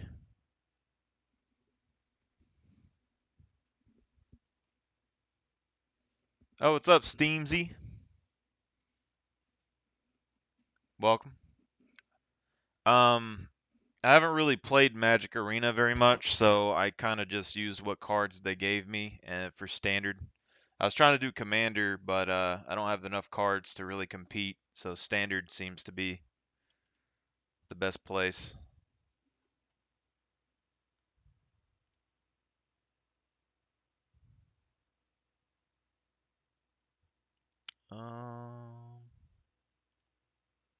Go over here. I just got a couple of cards out of packs too, so I didn't see what all cards when it said open all. I thought it was going to show me all the cards one after another, but it didn't. So it only looked like I only got 4 or 5 white cards. Mono white's like my specialty for commander at least. I don't really play standard that much in real life.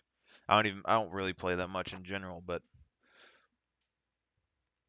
should be pretty good.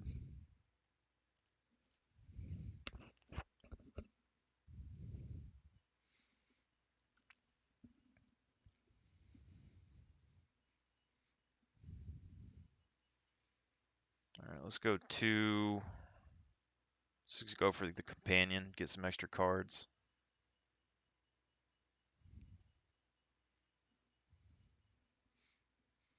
I'm under the impression in all of Magic, mono white is the strongest color, so I might be a tad biased.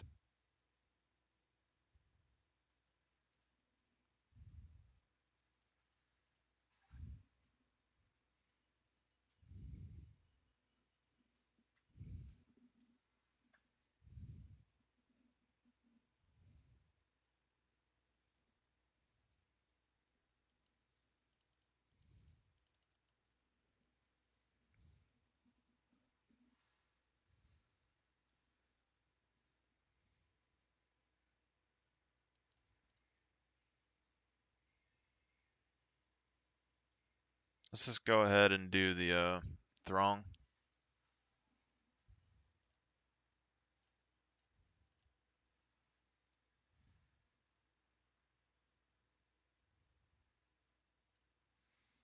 There.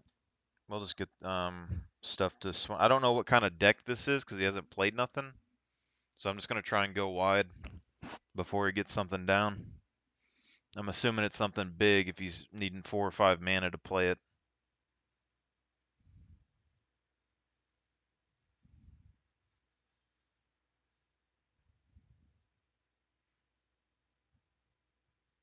Okay, some sort of death deck.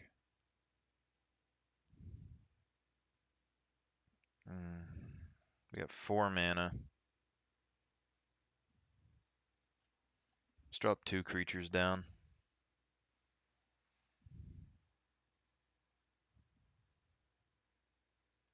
Yeah, I'll take it. Why not?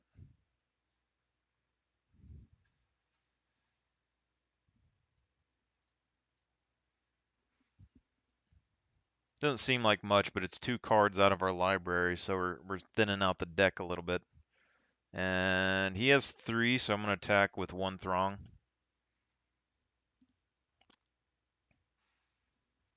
He doesn't want to trade that value, then I'll just, because I still got a 3 that can defend and a 3 that can attack.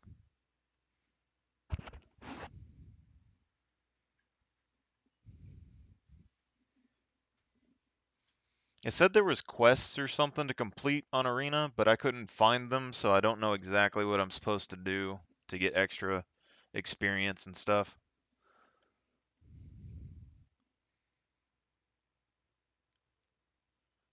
Mill a card. If a land card is milled this way, create a creature. Create a token.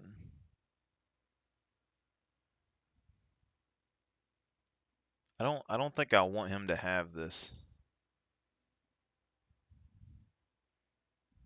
Let's destroy that. That seems like a value engine that I don't want on the field.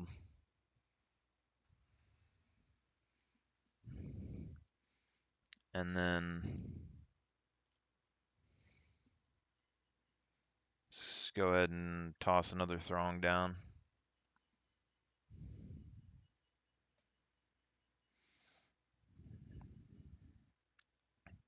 So at this point, I can swing all in because next turn, I believe, or at least pretty soon, I'm going to be able to use Dollhouse of Horrors. And I'll just get extra value for all my creatures. So I'm just going to keep all the removal. So all these removals I'm going to keep. So as soon as he puts something threatening out, I'm going to get rid of it. And I'll just start swinging in with everything I can.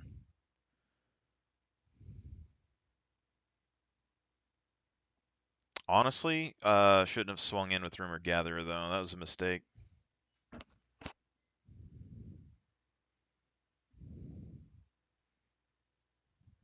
so good on him for that.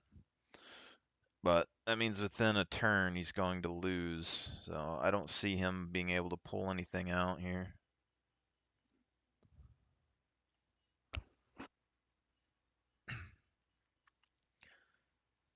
Black does have board wipes though, so that's something. Turn to permanent card. He got the engine back. What did that say? X is half the number of creature cards in your graveyard rounded up.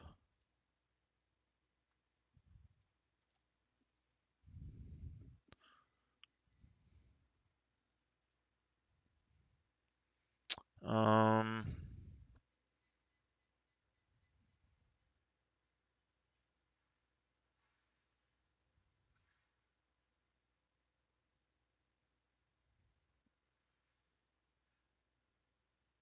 we still only got 5 mana.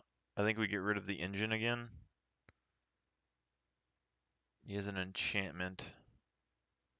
Yeah, so we'll get rid of 2 creatures and that should be game.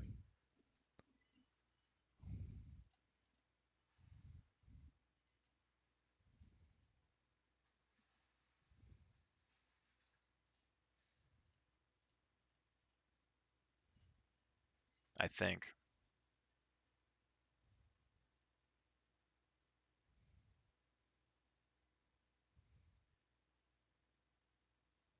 I think we have exactly 8.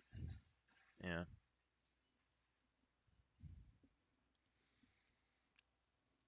I'm not sure if it's putting me against players that have brand new decks like mine, or if it's putting me against players who've been collecting cards and have stronger decks than what I have. But I'm just using whatever cards they gave me at the very beginning. But the whole game plan was to get... Well, I've changed out a couple now. I bought a couple cards, so I changed a couple out. But it started off with, like, all the cards that would replace themselves so I could draw and be consistent in my deck and kind of swarm.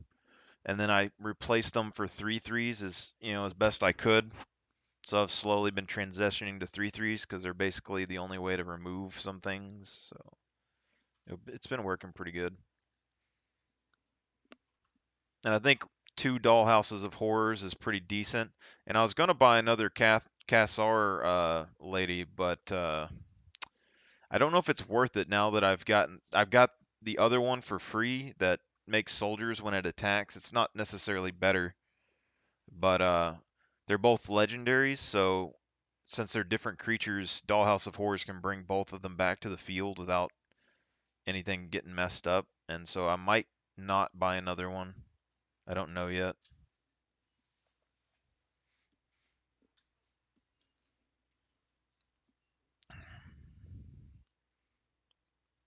I don't think there's any card I necessarily need 4 of. I think 2 to 3 is like the max for most cards. So we can get a free card draw here, or free card draw here. Let's go ahead and get the 3rd Throng into our hand.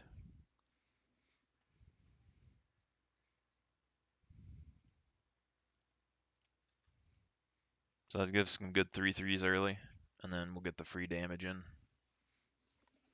I don't want to like play Inspiring Overseer and then randomly draw the 3rd Throng. It's not likely, but it feels like a waste to me.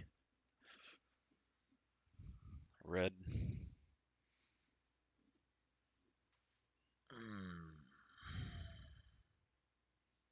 Okay, so he has instant spell. Oh my god, pup.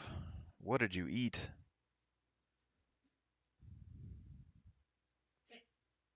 Okay, let's go for another Throng.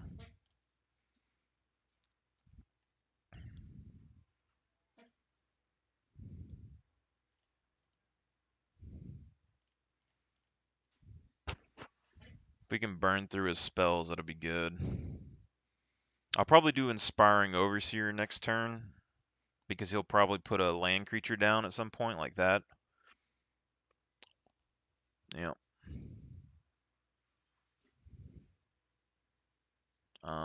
So we need this guy to get big enough that we can destroy him, or we swing in and try to bait a Valorant stance. So I think we do combat first here. So let's do combat, and I'll attack and see what he does with this. Okay. And then I'll just go ahead and make that invincible, so it gets rid of that samurai. And then we'll just go ahead and pop out. We'll pop out the commando at the end of his turn, maybe.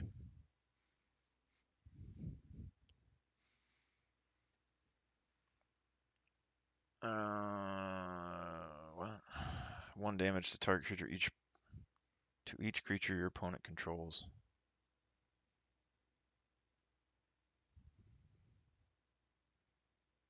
Okay, I don't want to waste this on the Throng, to be honest.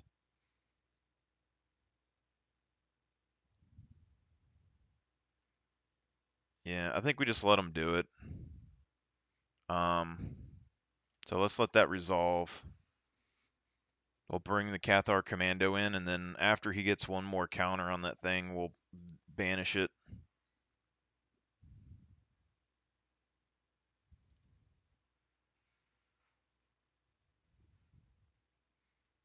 Treasure tokens.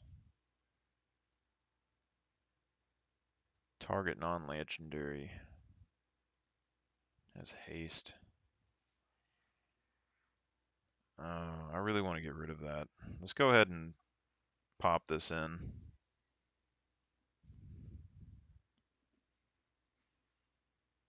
Okay, so we got 4. We have enough to banish both. So that's good. Let's just go ahead and get rid of this enchantment. Yeah, we won't be getting any extra value from banishing Slash, but it's alright. I don't want to deal with whatever that thing is. And then we'll swing in with this. Hopefully he blocks it with the token, and then next turn... Okay, he didn't, but... So next turn, basically, when he plays another spell, I'm assuming he's going to at some point, that infantryman is going to get another +1. Oh my god.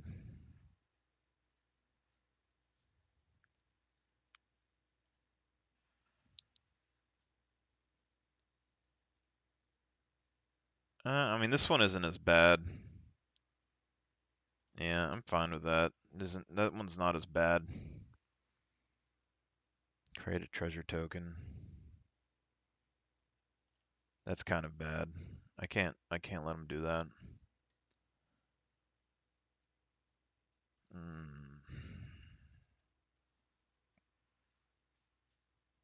Okay. Let's just resolve this. Okay, so he wants to destroy my thing for some reason. And I'm just gonna destroy his. We'll trade. It's probably because this can destroy. If I had an extra mana, I could tap, or I could sack this to destroy this. That's probably what I should have did, was just took the damage, sacked this, destroyed the enchantment, next turn destroyed the 4/4. But I can't take back my turns, so it's whatever. Let's go ahead and do Inspiring Overseer. Yeah. Try to get some life back. Ginger? Ginger. What are you getting into? Oh my god, pup. You've got to stop eating stuff.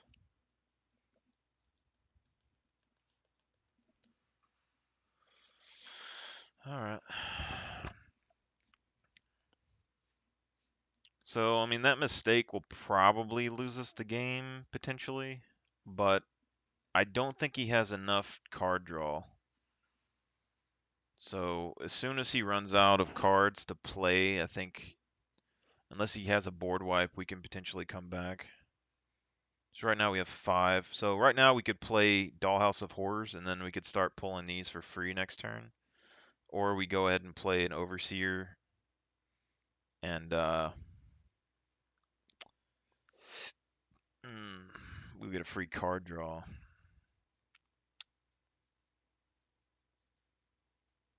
I don't know. I think the Overseer is the right choice, but we'll risk it with the Dollhouse. See if he has a artifact destruction.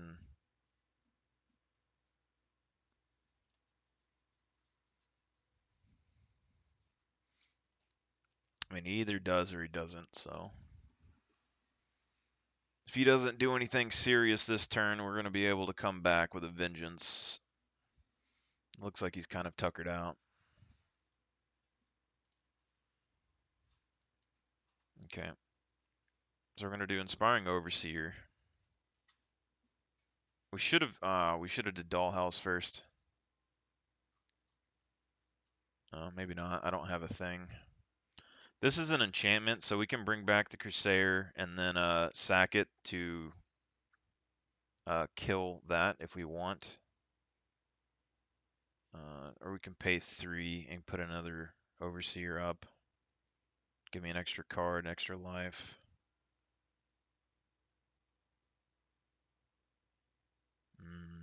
I think we tap 1. We'll bring an Overseer out from here. And then we'll see if we pull like a Spirit Dog or something, like an extra creature. Alright, so we got a Crowbar. And I'll just play that, get an extra creature down. And then next turn, I can sack the Crowbar to destroy this thing. If a creature dealt damage this turn by a source you control would die, exile it instead. And then I'll go ahead and swing, because it's free, so why not?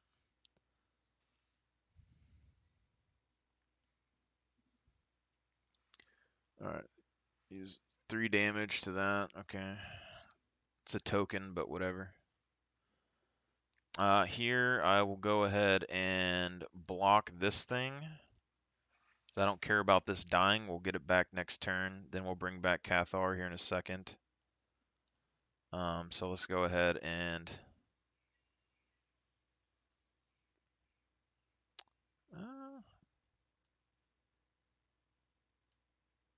let's just use the Crowbar to destroy that. And then we will go ahead and bring back let's bring back the dog. Get an extra card draw. And then from here we can do another Overseer, which will give us another card. Alright. And we will attack with the pup.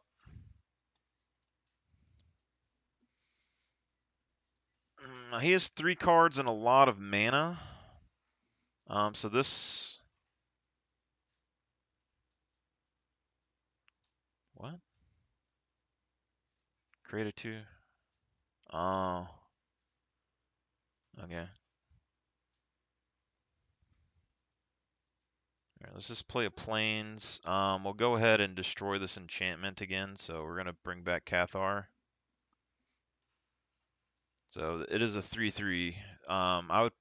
I think we go ahead and do combat with it. And then at that point, we will sack it afterwards. So we need at least 1 mana left open. Let's go ahead and play the pup. Okay. And so we shall have 4. Let's go ahead and play this. And then we will go to combat. And we'll just attack with everything. I'm not super worried about it. Okay.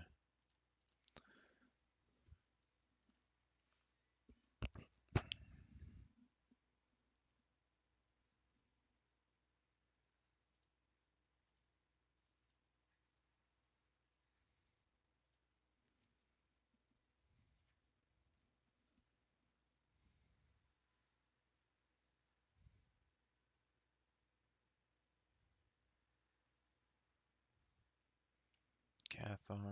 This is a lot of lands.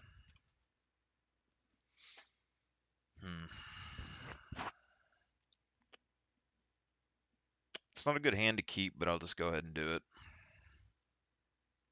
It might slow us down too much. I'm not sure.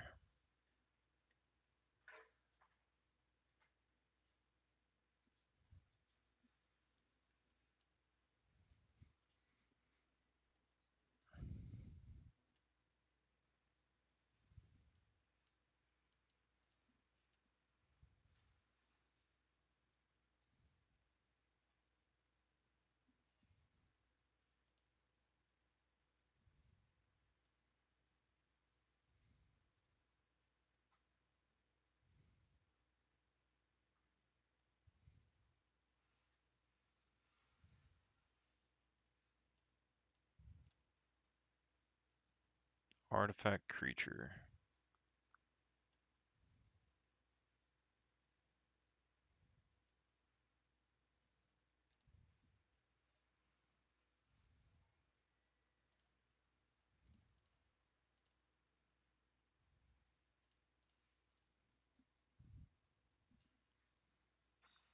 I'm fine with it. Could have potentially used crowbar and waited a turn, but I mean, it's whatever. So we'll go ahead and pull out this guy. So this is the card I was thinking about getting multiple copies of.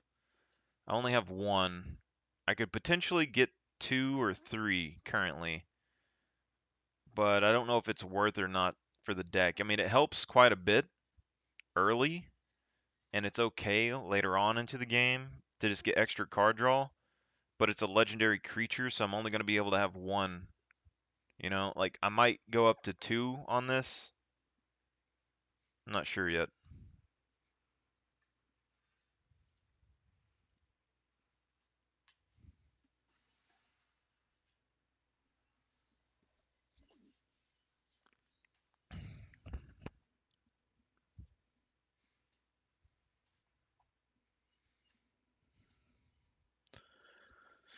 The hell?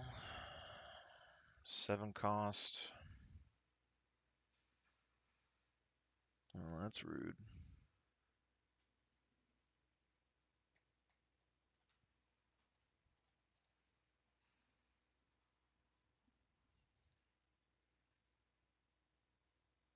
It's a 4/6.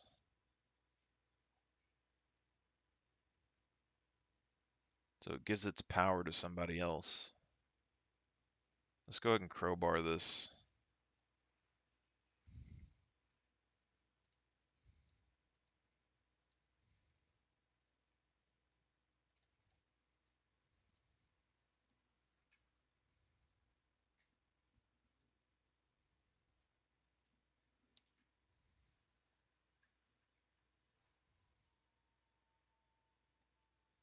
If he's smart, he's going to destroy my artifact now, I think.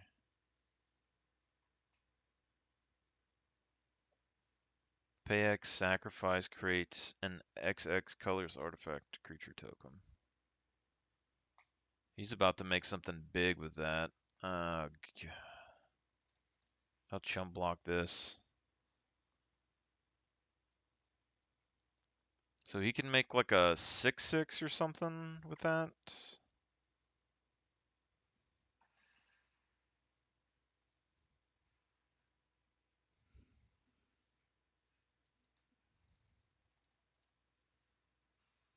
Oh, crap. I'm just going to get this. Let's just go ahead and destroy that. And then we need to start drawing cards to try and get somewhere into the deck.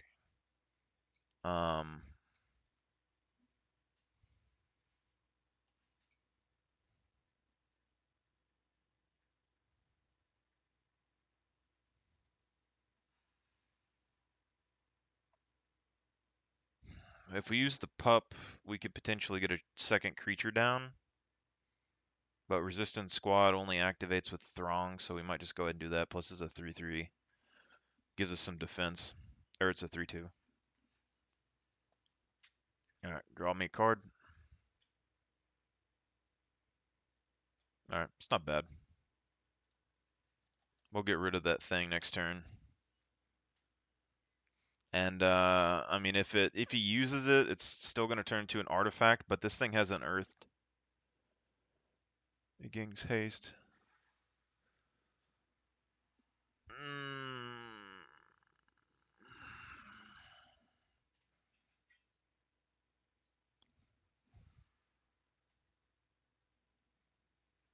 This guy and his artifacts, man.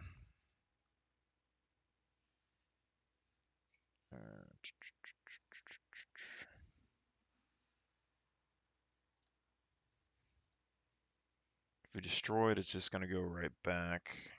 But he doesn't get the creature. But he already has a decent amount of creatures on board. Let's draw a card and just see what happens here. Okay, so we got enough mana to deal with both of these. That's good. So let's go ahead and destroy that. Now, if he brings it back, he won't have enough mana to make the token next turn. Or at least not a big one, ideally. And then we will destroy this one. And then we will swing in and see if he blocks. Okay. I'm fine with that trade.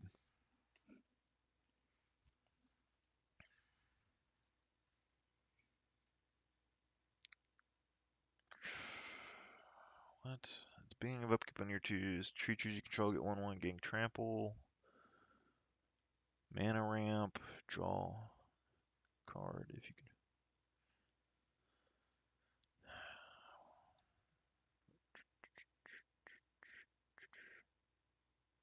Honestly, this is a 4-drop that turns into a 4/4, and he has no mana up. I'm gonna trade 2. Seems like value to me, man. That turns into a 4/4. I'm fine with it. He's getting some life. Inspiring Overseer. We got some defense. Go ahead and put Throng down. I think we already got him. Yeah. All right.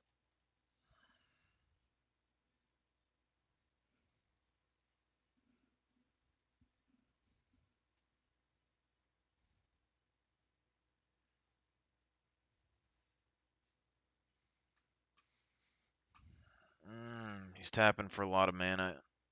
He's gonna bring back the thing, but I got an answer for it, so I'm not worried about it. See what kind of creature he pulls out. He's out of card draw. This is the only move that he has left. He's gonna make a token for 5. Look at that thing. It's cool. Let's get rid of it. Let's see if he quits or not.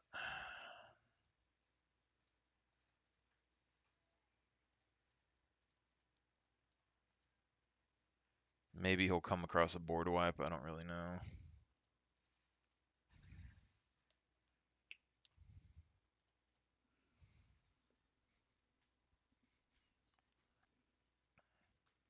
What's this? You can destroy an artifact. Okay.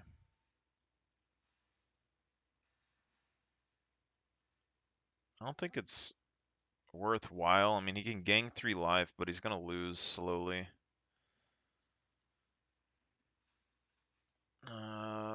Realistically, I should have kept this until the next turn, because if he happened to draw a board wipe, then I could play that after and still have a creature on the board, so that's kind of a misplay.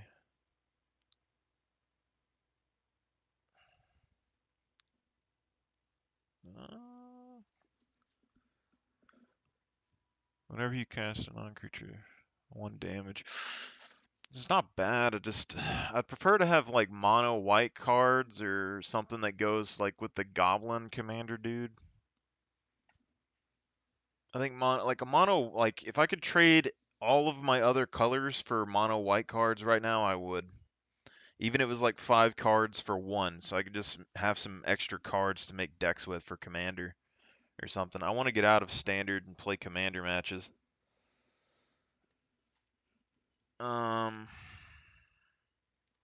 It's a lot of lands. I don't really like this hand, but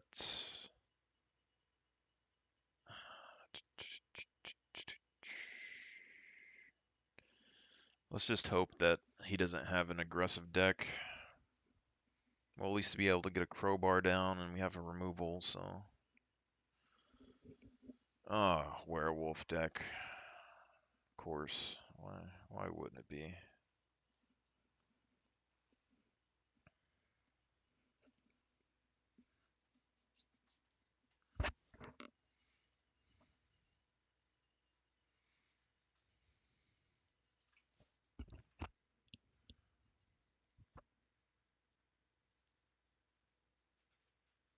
He has 2 floating. He's baiting me, so no. He should have activated the ability afterwards, though, to get extra damage in, but I guess he just wanted to summon this wolf. I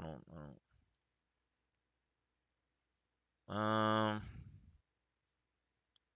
Just go ahead and put down the Throng for defense. Go ahead and get the other 2 out of my deck, so I don't waste any card draw.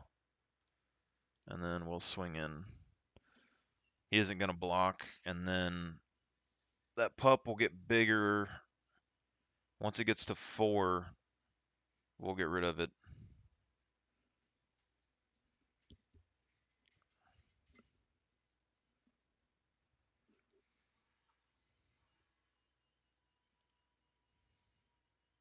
It is cute, though. He doesn't have any mana for this. I'll trade these, no problem.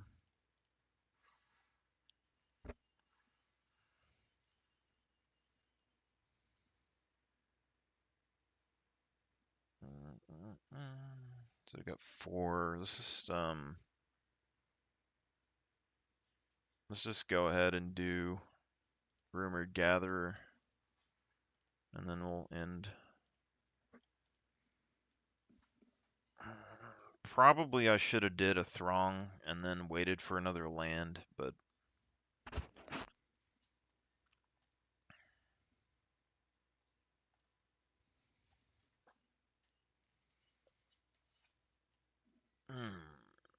choose blockers. He has mana to bump this one.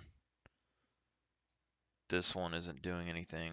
Protects, like, great. I don't really want to get rid of Rumored Gatherer, but we could. If I had Throng down, he wouldn't do this because I could easily trade it.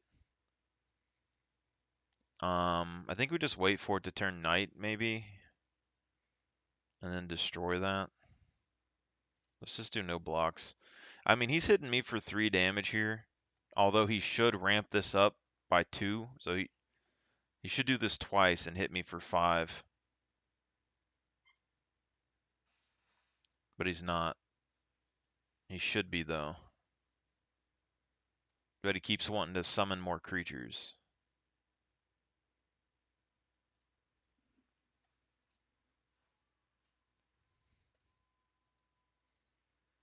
Like a free, like that's twice now that he could have hit me for a free 5 damage.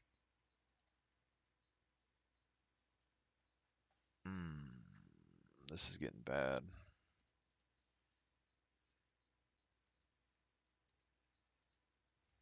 Okay.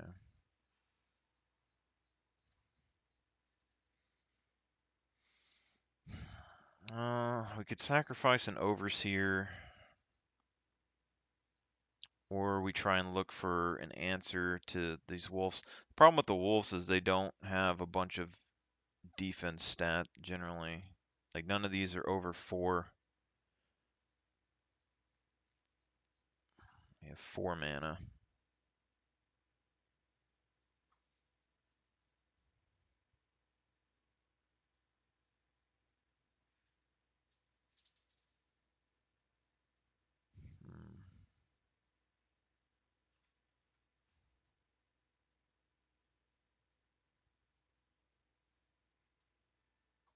Let's go ahead and put down the throng. Scry. Yeah, we'll keep the land. And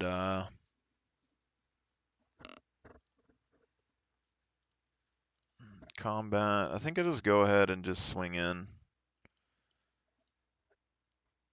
It's risky because he could still hit us for 5, 7. He could hit us for a lot next turn. He could hit us for 5. He could hit us for 10. Let's keep this one back. I'll swing with the token. It's risky, but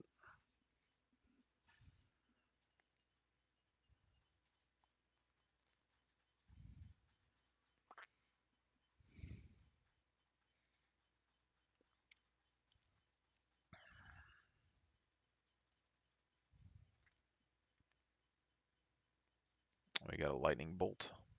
Yep. That's fine.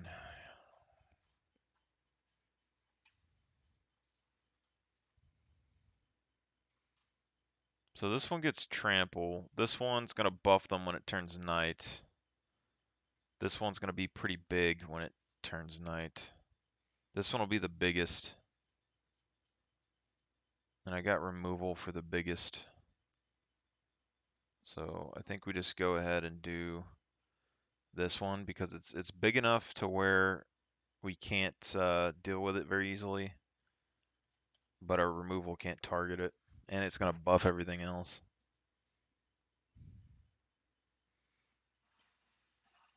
Okay.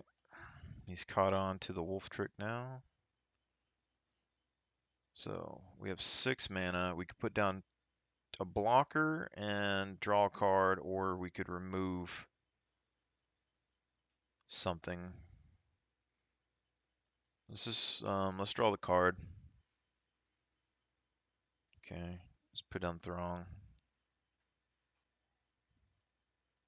And then we could swing for free 2. I think we just keep it back for now in case we need a blocker. He could have a lightning bolt or something in there.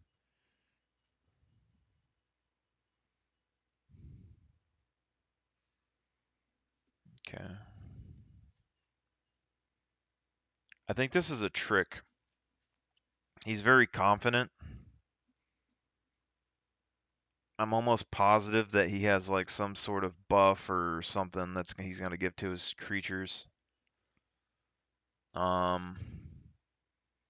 can definitely like we're gonna have to chump block one of these.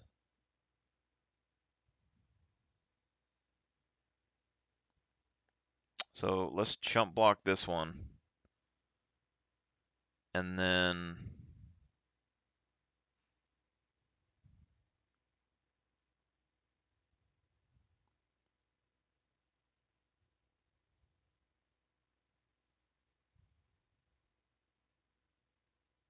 I want to say double block this, but yeah, let's double block it.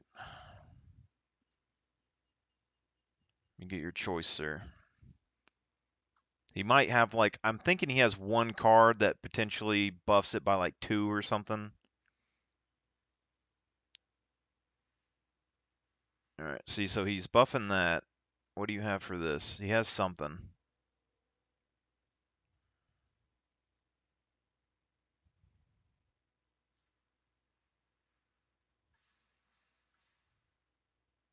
That first strike? Damn. Damn, damn, damn. That was a gamble. So here, I think we use borrowed time to turn this up and get rid of this. And then maybe we can, he'll do an ego play and like buff this up and we can destroy it. Or maybe it'll turn nighttime. If it turns nighttime, we could destroy this. If he casts no spell. Okay, so we're gonna gamble on this. We're gonna do this, and then do a bluff, and then if he doesn't cast a spell, of course he would cast a spell. Oh, shoot.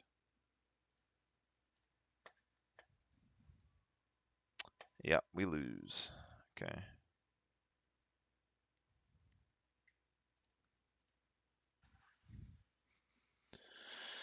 Damn. That was hard. There's a couple of mistakes that I made there. See, but the other option that we had was I could have exiled the middle card, and then he would have played the second card. It would have had Summoning Sickness. He would have attacked with the other two. But there's no reason for him to buff. Like if he would have buffed it for some reason, then I could have gotten rid of one and survived, but it's all right.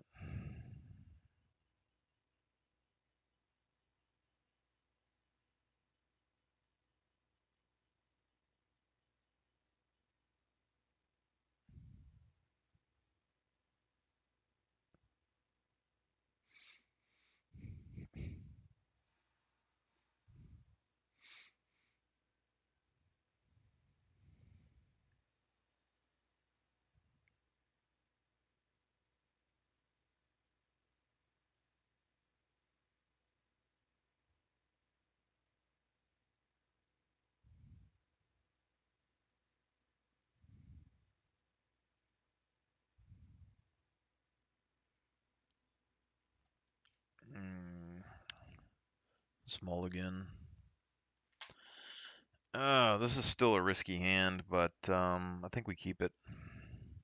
Maybe.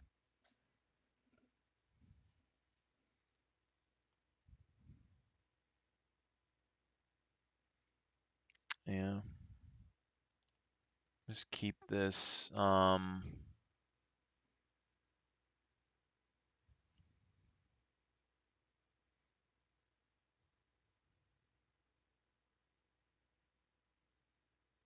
I guess go ahead and drop Resistance Squad. Hopefully we draw into a creature. If not, at least... Oh, yeah, that's good. Because if we didn't, then we could have put her down and at least had the Indestructible for one turn, which would have been decent. But it kind of sucks that we don't have the other soldier.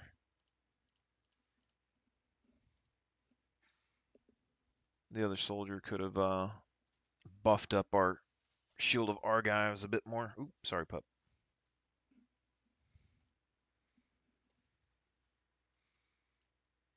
What's this thing do?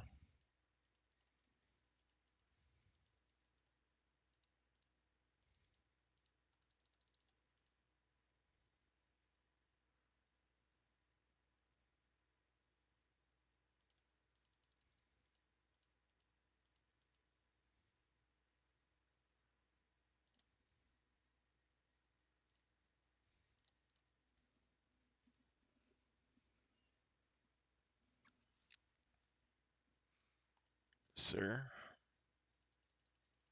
Why do you only take 1 damage? Or no, he gained 1.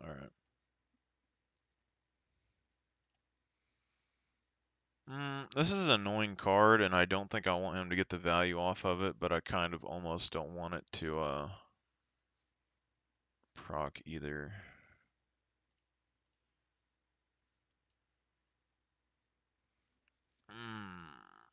Because it's not a threat to me yet. We can destroy it later.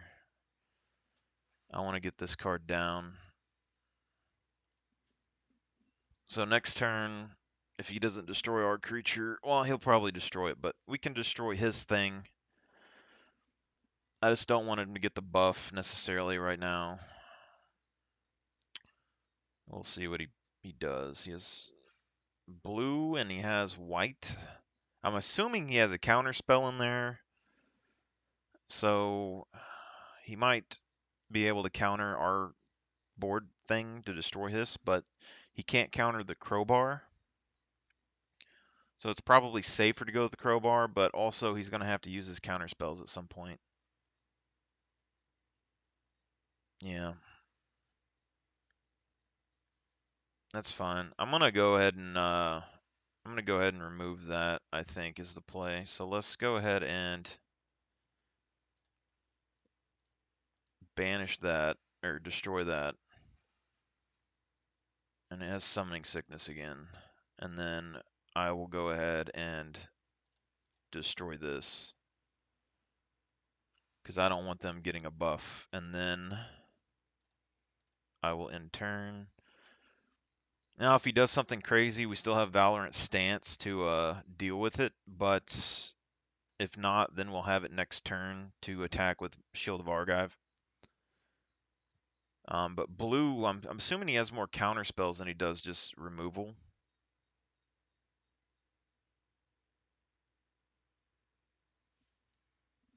It doesn't untap during its uptap step. That sucks.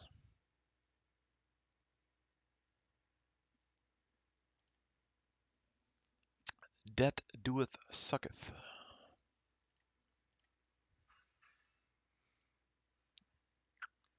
Now I kind of wish that I didn't destroy the thing, because it would have made this a 4/4, and then we could have killed it, but, what? Hold up, what?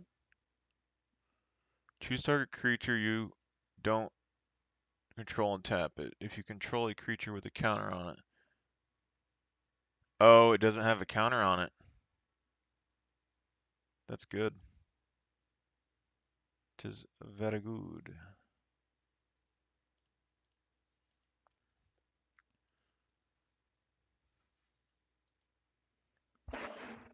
Let's see who's bigger, man. Let's see who's bigger. I'm kind of happy that I pulled this card out of a pack. That's a strong card. I'm still a little bothered.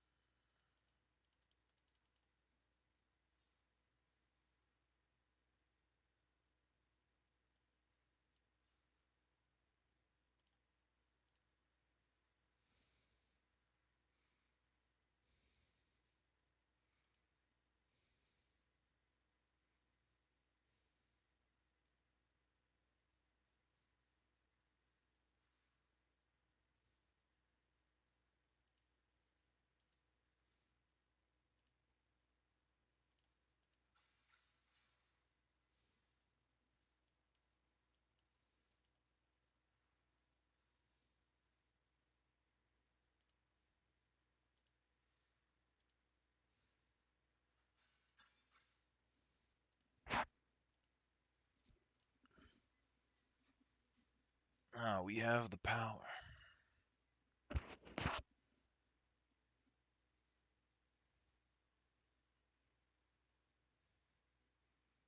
He has a lot of cards in his hand to not be playing anything. Does everything require like 6 mana?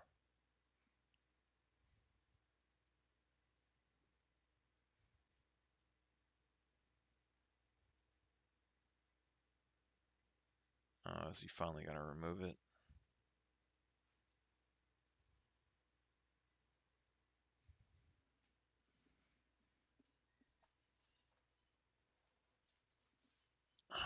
We're missing a little bit, but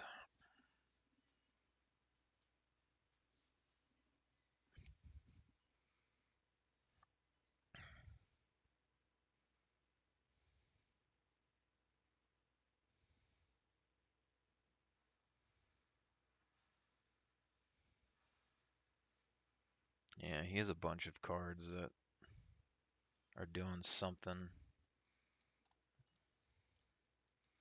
Exiled.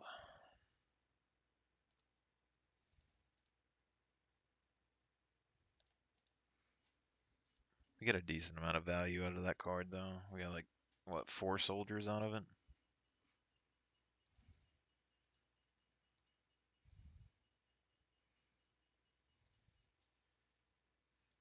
Damn. I need him to do something, but I'm a little worried what it's going to be.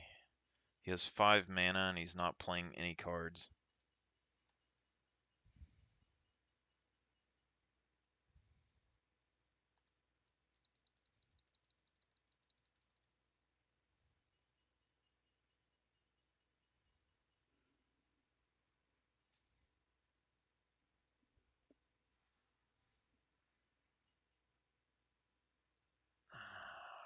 it.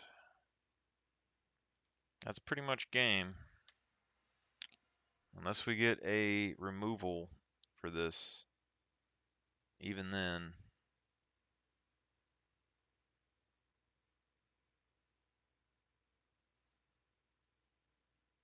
He's going to put lifelink on it. Probably.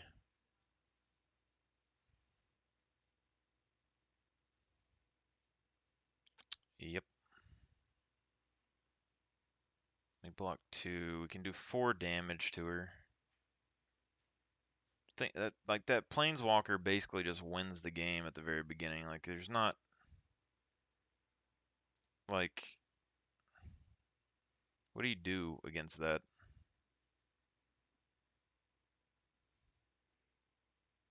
Like you can get first strike or something on it. You can get vigilance next turn.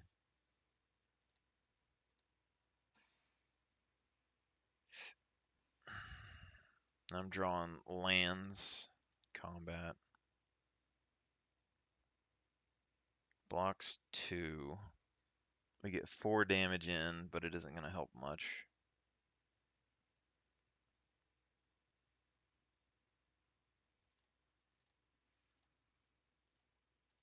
Let's do what we can.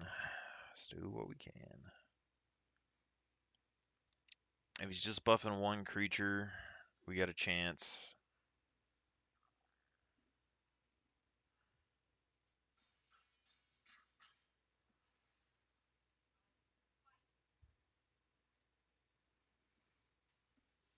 Mana.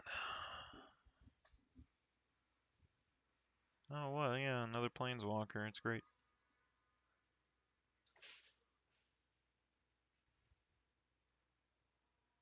Am I going to put another lifelink on it and make it fly?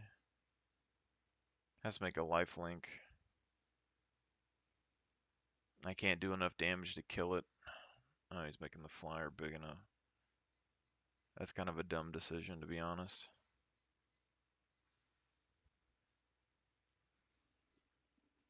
But it has vigilance.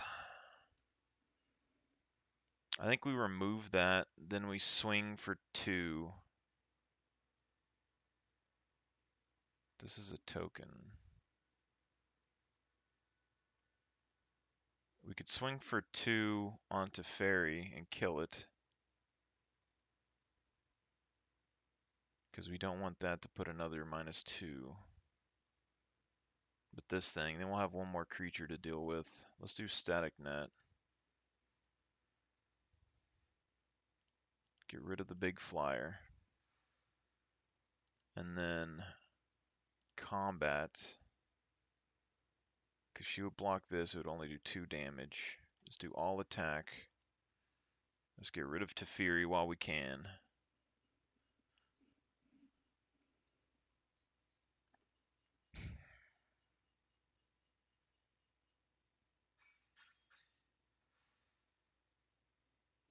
Okay, in turn. Alright. Now it's going to get another vigilance counter. Or it's going to get a lifelink counter. Another Planeswalker.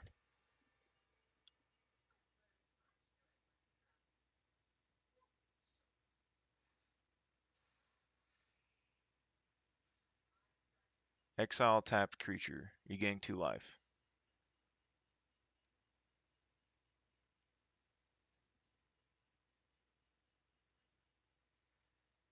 Yeah, I need to run this card just as an exile card. Like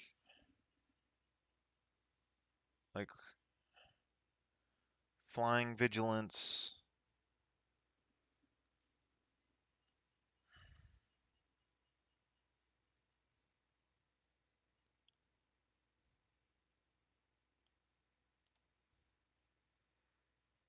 We still lose this turn, basically.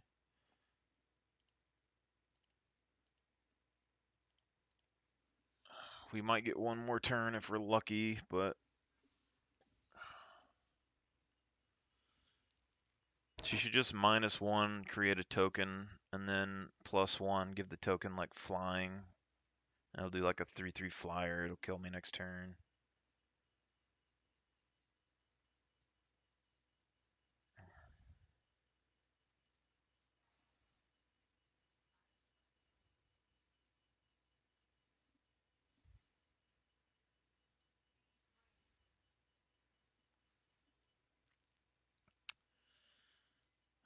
Heart of the cards.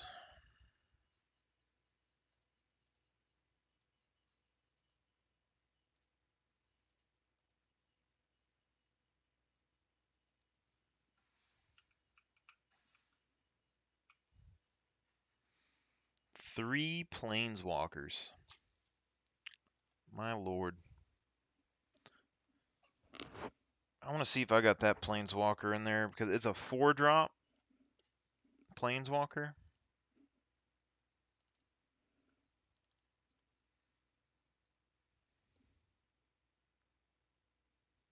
Where's this planeswalker at?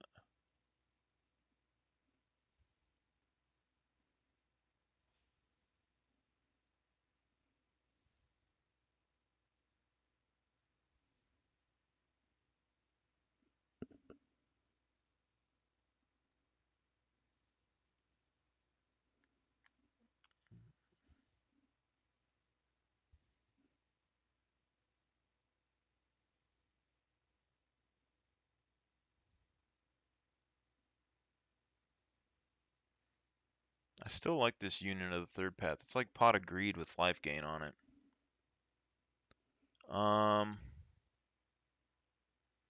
Yeah, so Wandering Emperor, it can come in for 4 and exile a tapped creature, and you gain 2 life. Or you can use it to make a token. So let's put this in. And we will drop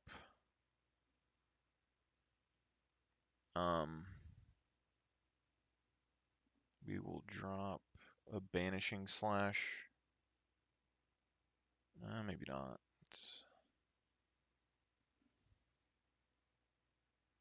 Exile a tapped creature.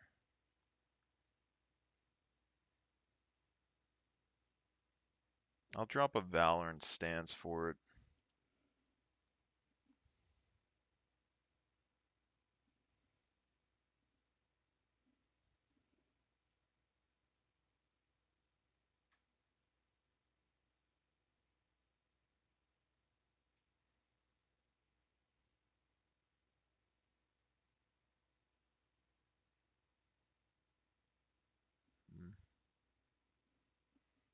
I could put this other one in, but I don't know if it's worth it. If they get it down, I mean, it basically wins the game. I mean, you're getting a +1 counter. But if I get a removal off, I got a chance.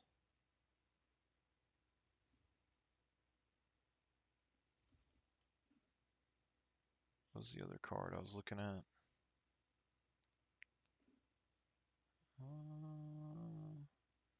Union of the Third Path. I mean, you gain life equal to the card in your hand.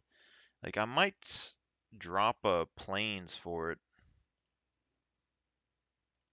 I mean, it gives you life for the cards that are in your hand and draws a card, you know? I mean, we'll give it a shot.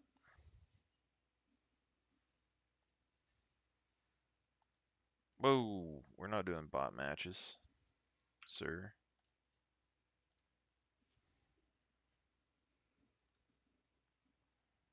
Oh, crap. I probably do need to take a break, to be honest. Clean up a bit.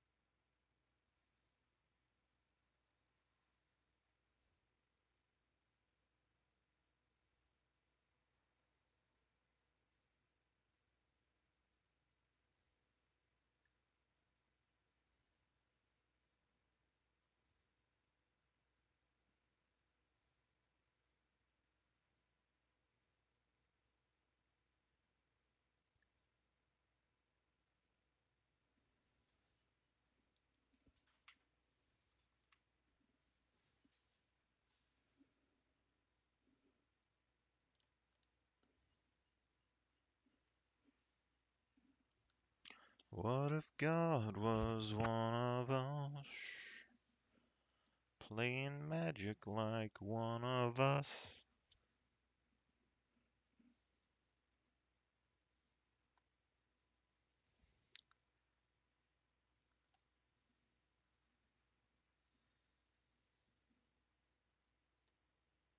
Hmm.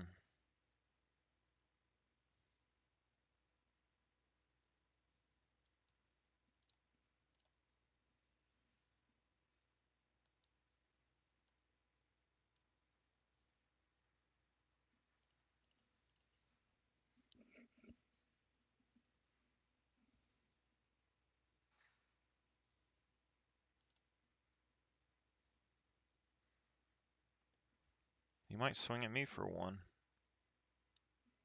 Or he's going to use it for a sack.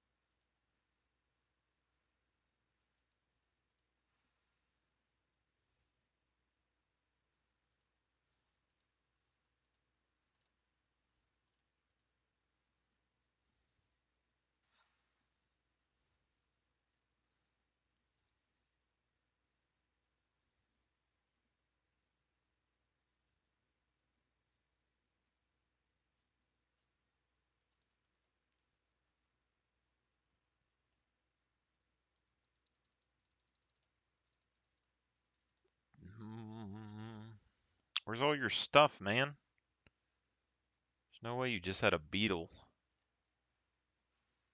Are people playing things that require like 16 mana in every deck now? Is that the thing? Is it? Feels like it's the thing. Let's just go ahead and put 2 crowbars down, get an extra card draw. We got 5 mana, so I'm just gonna try and we're gonna go for solutions and not necessarily ramp right now.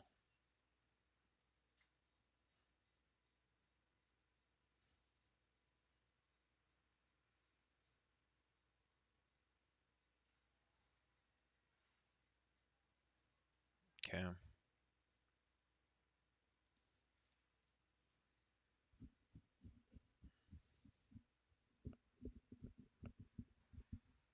He has removal. He should have destroyed the card draw. I know that the other one's bigger, but I mean, you're taking 1 extra damage compared to giving me ramp. Boop doop doop. Boop. Discard a card.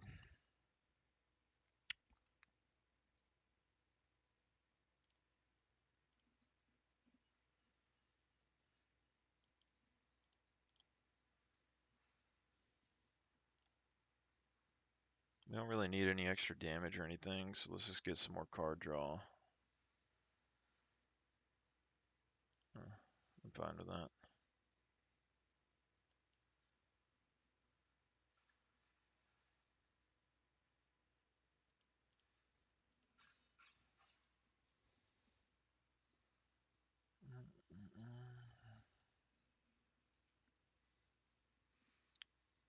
Sometimes I don't even think that we need,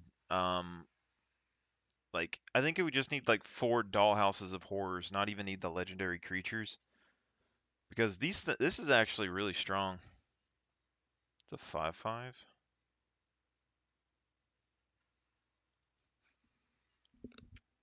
Like, if I had 4 of those, not to say that the other ones aren't really powerful, But the fact that I can turn these 1/1s and 2/2s and stuff into things that ramp up based on the number of constructs that I have seems like it would be very powerful, even though the mana is pretty expensive. Like, I might just need to buy some more of them just to check that, you know?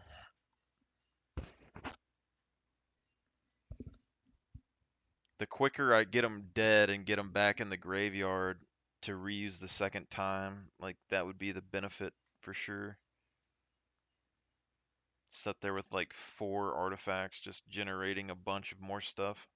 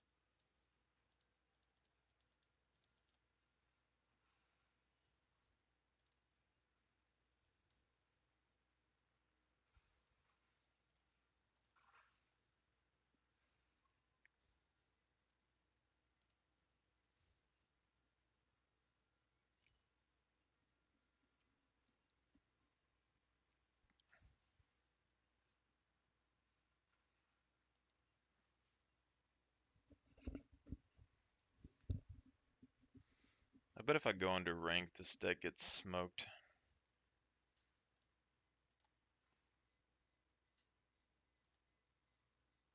Investigate though. Play. Find match. Event.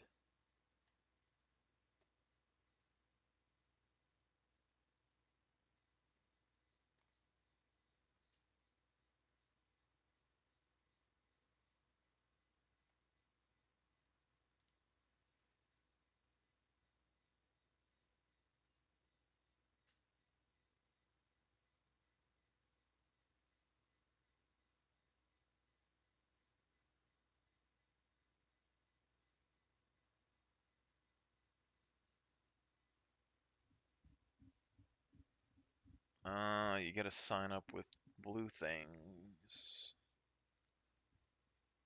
Or 5,000 tokens. So is it better just to spend your money on this stuff?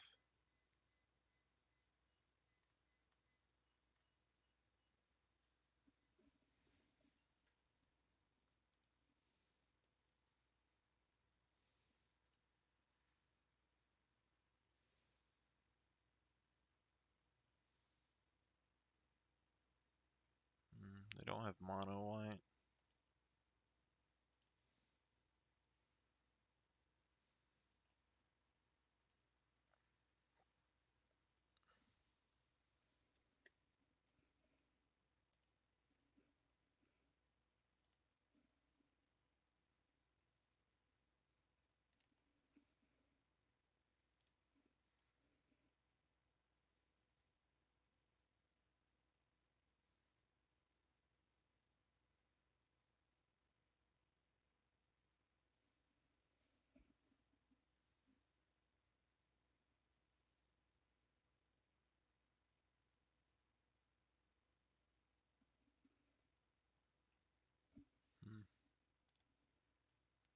That's interesting.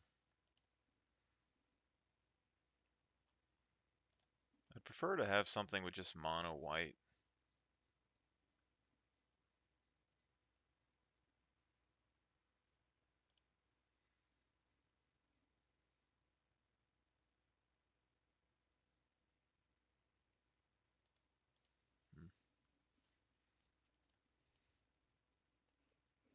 Let's look at ranked. Standard ranked. You know, let's. I'm almost guaranteed to get swamped here. I bet, but we'll see. I guess. I mean, my deck doesn't have very many improvements so far. Denial. Denial.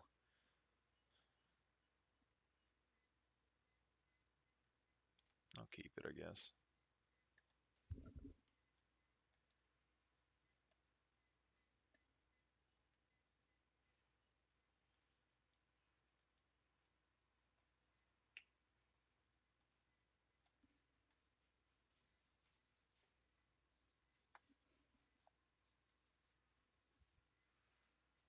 Okay.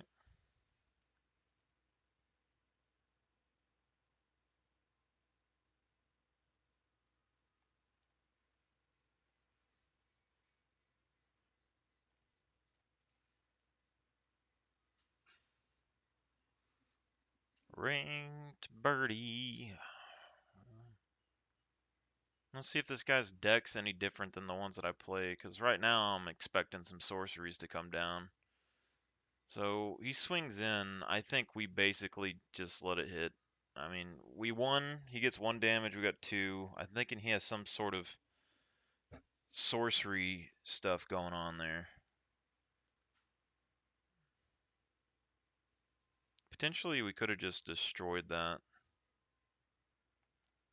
Matter of fact, I think we will. Because it gives us an extra creature.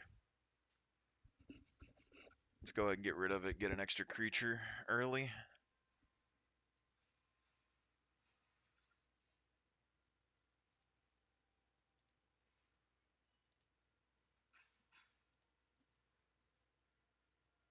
Well, now it's a big boy, so it's a 3/4.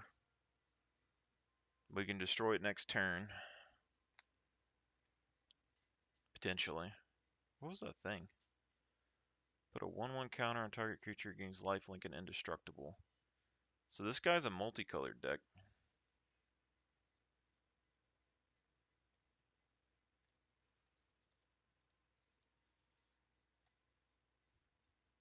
You have another protection spell? No?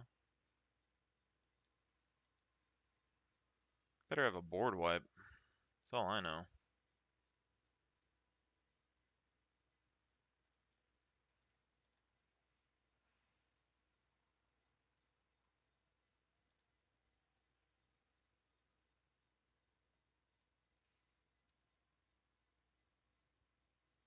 Better have a gosh darn board wipe.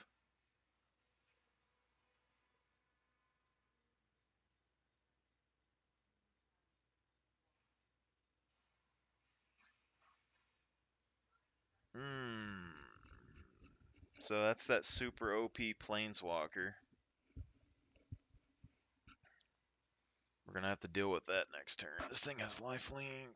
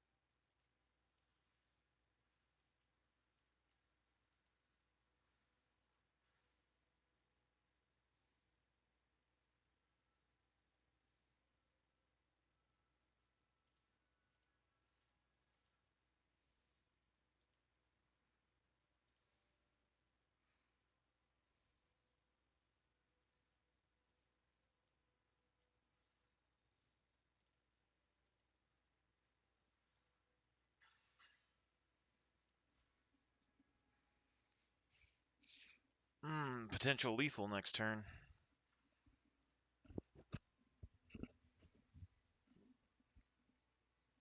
Bronze, rank, tier, something, something, another. Not as bad as I thought for not really having that much of an upgraded deck, but I'll take it. I don't know what the ranking systems are like in Magic either. If it's anything like League of Legends, then I guess, my deck, we're in the lower spots, so. Hopefully I'm getting more XP for doing ranked compared to the other thing, though. I guess we keep it.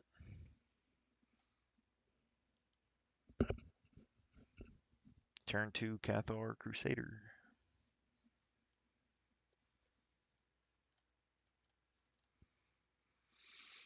What deck do you have? Because it looks like you're running a red-green werewolf thing, potentially. I am not a big fan.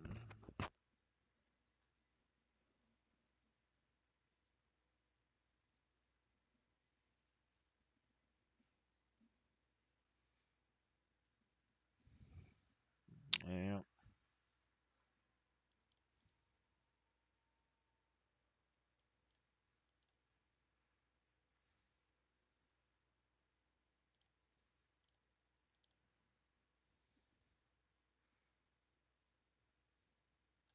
You don't want to block that. You don't want to block it. Why would you want to block that? I'm gonna assume that you're not gonna turn into a werewolf for a couple turns because none of your other people that use these decks seem to do that, but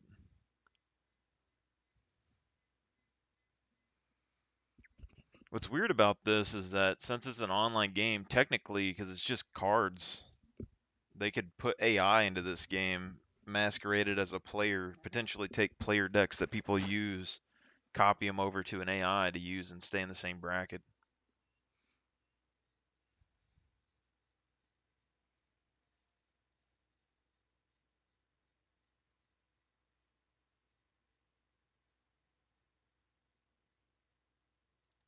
Okay.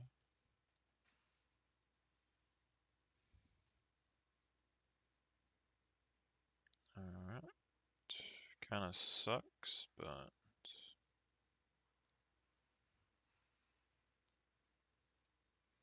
do we go ahead and use removal on this? Because it's kind of annoying. It's going to turn into a 3/4.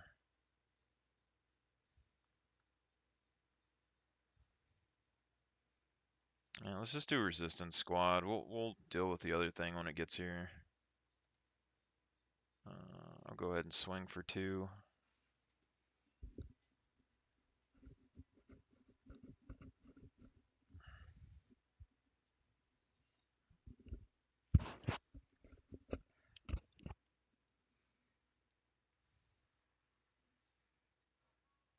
Create a 2/2 green wolf creature token. You have to pay 4 for it. I mean, he has the mana for sure. It's pretty strong.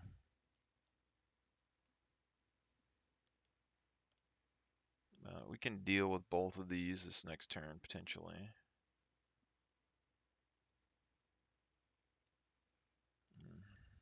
Let's do no block.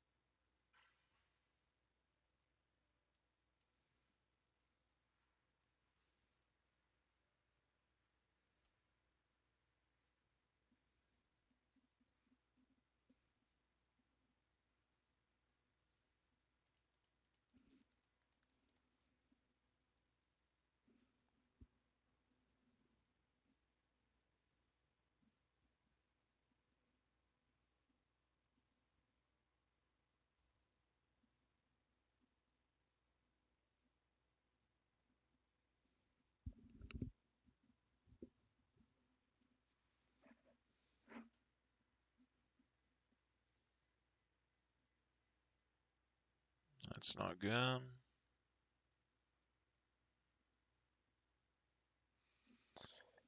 Not good at all.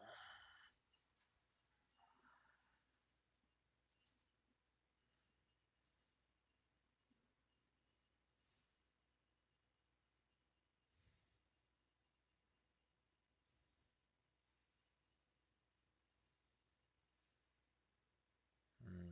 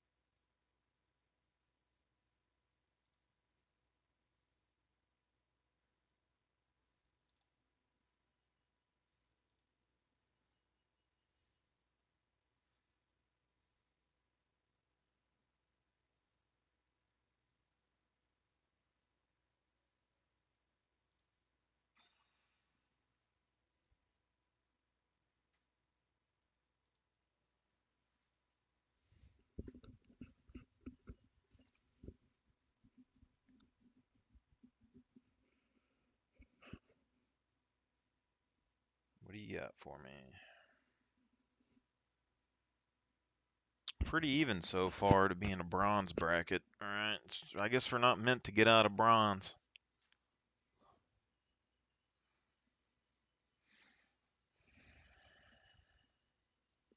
We're going to swing in with that Mariel if he doesn't do something to it next turn.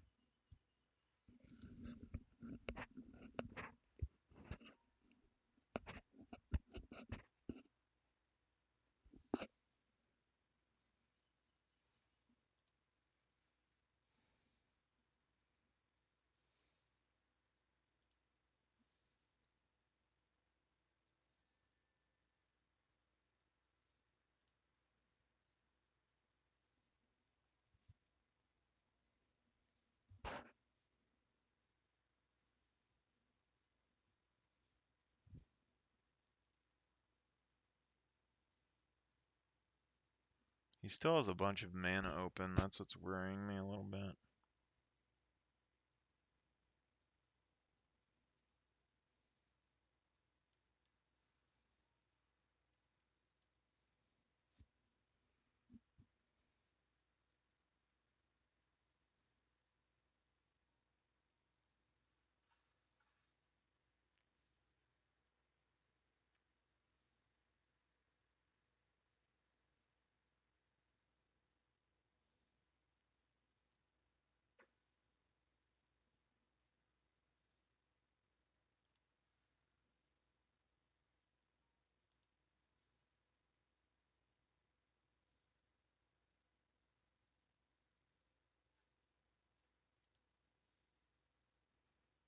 I'll go ahead and sacrifice it, try to block 2 damage. Maybe it's enough. I'm thinking he may have a spell that ramps up that creature when he has 5. He has 5 floating mana for some reason.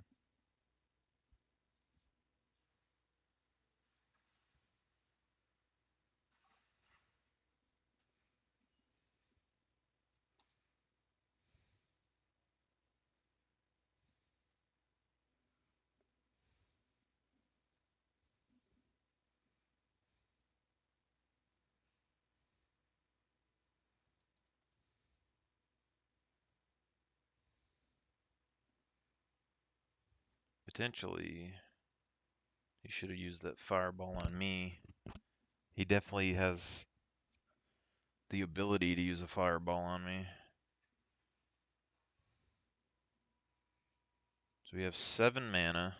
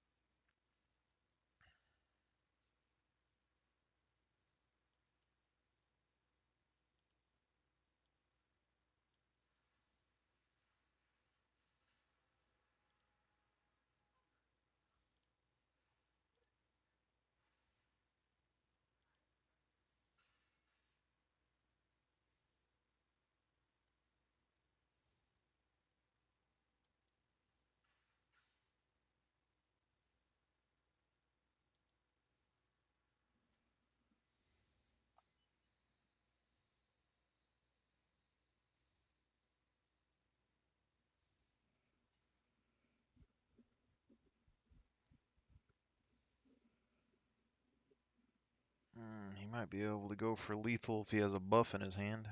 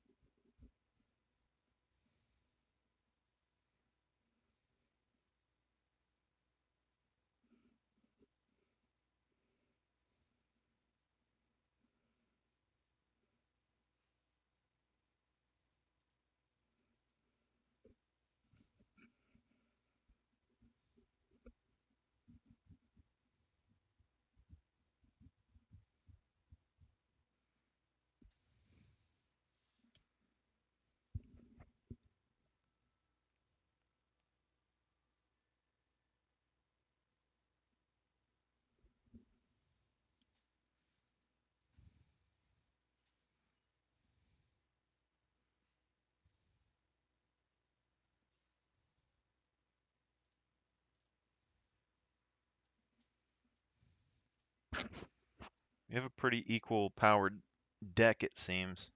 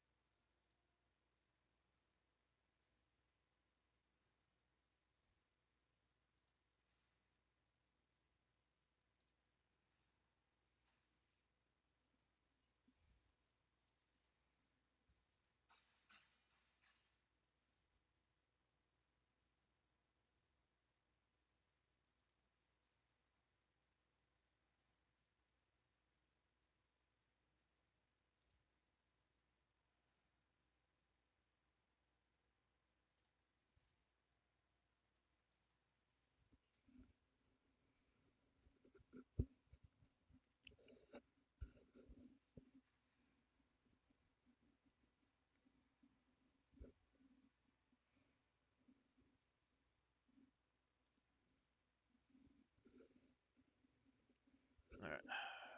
2 ranked games, good for me.